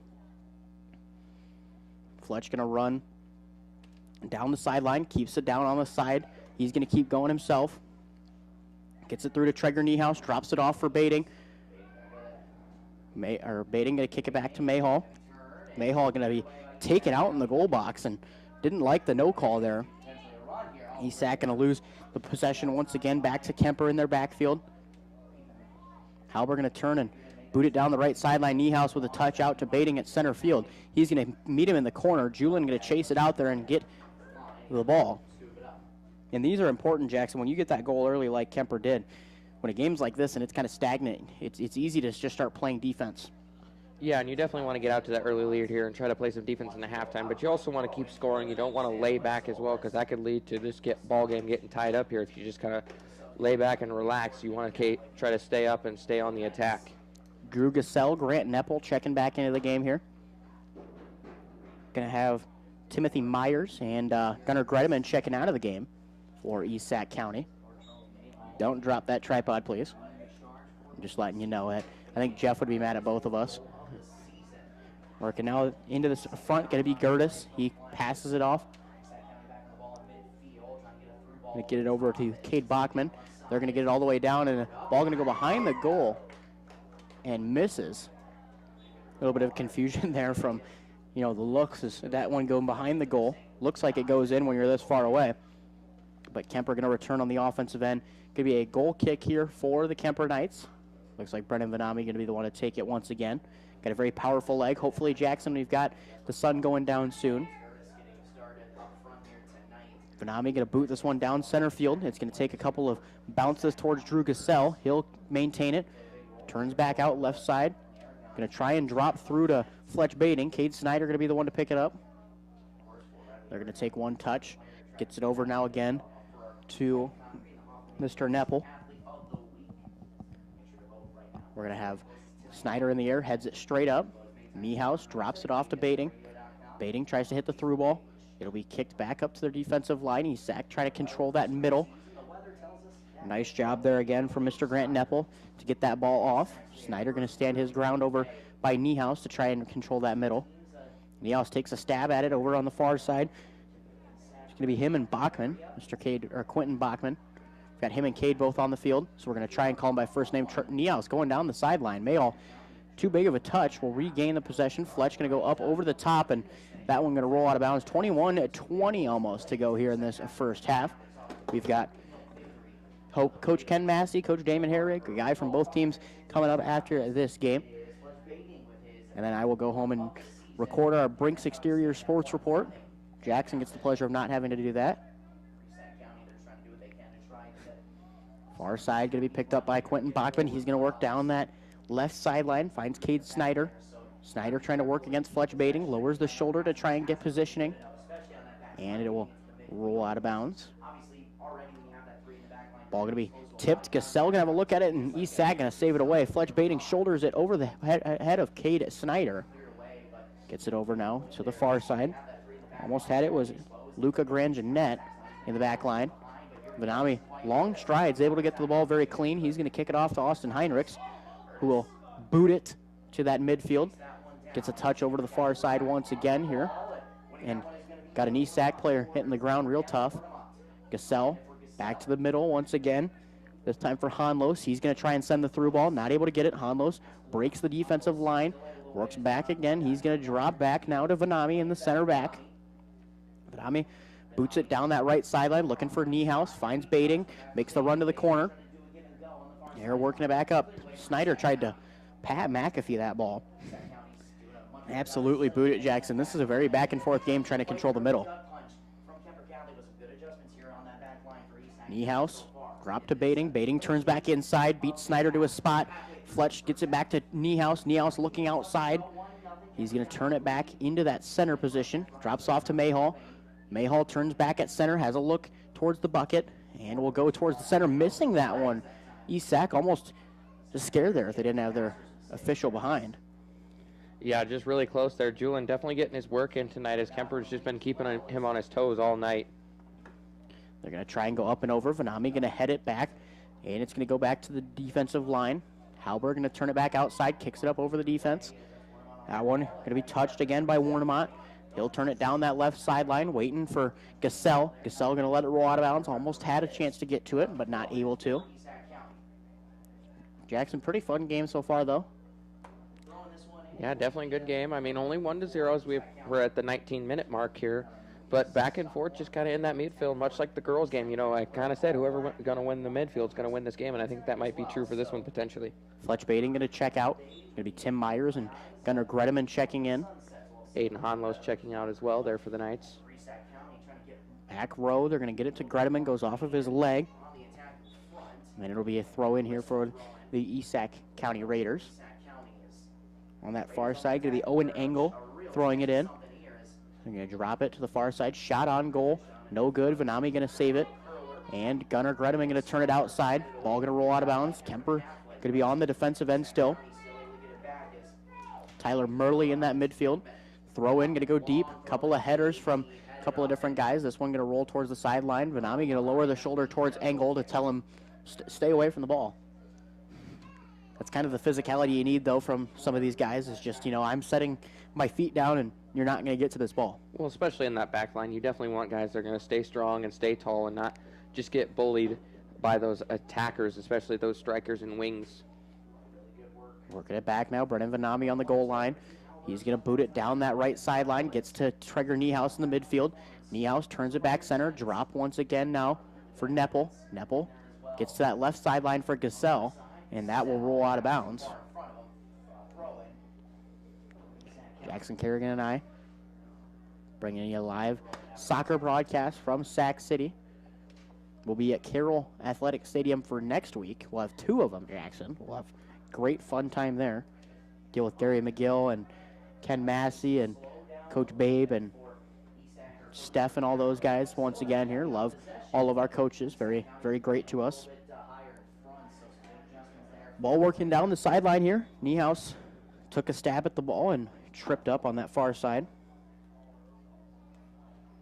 Esac turned on the lights here, or what is it, Tuesday? Tuesday night lights? I honestly don't know the day. If it ain't Wednesday or Friday, I don't know. Jeez. Or Saturday, you know, Saturday and Sunday. There's nothing wrong with that mentality. But on Wednesday, I know because there's no sports. Mayhall turning back inside, looking, finds Niehaus. Niehaus on that right side of the goal box, turns it back in, trying to find Mayhall, and they will kick it back out. Gassell had a nice touch from the back of the foot. But no, I know Friday because there's less sports. I know Wednesday because there's no sports, and then the weekend, obviously. Yeah, well, I guess that mentality's good, but you definitely want to know what day of the week is when you're trying to tell people about it. You forget sometimes. Well, everybody forgets. Bating, turning down to the corner. He just checked into the game a couple of minutes ago. Julin able to get the save. Mayhall going up making his best LeBron James impression. Dunking on the post. Speaking of LeBron, NBA playoffs going on tonight.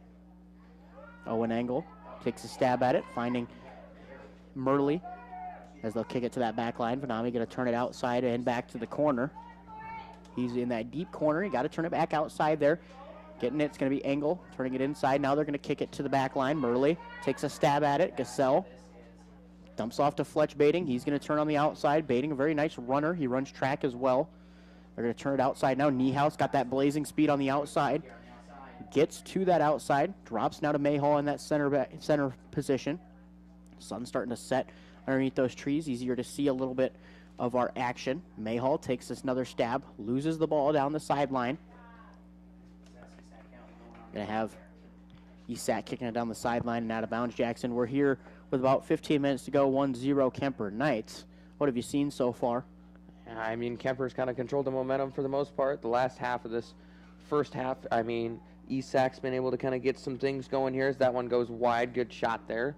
But, I mean, Kuemper mainly, the offense especially, just been controlling it for the most part here, you know, with Mayhall and Bading kind of running the middle there, but also Niehaus coming into the game and helping them out on the wing. Niehaus got that speed I told you about. I mean, he's a guy that plays football, plays basketball, soccer, got some really good speed on the outside, but you also got that, you know, endurance that you get from Fletch Bading in the midfield because of him being a distance guy. Charlie Mayhall as well gives you some speed in the middle. Turning up here, they're going to try and find, it'll be Gasell. He'll try and go sideline, couldn't get it there. Finding it now, going to be Honlos. He jumps off. Gasell going to go to the corner. Niehaus not able to get. I think that's Tim Myers actually over there. Myers going to get there. They're going to call a push there now. Yeah, it's going to be on Meyer there as he kind of elbowed his way into the corner there to try to go for the ball. Yeah, gotta keep your hands off, Jackson. That's, you know, kind of the rule of soccer nowadays. They give you some physicality, but they don't give you a lot. Free kick on the far side. Going to be a throw in now. Snyder launching it down the sideline. Got some side spin on it. Touch by Halber down that sideline once again. Snyder off the knee. Going to find Murley. Up to the far side once again for Meister. They're working it down the sideline here. Inbounds going to go to Creighton Halber on that back line. He's got a lot of time. We'll pass it into the middle field for Brennan Vanami again. He'll set up. Vanami going to go over to Aiden Honlos. Honlos going to drop off through the center to Fletch Bading. Bading gets it in the air. Gets his touch now. Looks. Goes back to Honlos. Honlos trying to look down the sideline. Lost the ball. We'll try and regain possession. Stabbed at it. And it's going to work towards that sideline. I believe that's Murley going at it. Actually, no, that's Murley now as he boots it up into the front of that line, and we'll go out of bounds. Couple of subs once again here.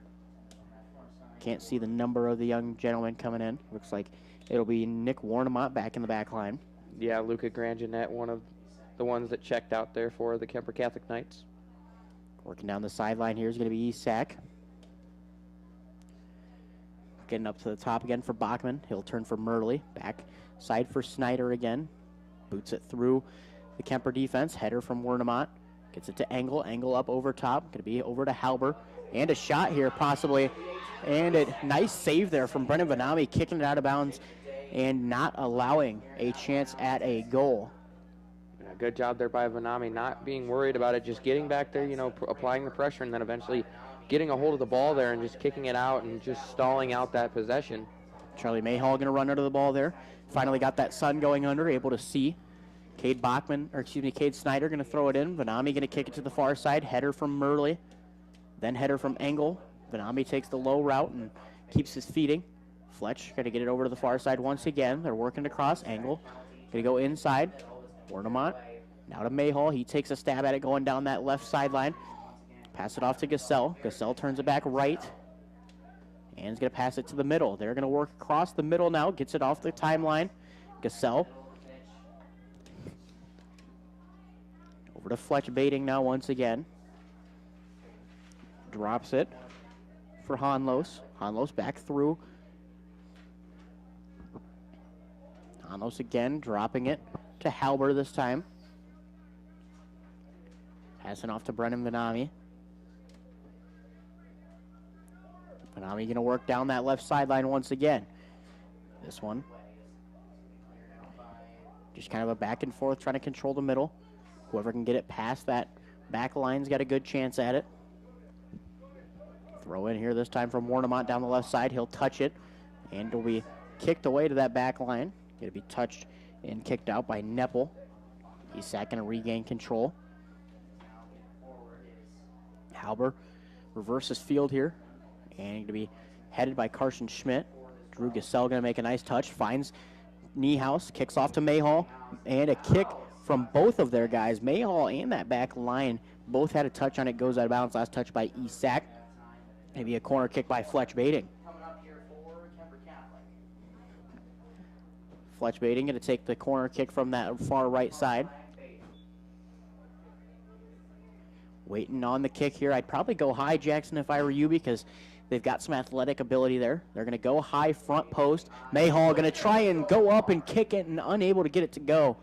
Mayhall went up with 2 legs, almost scissor kicked it, and just barely going over the goal that time. Well, I think he would have had the better chance with the header, too, because he got up there pretty high, and I thought that's what he was originally going to do, but then he kind of lifted his leg up. I'm like, well, I guess he's going to take it out of the air with his feet, and it doesn't get there. We're going to pass around that back line now, up over the top of Gasell. Snyder going to boot it, trying to reverse field. You have Vanami underneath, takes a touch and stabs it, has a little backspin on it. If he's got that backspin and pull, he'd probably be a pretty good player. Vanami now turns outside, looking for Niehaus on that right mid wing. And that ball going to be kicked out of bounds. Last touch here by Isak. Niehaus passes it off. They're going to have Hanlos throw it in. Touch here. And Isak going to flip Fields towards center. Fletch going to take a touch at it. Works outside. Baiting to his right. Kicks off for Niehaus. Niehaus tries to drop outside for Hanlos. Takes the stab and is able to regain possession before falling out. This one going to roll down the sideline. Halber going to take a look and stab it out. Thought he could maybe keep it in bounds. Another inbound set to go for Esac County here. We've got 8:40 left on this first half. Jackson and I going to take a halftime break in a little bit and talk things over about this first half. Angle going to take a shot towards the goal and comes up short on the field goal post, Jackson. They could have been up 3-1 if he made that one. If the field goal counted in soccer, yeah, that would definitely have been 3-1. You can, maybe that's the new rule. Let's make soccer fun again. If you make the field goal, put a net in the field goal. If you make the field goal, you get 3. I don't think our European counterparts would agree with that. Does it smell like fireworks to you, Jackson? A skosh? It's probably with all the burning and stuff that's been going on recently. I saw a lot of burning today. Yeah. Kick from the backside here. Austin Heinrich's going to roll and get it. Nice job from Austin Heinrich wearing the Spurs alternate colors, the throwback colors of purple, light blue, and orange. He's got that jersey on right now. I called him Victor Wembanyama yesterday for being a unanimous Defensive Player of the Year. Yeah. Kick from Murley here to the front of their defense. On the far side, Engel's got a touch, kicks it over the top, tried to go for his other striker coming across the field there, but was unable to get the ball to his striker. Would have been a nice 1-2 combo there if they could have got it, but unable to get it there for Esac County. Jackson, we're ticking down here. 7:21 to go in this first half. What does Esac got to do? I feel like they got to keep doing what they're doing right now. They just got to make a little bit more better passes. I mean, they got the right idea, trying to keep it in that middle and just keep clearing it away as soon as they touch the ball. But I think they got to get some more connected passes in order to try to get forward on this Kuemper defense and trying to score as Niehaus is streaking down that left side. Niehaus kick to the goal. Going to be saved by Julin on the outside. Got Mr. Nick Lucas right in front of us here officiating. Julin boots it. Going to land at about the 55 if you're working that way. Safe here by Angle, and they'll call it out of bounds. Throw in here. Going to go down the line. Murley going to tip it back inbounds, keeps it alive, kicks it to the middle, working it across once again there. Wyatt Smith was in the middle of the box, and Weston Julin going to save it. Julin rolls it out, missing the kick there for Esac. Going to work it back out this time. Down the line, Kredeman kicks it to the middle. Esac trying to maintain again, like I said, Jackson, for the 30th time, the middle. That's the most important part sometimes. They're going to go outside. Niehaus running it in. They're going to cross it. Mayhall up and through the goalpost. He did that at the state tournament for football. And Mayhall visibly frustrated out after that as he pulls his jersey up and kind of puts it over his head there as he knew he had the shot and the chance there. It was right there, just not able to get it to go, and he was visibly frustrated after that one. And, Jackson, I mean, I just said that there a little bit ago, is that Charlie Mayhall actually did that for state football. He was their kicker this year, so very used to kicking it through the uprights. But that time, probably an easy goal if he goes low. Just not able to keep that one under control. Halber going to drop to Vanami in the back line, misses the ball, and they're going to have a one-on-one. Heinrich's able to go get it, though, and he's going to miss the ball as well. Heinrich's open goal, and Vanami going to boot that thing into the practice field. There was open goal twice there. Heinrichs missed the ball on the kick, and they would have had, if that ball rolls to an Esac guy, you could have laid there in front of the goal and hit it with your stomach, and it would have went in, Jackson. Yeah, and that's something you got to work on there for Heinrichs there is you got to, slow down, get up to it and just make that easy grab. Don't overthink it. Just go up to it and just pick it up and then worry about what you're going to do next after you do it. Kuemper after the scare on the offensive end. Charlie Mayhall missing the touch. Going to have Snyder kick it back on the offensive end. Rolls it back now over to the far side for Myers. He's controlling that midfield with Fletch baiting. A collision here by a couple of players in the back line. And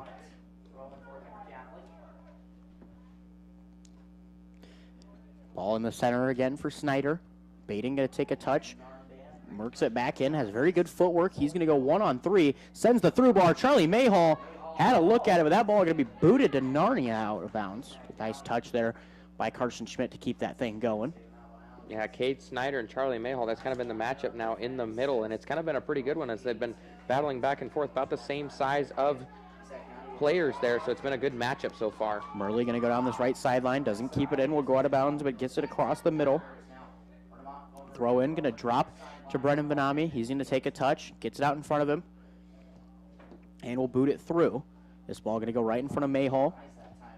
And a nice job there from Gassell. He's going to get it over his head, gets towards the goal, and Mayhall going to have an open look now down the left side. He's going to kick it off of the hand of a East Sac County Raider, and it will be Kuemper Knight's ball. I couldn't see, Jackson, if it was a corner or a throw. It will be a throw this time. Throw in going to go, and it will be a catch by Fletch baiting. That's something you're supposed to do there. I think he might have stepped over the line or wasn't set, so. I think they were just waiting on something here. Ball going to go to the far side here. If there was a Knight there, it was probably a pretty good tap. Kick towards the goal. Julian going to let it fly out of bounds. And it will be out of bounds here. Just got a notification from ESPN saying Victor Wembanyama. So let's see what it is, Jackson, as we've got this first half. I think Victor might have just won the MVP. Yeah, Mayhall there with the miss. Oh, no, Victor Wembanyama out of game 2 right now. Had a hard fall. He's out of the game 2. Yeah, that's not good if you're a Spurs fan. I know our friend back home in Carroll, Mr. Ethan Osterlin, a definitely diehard Spurs fan, is probably not too pleased with that now that he Well, he should be the MVP, Wembanyama. There's other guys that have the case for it. I'm not going to name names. Wembanyama's the best player in the NBA. But okay. We've got Kuemper here on the attack. They're going to drop inside for Gassell. He'll find Mayhall, turns inside for Niehaus. Try to break it and couldn't get to it. Now Niehaus going to wait. Trying to get it back in there was baiting, but it'll be saved by Julin. Julin going to throw it out to the far side. This time again for the Raiders. Working it out to the outside now against Grand Jeanette. Howard turns it back in. Grand Jeanette kicks it back out. We're getting close to this halftime break here. It'll look like Kuemper will be the one throwing it in. Drop in now. Going to go for the Knights. They're going to kick it and a shove there. Nice little physicality on that far side, but Heinrich's going to be the one to save the ball in front of the goal. About 8:07 here, Jackson. The sunset into that beautiful orange-pink kind of gradient. Really nice out now. Mayhall making a run. Snyder going to stop it. Myers loses the ball. East Sac on the run here now. They've got a 4-on-5. Oh, Engel on the far side kicks it up over the defense. Vanami going to kick it up in the air once again. Gets a couple of backspins on it, and it will roll out of bounds. Mayhall didn't even try to make a look at it. Was just kind of, it's going out. I'm not going to go look at it. Gets it into Cade Bachman. Mayhall now gets it in that center field. He's going to pass to the far side for Myers. Myers takes a touch down center lane. Guarded by Snyder. Drops it off for Gassell now, who turns it inside. Gassell had a look. Niehaus got a break at the goal. He's got a shot and gets it. Traeger Niehaus on that right side. Fires it into the left side of the goal for the Kuemper Knights as they strike, making it 2-0 here in this first half. Yeah, Traeger Niehaus, right spot, right time there for him as they found him wide open, streaking that side. He had about 2 or 3 steps there, so all he had to do was get the touch there, take about one dribble and shoot, and he was able to go cross to the other post there as Julin came over to kind of defend it as he thought he was going to go short post, but he ends up crossing it to the other side for the goal. And a nice job there from Gasell to go through. ESAC trying to go get a goal here as they might fall behind 2-0 at the halftime break. We got about 40 seconds to go. Mayhall back on the attack, going to drop it out for Myers. Myers down the right side, going to take a stab at it. Gets the ball into the offensive end, up and over here this time as Julian going to come out and get it. 30 seconds to go. ESAC's got to work really fast if they want to get a goal here. Creighton Halber misses a stab at the ball. Vanami going to go try and chase it down. He'll boot it towards the sideline, and it will roll out of bounds. 18 seconds to go. Throw in attempt. Vanami going to kick it back out of bounds here. And if I'm Kuemper, I'm taking that ball and I'm booting it as far as I can to try and let this clock run out. Myers going to turn and gets it back inside, and looks like with 3 seconds, 2 seconds, 1 second, that'll do it. Kuemper Catholic at the halftime going to go up 2-0. Jackson Kerrigan and I going to come back to Sac City in a little bit, recap this first half here in about 3 minutes. These DMAC Carroll campus students are tomorrow's nurses. They're leaders, smart, dedicated, and they care about their community. My experience in DMAC nursing so far, I get to make difference in people's lives during their most vulnerable times, and I build friendships along the way. The interaction between the faculty, staff, and professor with the students are really close. They really help us a lot every time. Get started today.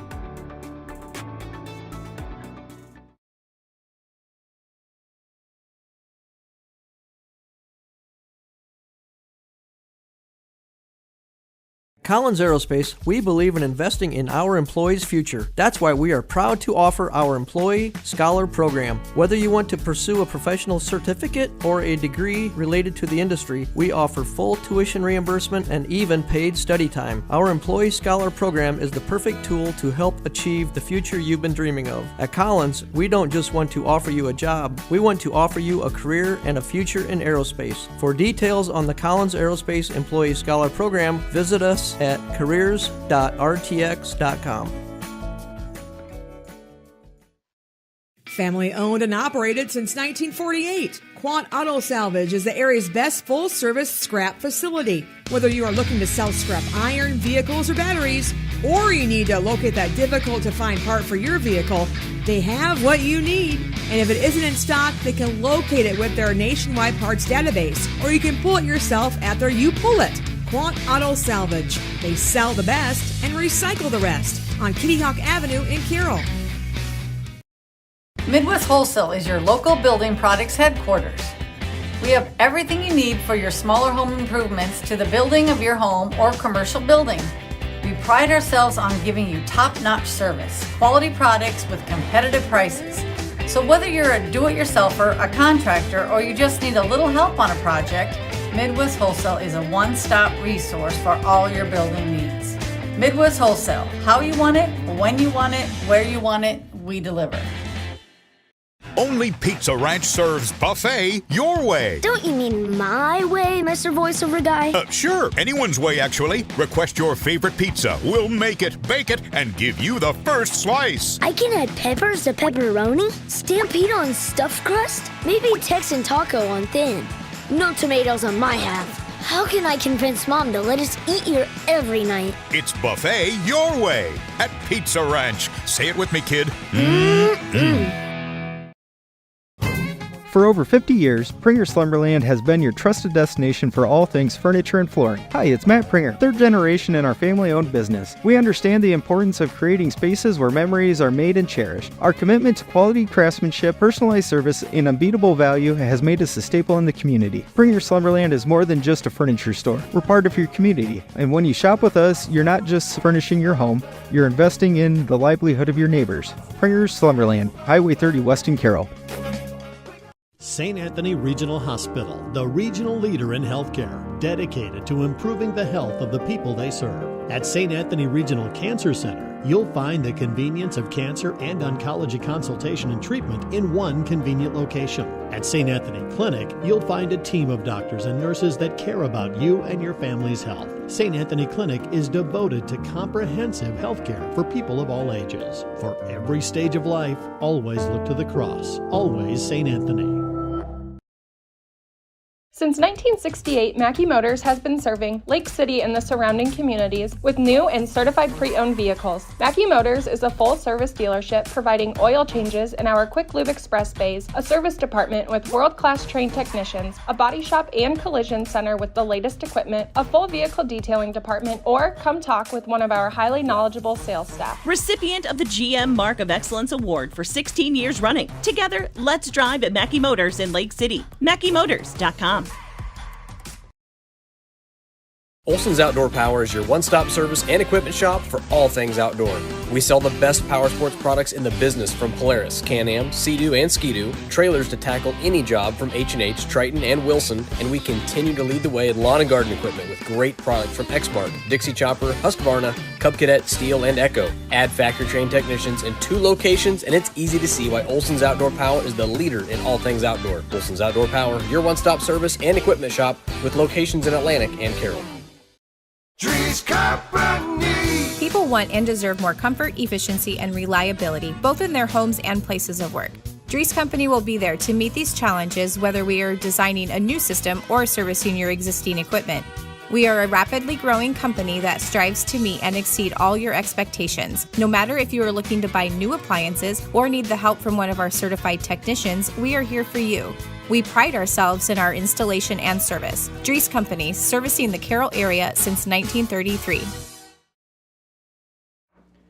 Mason Neal and Jackson Kerrigan with you here up in Sac City, doing our first soccer doubleheader of the season. Jackson, were you expecting it to be this long? I know you've done singular soccer games, but first doubleheader of the year?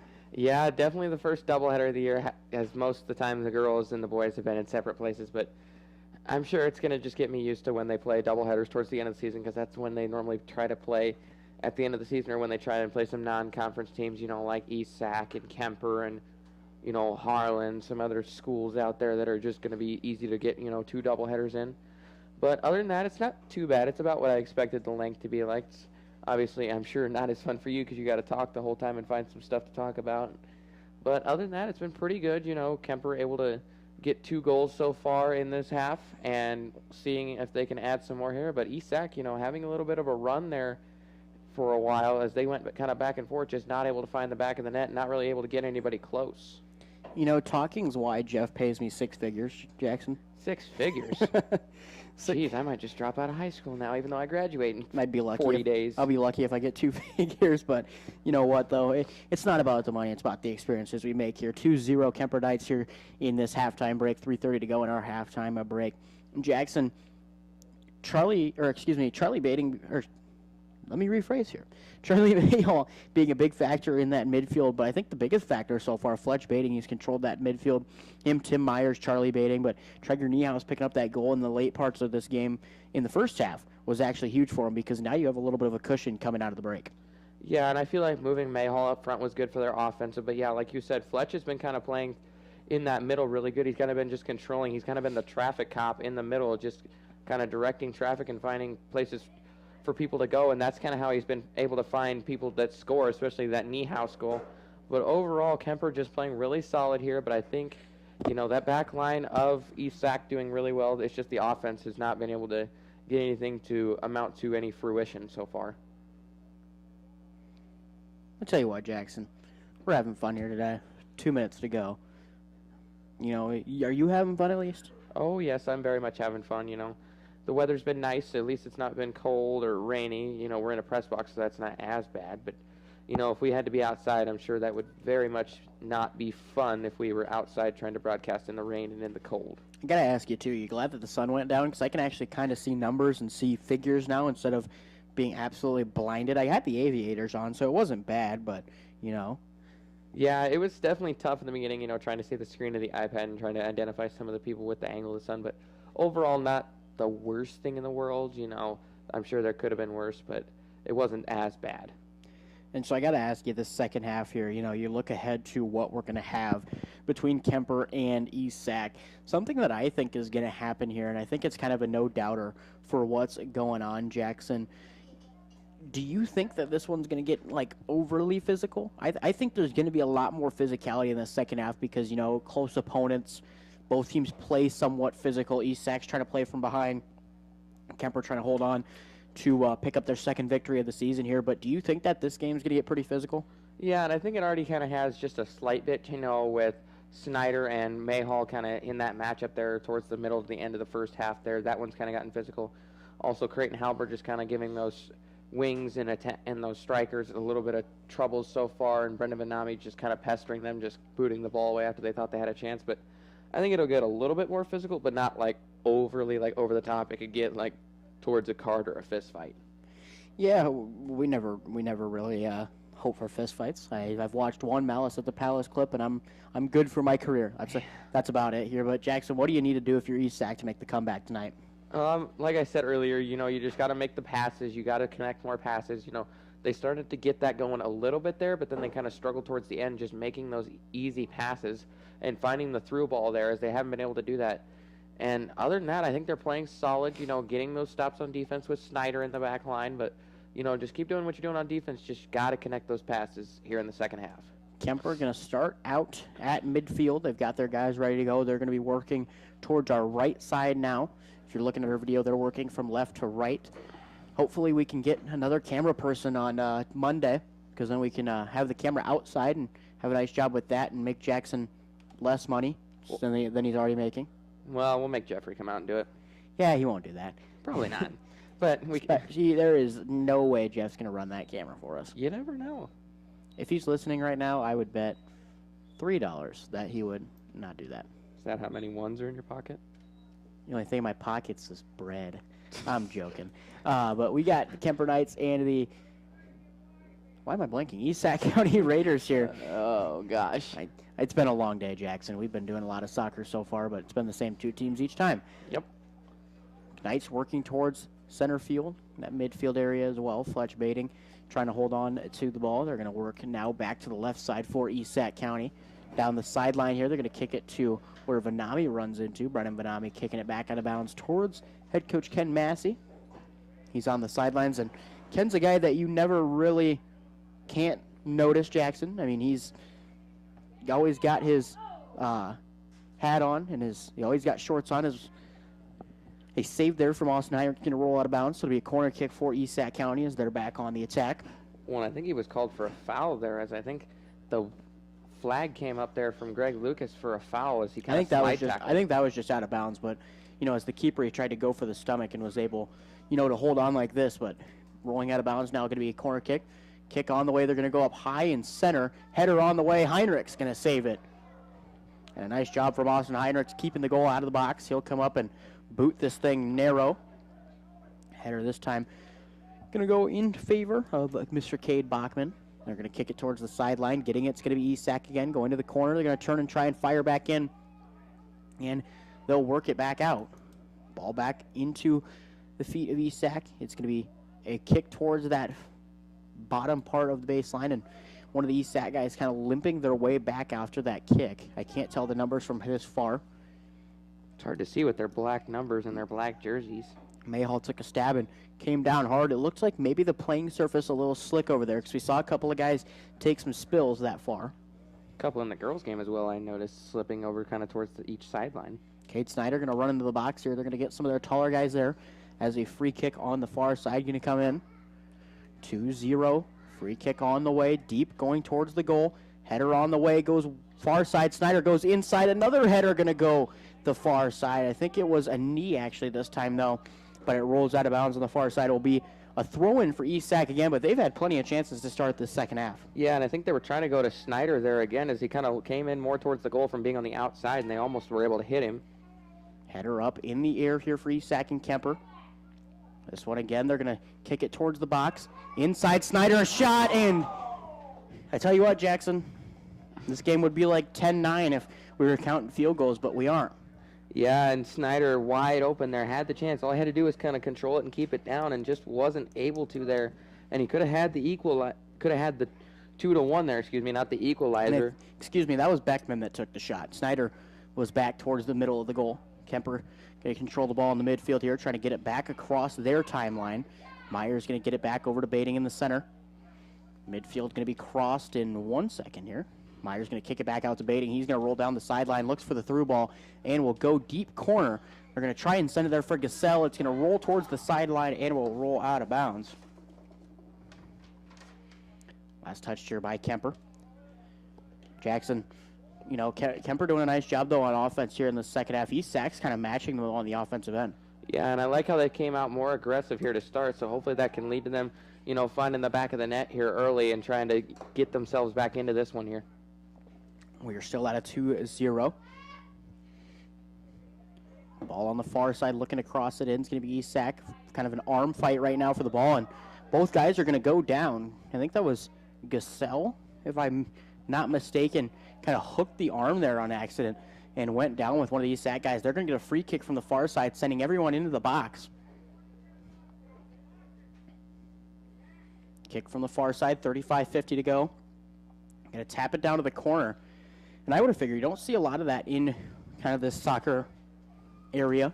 You see a lot of just go for the goal and hope that you get close enough that somebody can head it in, but that time they try to kick it off and maybe go for a corner.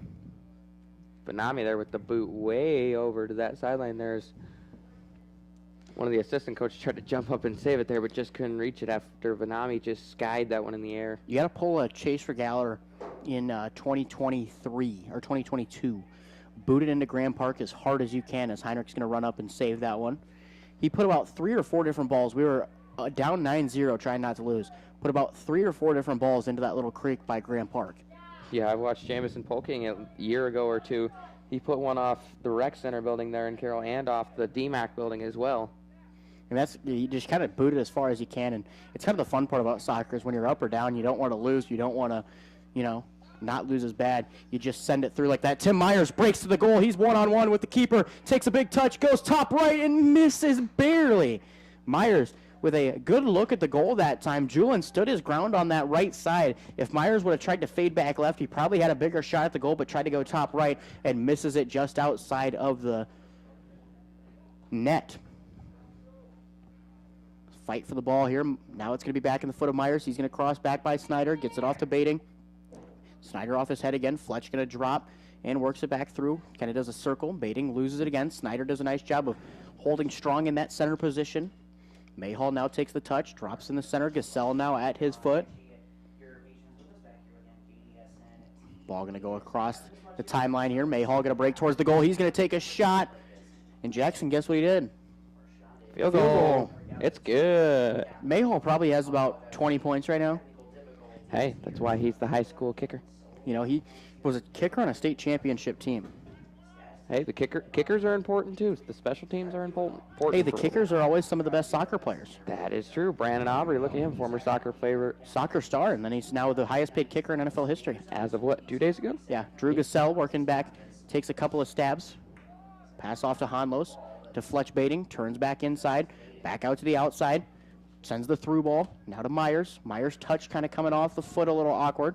He'll drop now once again, and the ball going to be kicked out of bounds. Last touch by Beckman, and Beckman going to throw in this time instead. Drops it in. Snyder going to use the stomach to get it up into the front. Stolen away by Halber again. He'll drop off for Hanlos. Kick to the front for Baiting, and going to be Kuemper ball here if Myers can get to it. Snyder fighting for it with Myers. Myers keeps it in. Drops it off once again now, this time for Hanlos. He'll boot it to the far side for Mayhall. Lets it go through his leg. And it'll be touched out by Isak as they're moving towards that sideline. Mayhall holding his ground firm. And it'll be Kuemper throw-in.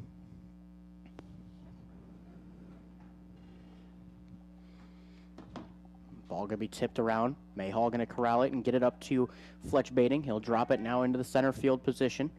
They're going to run at the goal. Going to take a shot through off the head of a defender. Ball going to keep kind of pinballing in that defensive position. Julian going to have to come up and get it. He'll stand his ground, pick it up, and it will head back the other way. Julian's got a boot on him so he can get it to the other side. And what did I say, Jackson? He got it to the other side. Halbert boots it up in the air, crosses the sideline to Aiden Hanlos, and Hanlos going to fall out of bounds.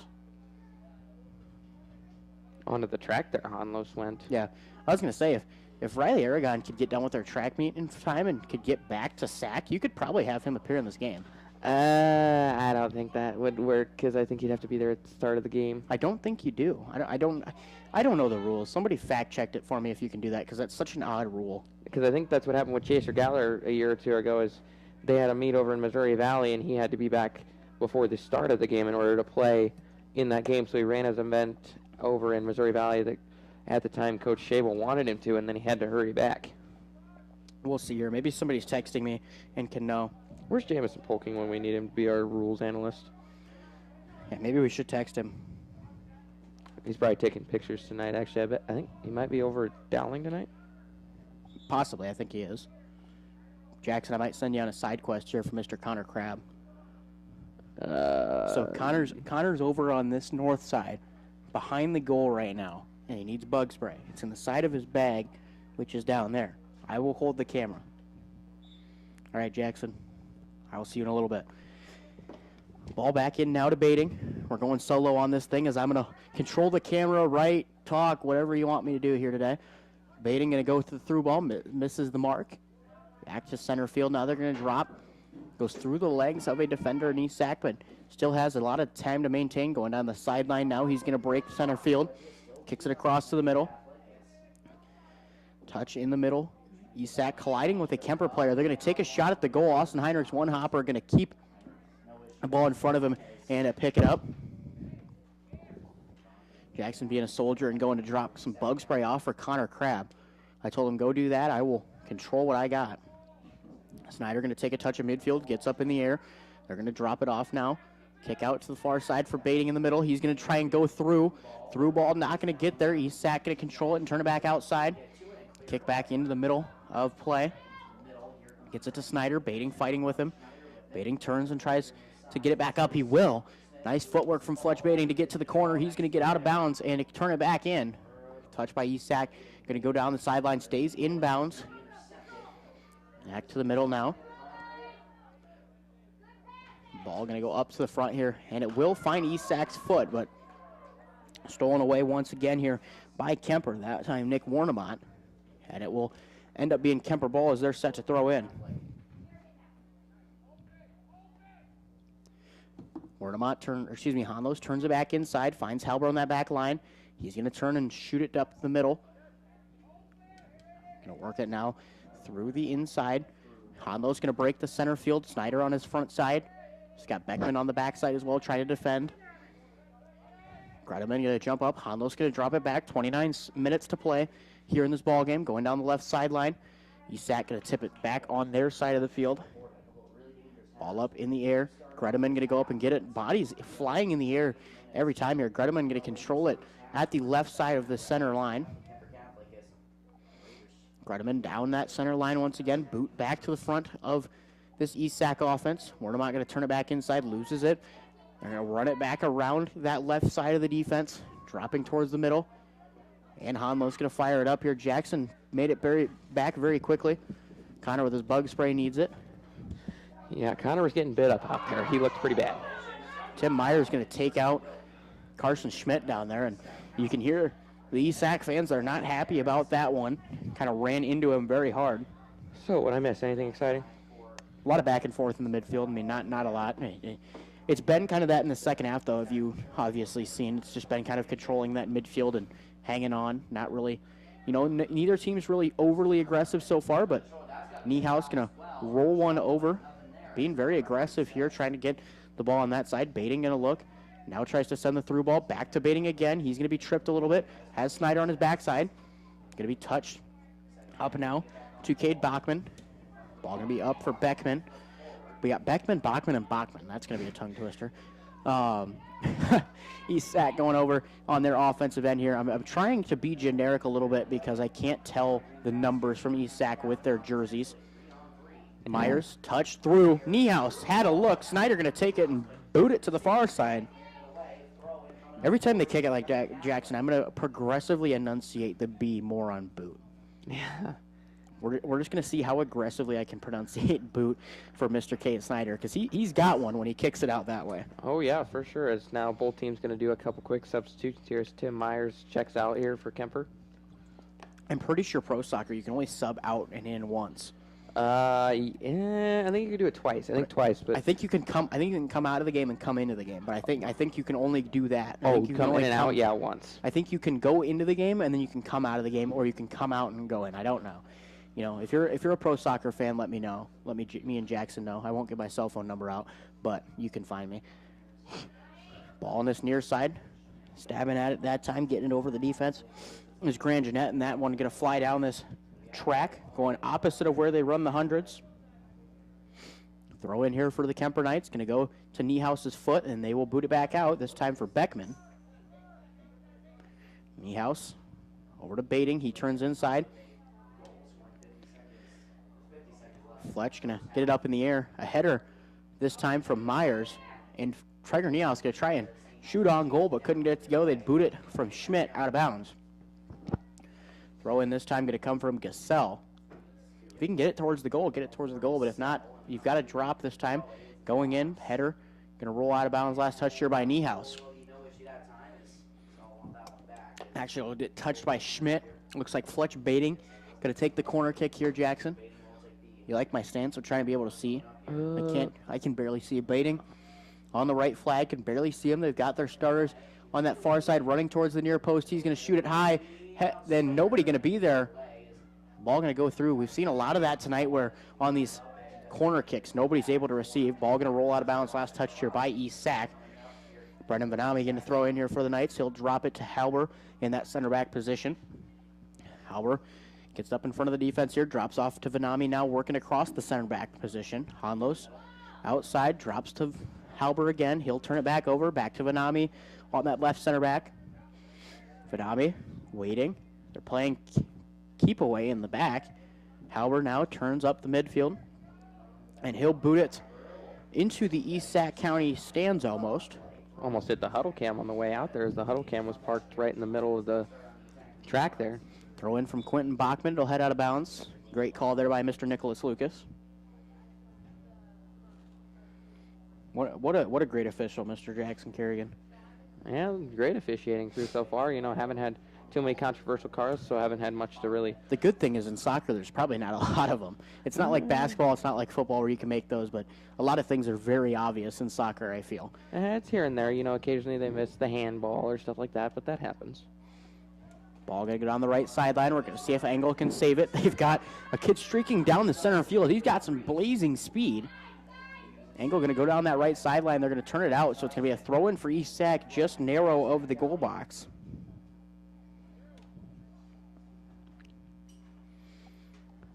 Throw in now, going to come in just a minute. Kick towards the goal, going to roll behind. Austin Heinrich's going to go get it here. Jackson's nice water bottle in front of me. We've got plenty of water today. Oh, yeah, we've definitely gotten our water in today, seeing how it's been definitely warm. Hey, you know what, though? This is a lot of good golf, soccer, tennis, track, whatever you want to play type of weather.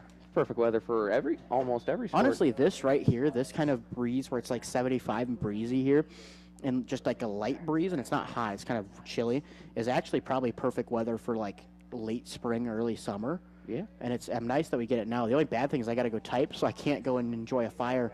Is this ball going to roll down? We're going to see if he can save it, and it will not. Jackson and I got our Rewind shirts on. We rebranded, actually, so it's not KCIM Rewind anymore. CB Sports Network Rewind, so these shirts are outdated. Tune in to the CB Sports Network Rewind show every Tuesday at 9 o'clock as well. Well, about 9:15. I don't want to clickbait our users here. Well, we gotta wait for the news and the birthdays, but we had Quentin Dreyer on this morning. He's running in the Boston Marathon next year. He qualified this year, but qualified a couple of days late, so he's going to run the Boston Marathon next year. Runs in the Relay, Iowa or whatever, Iowa Relay. I can't remember what it's called, where he run across the state of Iowa. Was an Ike and Manning kid. Ball going to get kicked down to that far side here. A header from East Sac. They're going to have a look at the goal if they can get past these couple of defenders. And Halber going to take out the offensive player, but he was going for the ball, so it's fairly legal. Greidman in that midfield, going to kick it up in that center field position, passing it off to Baiting. Dropping it now, it's going to be Gassell. Baiting going to run into it, beats the defender. Baiting's 1-on-2. He's going to break back, takes a shot on goal, and just over. That was some good footwork from Fletch Baiting, but unable to get that shot to go. If he had about 2 inches less, Jackson, he's hitting post about a foot less, and it's going in. Yeah, Fletch Baiting back and forth dribble there, but going left to right foot there, and then eventually getting in front of the defense and getting a shot off. Just a little too much power on the foot there, as it'll sail right over. Me and Jeff got to go back and type our Brinks Exterior Sports reports tonight. Hopefully he's done with everything, and I just get to type soccer. But he's probably not, because track's probably not over yet. No, probably not. I'm sure there's a couple There's a couple of meets that you can run that will be over this time. Probably just like the singulars when it's just girls, just guys, whatever. We've got 2 of those. But hopefully a lot of stuff's going to be done when I get back so that, I can just type soccer. We can do our team of the week. Possibly could be one of the teams that we've got here. Who knows? Potentially. Kemper could go 2-0 tonight. ESAC could knock off Kemper tonight. Potentially. 2-0 Kemper Knights. We are almost under halfway to go. I almost felt like we were at like the 4-minute mark, Jackson, but we're still at 21. Well, it's going by a little quicker. It's with a lot of this offense, it does go a little quicker. Shot. Austin Heinrich's going to go get it. Nice job there to recognize you need to.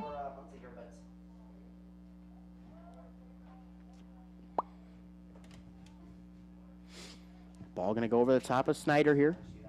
Drop off from Gassell. We'll go to Gunnar Gredeman, and they're going to work it back for ESAC this time. Nice job for Gredeman now. He's going to cross the center line himself. Gets it up to the far side. They're going to kick it up now. Gassell's going to run into it on that far side. The good thing about boys soccer, though, Jackson, you see a lot of speed from these kids, so you're seeing a lot of good defenders able to get to balls. Excuse me? Gredeman going to run down the sideline here. It's going to fall out of bounds. So it'll regain possession for ESAC County. I'm going to try and see if I can sit and see still. And if I can't, Jackson, it's your fault. Well, I guess I can take the blame for that, I suppose. I cannot see. I can see a little bit. Well, you know what? It's all right. Ball going to go on the far side. Kemper going to drop into the front field. Running through there, Myers going to take out one of the Raiders with him. Drop again to Aiden Honlos. Goes up to the front of the side for Treger Niehaus as he falls out of bounds. Throw in for ESAC County. Going to go down the line. And it will drop just in front of where they threw it in. Going to go back down this line once again. Honlos going to drop it to Niehaus in the front. Gassell going to go backside. Niehaus got to get to it. He misses the mark for just a second. Drops it back in. Bounce to Gassell. He goes cross. Trying to find Charlie Mayhall, and it will not get it. Mayhall pointing to the ball there. Thought somebody was going to be behind him to be able to pick it up, but unable. Working back across this front. They're going to get to the back of their defense. Going to get it back up now, this time to the far side left of where we are. If you're looking from south to north, Jackson and I are going to visit the world's largest popcorn ball after this. I'm excited. Totally. Do you think they let you poke it? I'm going to go with no. I think it's in an enclosure. I think it's like, like at a zoo. Probably. It's probably a museum type thing, so there's glass and stuff everywhere, and somebody that will not be too keen on you touching it. I think somebody would break it, though. That's why they don't let it touch it. I'm sure. I wonder if it's super glued, though. I don't know. I'm going to ask the people of SAC someday. And the Knights rolling along into the middle of the field. Gredeman going to try and send the through ball, and they're going to get it, just missing the mark there. The Knights, though, had a chance at that through ball, not able to get it. Going to be a throw in here, I believe, for ESAC County. Jackson, fun second half so far, 18 minutes to go. What are you hoping to see from both teams here? Well, I'm obviously hoping to see, obviously some more goals here. No matter who it is, I'd like to see a goal or two left here. But, just some more, better passes here from the Raiders here, just trying to connect the passes here. But just, a little bit more physicality, but just mainly just a couple more goals here before the night ends. ESAC County able to get that one out of bounds. Last touch by Fletch Baiting, so they will have a kick from the goal box in this second half. They've got to get 2 goals on the board to be able to make the comeback. Ball going to go down this right sideline.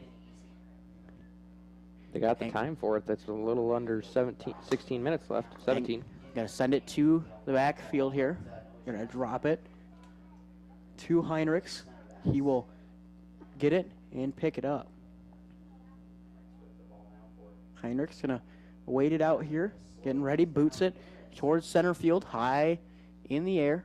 A header going to come off of an East Sac player here. And I tell you what, Jackson, if you hit that ball wrong to the crown of the head, it is feels really nice. So I'll just tell you that. Oh, I bet it is, especially the next morning. Yeah, you wake up feeling like you got an egg on your head. I've taken a couple headers from about 50 feet in the air, and they come down, hit you in the top of the crown, and you wake up the next morning, and you're like, well, I can't see properly. So just be careful if you're out there, Jackson, hitting headers. I don't know if you do that in your free time or not. More playing golf. Well, don't get hit by a golf ball in the head. I have before. It kind of hurts. Man, I've been hit by a leg, but you know what? Here, East Sac Kuemper still going on strong. East Sac trying to make a run to get back into this game. They're going to work it to this far side now, trying to drop here, turning the ball this time. Going to be Damian Rydell. Kicks it to the far side, dropping into it's going to be Kuemper. They're going to get Fletch baiting the ball in the middle. He's going to drop through to Gasell. He's going to take a shot off the hand almost of an East Sac player, and Traeger Niehaus is going to run towards the ball and miss it here, but I think they might have called it out of bounds on Kuemper. They will. I thought there was a handball there that time, but Gasell went up and kicked it, and I think that if you kick it into the hand and it's not purposeful and he's trying to move it, I don't think he would get that one, so they gave him a little leeway on that one. Touch here by Kuemper into the foot of Fletch baiting. He's going to roll through a couple of defenders, kicks it off for Gasell, who tries to turn it in back. Gasell takes a low right shot. Julin gets it in the air, and what a risky play there. Julin booted it up almost like what you would do when a basketball is coming to you to get it to your hands, and Baiting was streaking down the field, and here's Kuemper maybe having a chance of giving up a goal here. Is Vanami going to roll this thing towards the back line? Got to keep it in, and we'll kick it towards the inside this time. Vanami going to drop it in towards the goal box. Kuemper's got to get this thing out of there. That's a scary place to be. Working it across now. They're going to get back to center field. Gasell going to turn and go left side for Baiting. Fletch going across that midfield. He'll kick it up now for Mayhall. Mayhall turning. Missed the ball on the trying to kick it backwards. You see a lot of those ones. I don't know what they're called, but they turn the heel and try to go just heel and let it fly. Maybe Bachman turning. Kuemper and East Sac being very physical in the midfield here, not trying to give up much positioning. 14 minutes, about 14 and a half minutes to go here in this game. Heinrich's going to turn the ball on that far side, gets it out now to Brennan Vanami. He'll boot it now to midfield.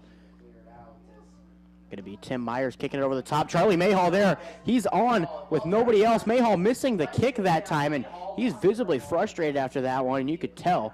Missed the kick, but still able to go get it, but he probably had a one-on-two, including the goalie, as Baiting now has it.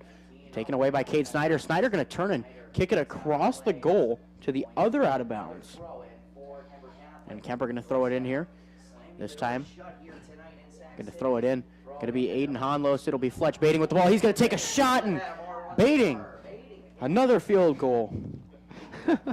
I love how we're making that joke, even though it doesn't even work in this sport. I tell you what, if it was a field goal battle, I think this game would be like 30-30, Jackson, but we don't have that rule implemented yet that field goals are worth anything, so. In the near future. That's innovation. Fletch Baiting going to turn it in the midfield. He's going to drop off to Gasell. Gasell getting it in front to Baiting here. They're going to get it back to the far side again. A nice job from Kuemper to hold that middle ground. Working it back now is East Sac. They're going to send it down the left sideline for Rydell. Rydell going to reverse it back in the middle. This time for Engel. Baiting. Drop off for Tim Myers right side. Myers going to go dead center for Gasell. He'll drop to Baiting. Fletch in the center for Myers. And it's booted to the far side. And a kick there from Kuemper. Not going to get it. Another drop here this time. Ball going to be touched by East Sac. Flies out of bounds towards their bench. Little East Sac's trying to pull off a little home field magic tonight with 12:41 to go. Need 2 goals in just a little bit here. They're going to have the ball inbounds now. Baiting going to shield his defender. Kicks it up over the top. Fletch going down the left sideline. Loses it from underneath. You got to send them here soon if you're East Sac. Go down that sideline. Give them a run to go get. In the center field now, Fletch going to dribble through a couple of defenders, passing it off to Aiden Honlos. Honlos works back to his left after looking right. Hanlos dribbling through, passes off now to Gassell. He's going to turn goal side. Gassell keeping it himself. Gets it to Hanlos now. Hanlos dead center of the goal box. It's a fight for the ball. And it ends up in Fletch Bating's hands. Bating is going to be deep on that corner. Goes cross low and is able to get the save there. Weston Julin able to keep that ball in front of him. Esac still holding strong here, trying to come back. Down that right sideline, they kick it and will be out of bounds. Last touch by the Raiders.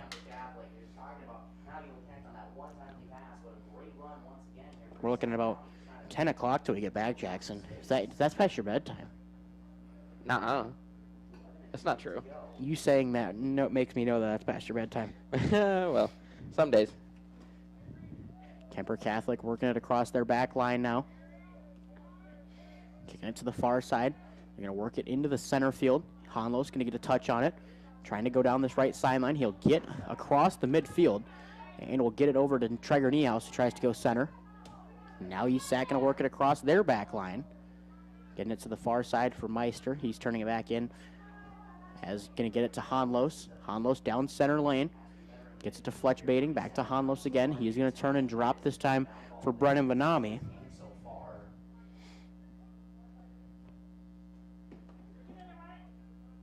Now going to go to the far side for Halber. Back to Vanami on this left side of the box.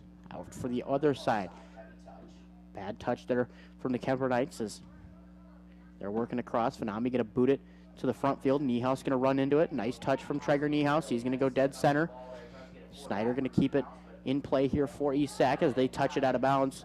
Schmidt was trying to run into it. Throw in this time. Going to go on the far side. Header attempt missed on the mark here as they're going to work it through the center once again for Bachman. Bachman going to turn and fire it up again. Going to get it now to Nick Wernemont. Wernemont into the center field. Gets it to Tim Myers. He's going to send the through ball. Sends Niehaus out to that right side just a little too far as Julin there to pick it up. It's still 2-0, under 10 minutes to go. Hanlo's going to hold it out of bounds and is shoved out. And foul on Quentin Bachman. Foul throws him out of bounds. Going to be a free kick here. They're going to give it to Vanami. Let's see if he can boot one. One of the kids from Loma could do that. Made a goal about this far against Carroll. I remember watching it. Vanami can boot it hard and low. You can maybe get it there. They're going to try and get him on that far side. Vanami going to get it there. It's in the air, tracking, and it will be Gunnar Gredeman trying to go far right post. Couldn't get it there. Will roll out of bounds. So it'll be a free throw in here for Bachman.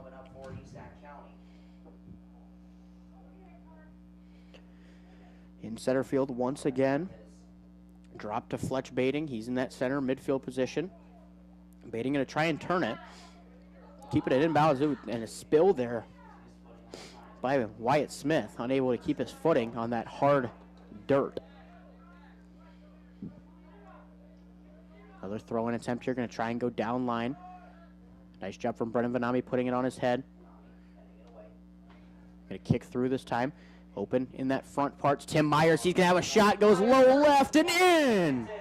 Tim Myers knocking it down.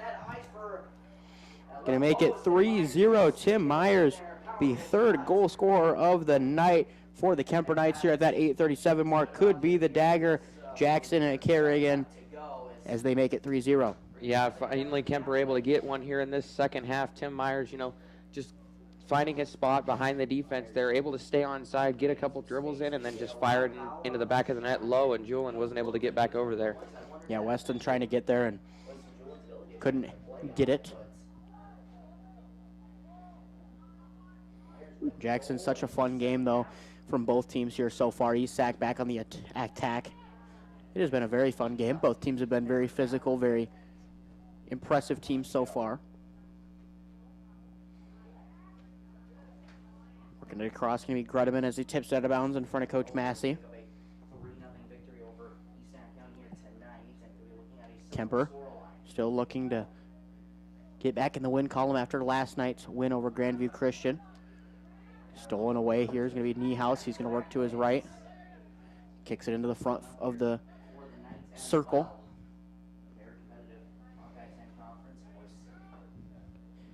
Gonna pass it off to Bating now. Bating gonna send him through. Gasell turns it, sends it through for Mayhall. He's got to look at it if he can get to it. Mayhall tips it. Niehaus open goal. Had a chance. Had to take the shot. And through. Gasell gets it. Drew Gasell knocks it home. Jackson, what a goal from Mr. Drew Gasell. Yeah, and it was kind of a fire drill down there as Isak didn't really have anybody there, and Julian was kind of on his own island with 4 white jerseys down there, and Giselle able to finish it off there. Is now Kuemper looking to pour it on here as they've got now 2 here in both the first and the second half to make it 4-0 with about 7:30 left to go. Yeah, and that was actually pretty fun there, Jackson. But you know, that was something for Mr. Gasell. Niehaus missed the opportunity, but Gasell able to capitalize.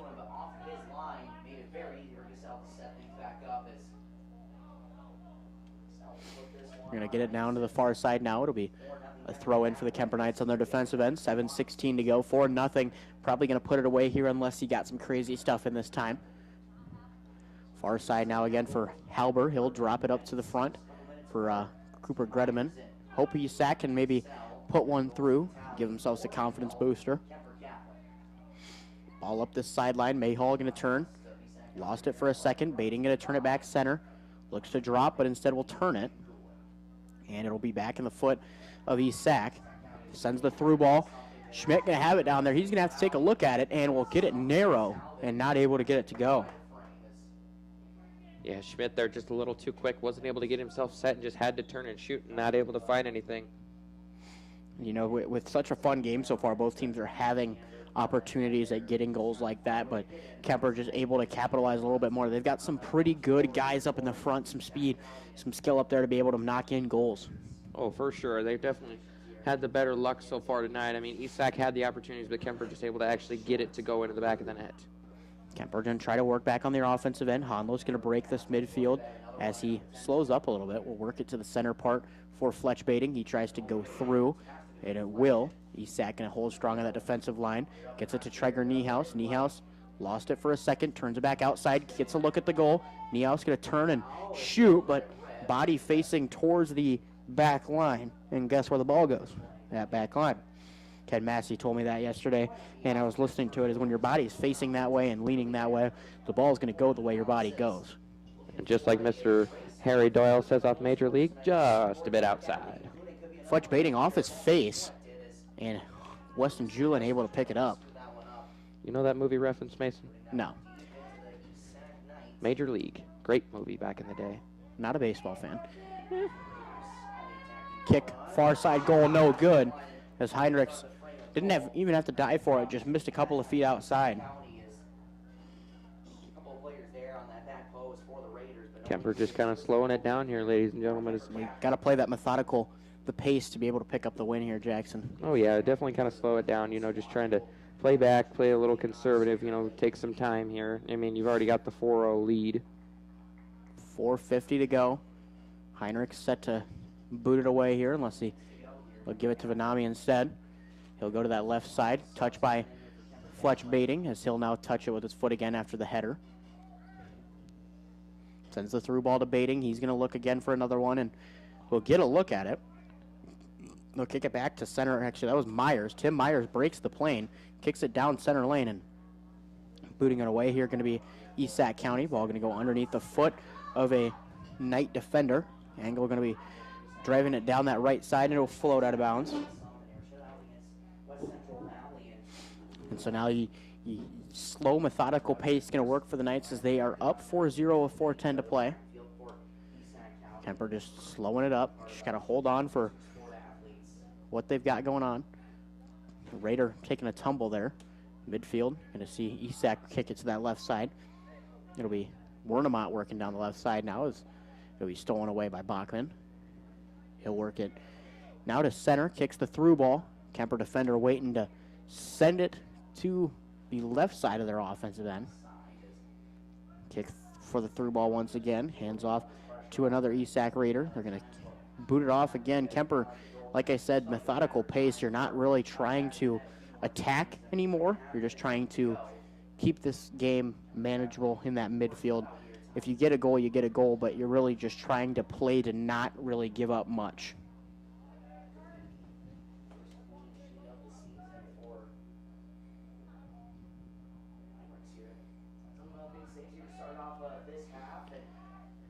Through ball going to go up to the top here. Gasell and Snyder were going at it. Snyder going to be the one to throw it in off the foot of a Kuemper Knight. Header here by the Kuemper Knights, so head it down the right side.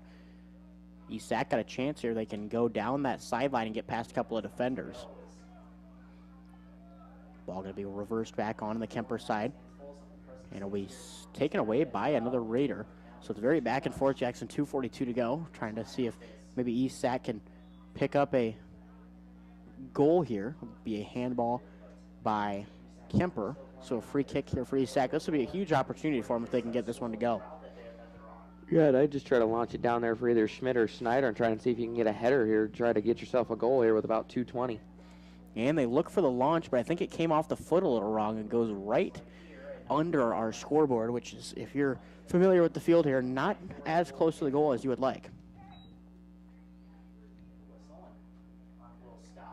Kuemper going to do some substitution here as Reese Gehringer going to check into the game.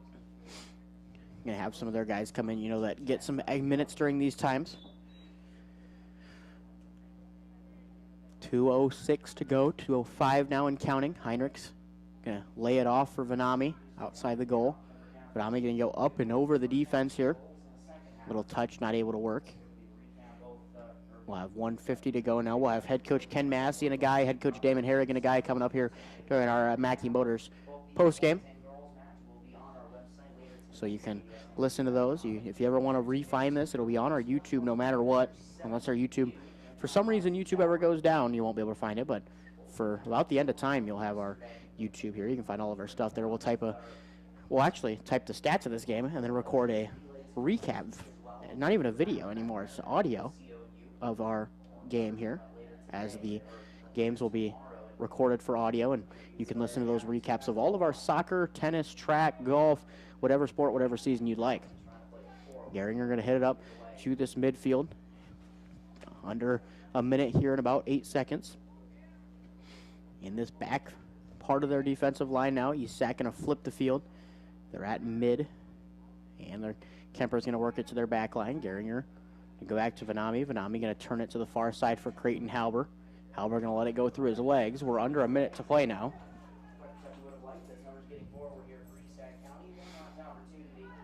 And a shot on goal here. Heinrich's going to save it. ESAC probably their best opportunity of the second half right there. Unable to get it to go. You could hear the crowd there kind of getting excited for the possibility of it. In the midfield, Myers going to fake like he was going for the header twice and now boot it down the left sideline to Coach Herrig over there.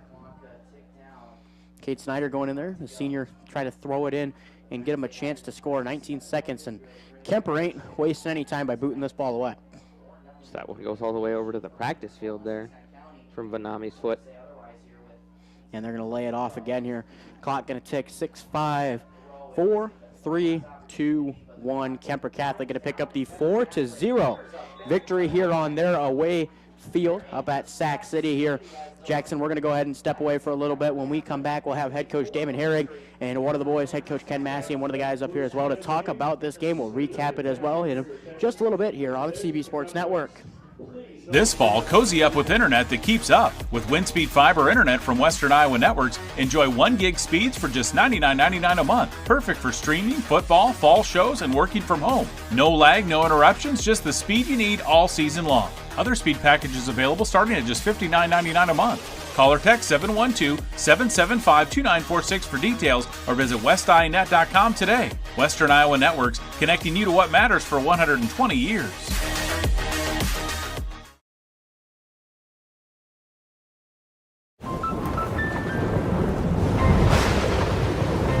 Life's better when you're under our roof. Danny dreams fearlessly. Because when you feel protected, It's okay. your family's free to pursue their dreams. So are you brave? I'm brave. I'm fearless. I'm fearless. Bundle life and save up to 25% on home and auto. American Family Insurance. For details, contact Nicole Unken at Nicole Unken Agency. These DMAC Carroll campus students are tomorrow's nurses. They're leaders, smart, dedicated, and they care about their community. My experience in DMAC nursing so far, I get to make a difference in people's lives during their most vulnerable times, and I build friendships along the way. the interaction between the faculty, staff, and professor with the students are really close. They really help us a lot every time. Get started today. At Collins Aerospace, we believe in investing in our employees' future. That's why we are proud to offer our Employee Scholar Program. Whether you want to pursue a professional certificate or a degree related to the industry, we offer full tuition reimbursement and even paid study time. Our Employee Scholar Program is the perfect tool to help achieve the future you've been dreaming of. At Collins, we don't just want to offer you a job, we want to offer you a career and a future in aerospace. For details on the Collins Aerospace Employee Scholar Program, visit us at careers.rtx.com. Family owned and operated since 1948, Quant Auto Salvage is the area's best full-service scrap facility. Whether you are looking to sell scrap iron, vehicles, or batteries, or you need to locate that difficult-to-find part for your vehicle, they have what you need. And if it isn't in stock, they can locate it with their nationwide parts database, or you can pull it yourself at their You Pull It. Quant Auto Salvage. They sell the best and recycle the rest on Kitty Hawk Avenue in Carroll. Midwest Wholesale is your local building products headquarters. We have everything you need for your smaller home improvements to the building of your home or commercial building. We pride ourselves on giving you top-notch service, quality products with competitive prices. So whether you're a do-it-yourselfer, a contractor, or you just need a little help on a project, Midwest Wholesale is a one-stop resource for all your building needs. Midwest Wholesale, how you want it, when you want it, where you want it, we deliver. Only Pizza Ranch serves buffet your way. Don't you mean my way, Mr. Voiceover Guy? Sure, anyone's way actually. Request your favorite pizza. We'll make it, bake it, and give you the first slice. I can add peppers to pepperoni, Stampede on stuffed crust, maybe Texan taco on thin. No tomatoes on my half. How can I convince Mom to let us eat here every night? It's buffet your way at Pizza Ranch. Say it with me, kid. For over 50 years, Pringer Slumberland has been your trusted destination for all things furniture and flooring. Hi, it's Matt Pringer, third generation in our family-owned business. We understand the importance of creating spaces where memories are made and cherished. Our commitment to quality craftsmanship, personalized service, and unbeatable value has made us a staple in the community. Pringer Slumberland is more than just a furniture store. We're part of your community, and when you shop with us, you're not just furnishing your home, you're investing in the livelihood of your neighbors. Pringer Slumberland, Highway 30 West in Carroll. St. Anthony Regional Hospital, the regional leader in healthcare, dedicated to improving the health of the people they serve. At St. Anthony Regional Cancer Center, you'll find the convenience of cancer and oncology consultation and treatment in one convenient location. At St. Anthony Clinic, you'll find a team of doctors and nurses that care about you and your family's health. St. Anthony Clinic is devoted to comprehensive healthcare for people of all ages. For every stage of life, always look to the cross. Always St. Anthony. Since 1968, Mackey Motors has been serving Lake City and the surrounding communities with new and certified pre-owned vehicles. Mackey Motors is a full-service dealership providing oil changes in our Quick Lube Express bays, a service department with world-class trained technicians, a body shop and collision center with the latest equipment, a full vehicle detailing department, or come talk with one of our highly knowledgeable sales staff. Recipient of the GM Mark of Excellence Award for 16 years running. Together, let's drive at Mackey Motors in Lake City. MackeyMotors.com. Olson's Outdoor Power is your one-stop service and equipment shop for all things outdoor. We sell the best power sports products in the business from Polaris, Can-Am, Sea-Doo, and Ski-Doo, trailers to tackle any job from H&H, Triton, and Wilson, and we continue to lead the way in lawn and garden equipment with great products from Exmark, Dixie Chopper, Husqvarna, Cub Cadet, Steel, and Echo. Add factory-trained technicians in 2 locations, and it's easy to see why Olson's Outdoor Power is the leader in all things outdoor. Olson's Outdoor Power, your one-stop service and equipment shop with locations in Atlantic and Carroll.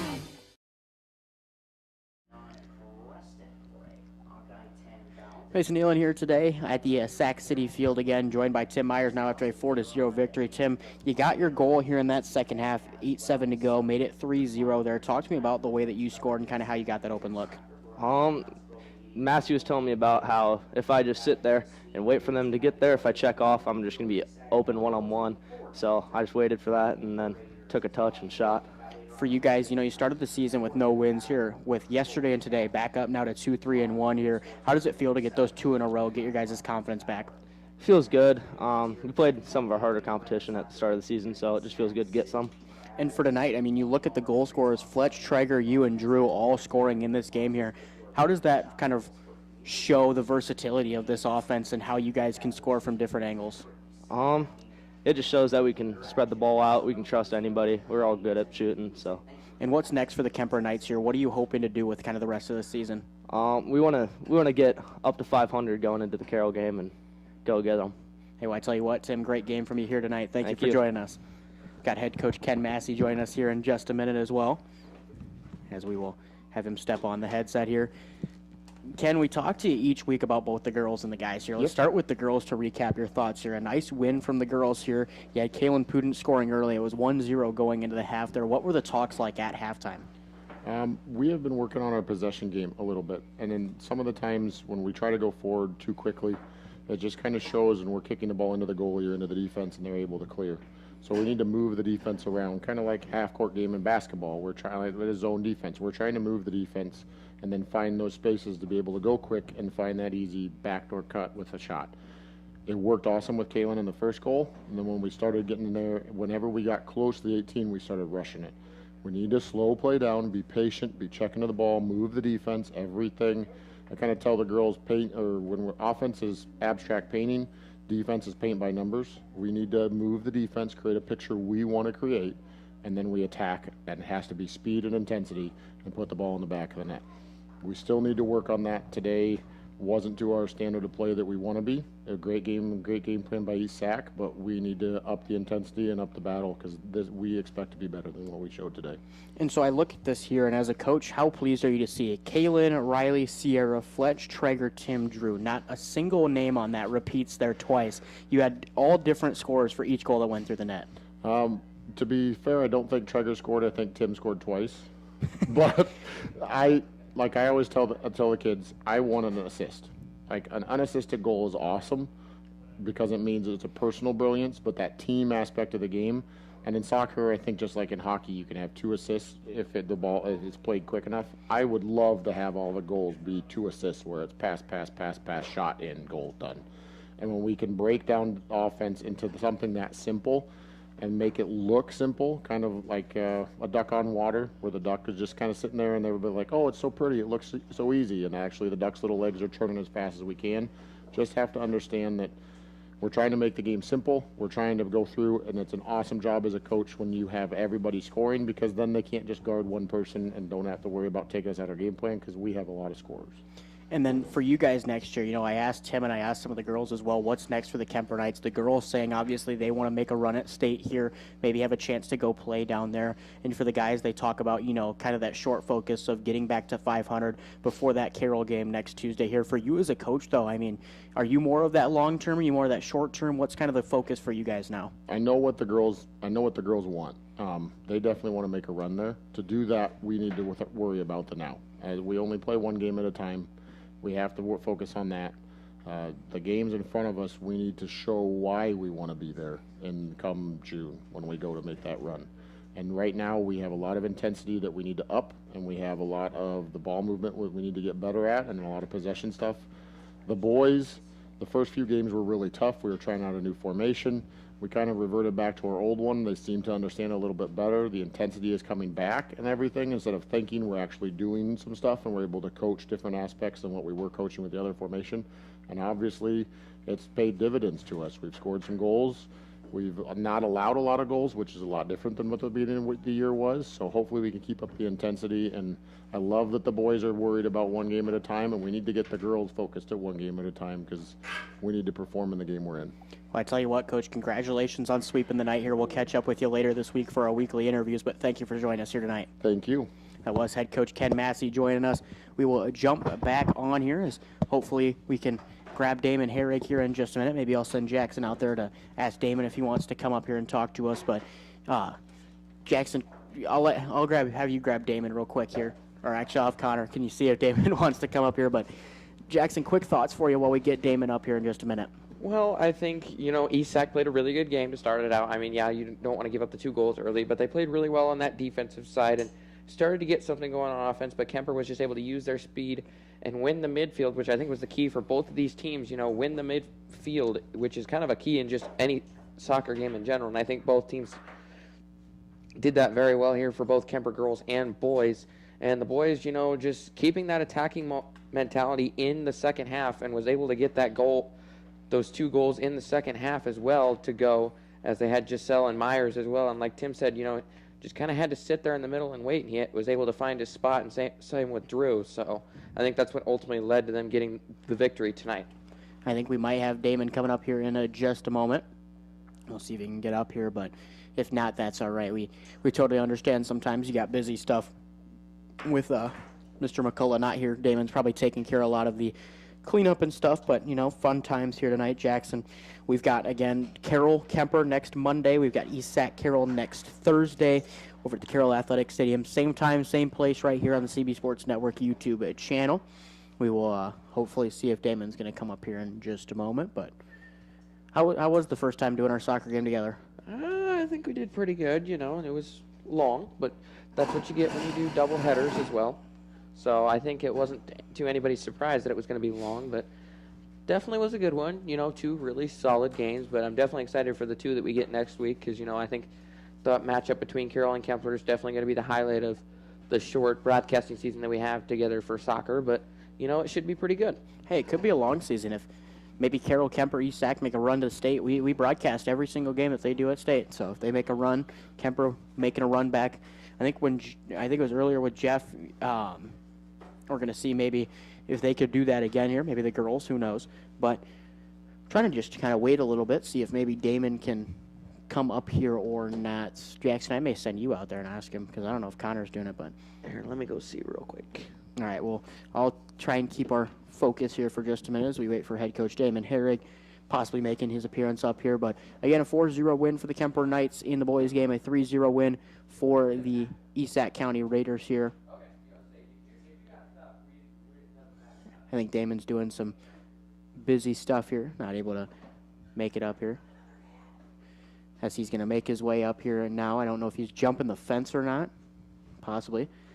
But yeah, Damon's going to make his way up here to talk about this boys game here in just a couple of moments as we'll keep you here, and it'll be kind of our final segment. Maybe with Damon we'll cross 4 hours on our broadcast here as he'll make his way over to the booth. Head coach Damon Herrig of the ESAC County Raiders joining us here in just a moment.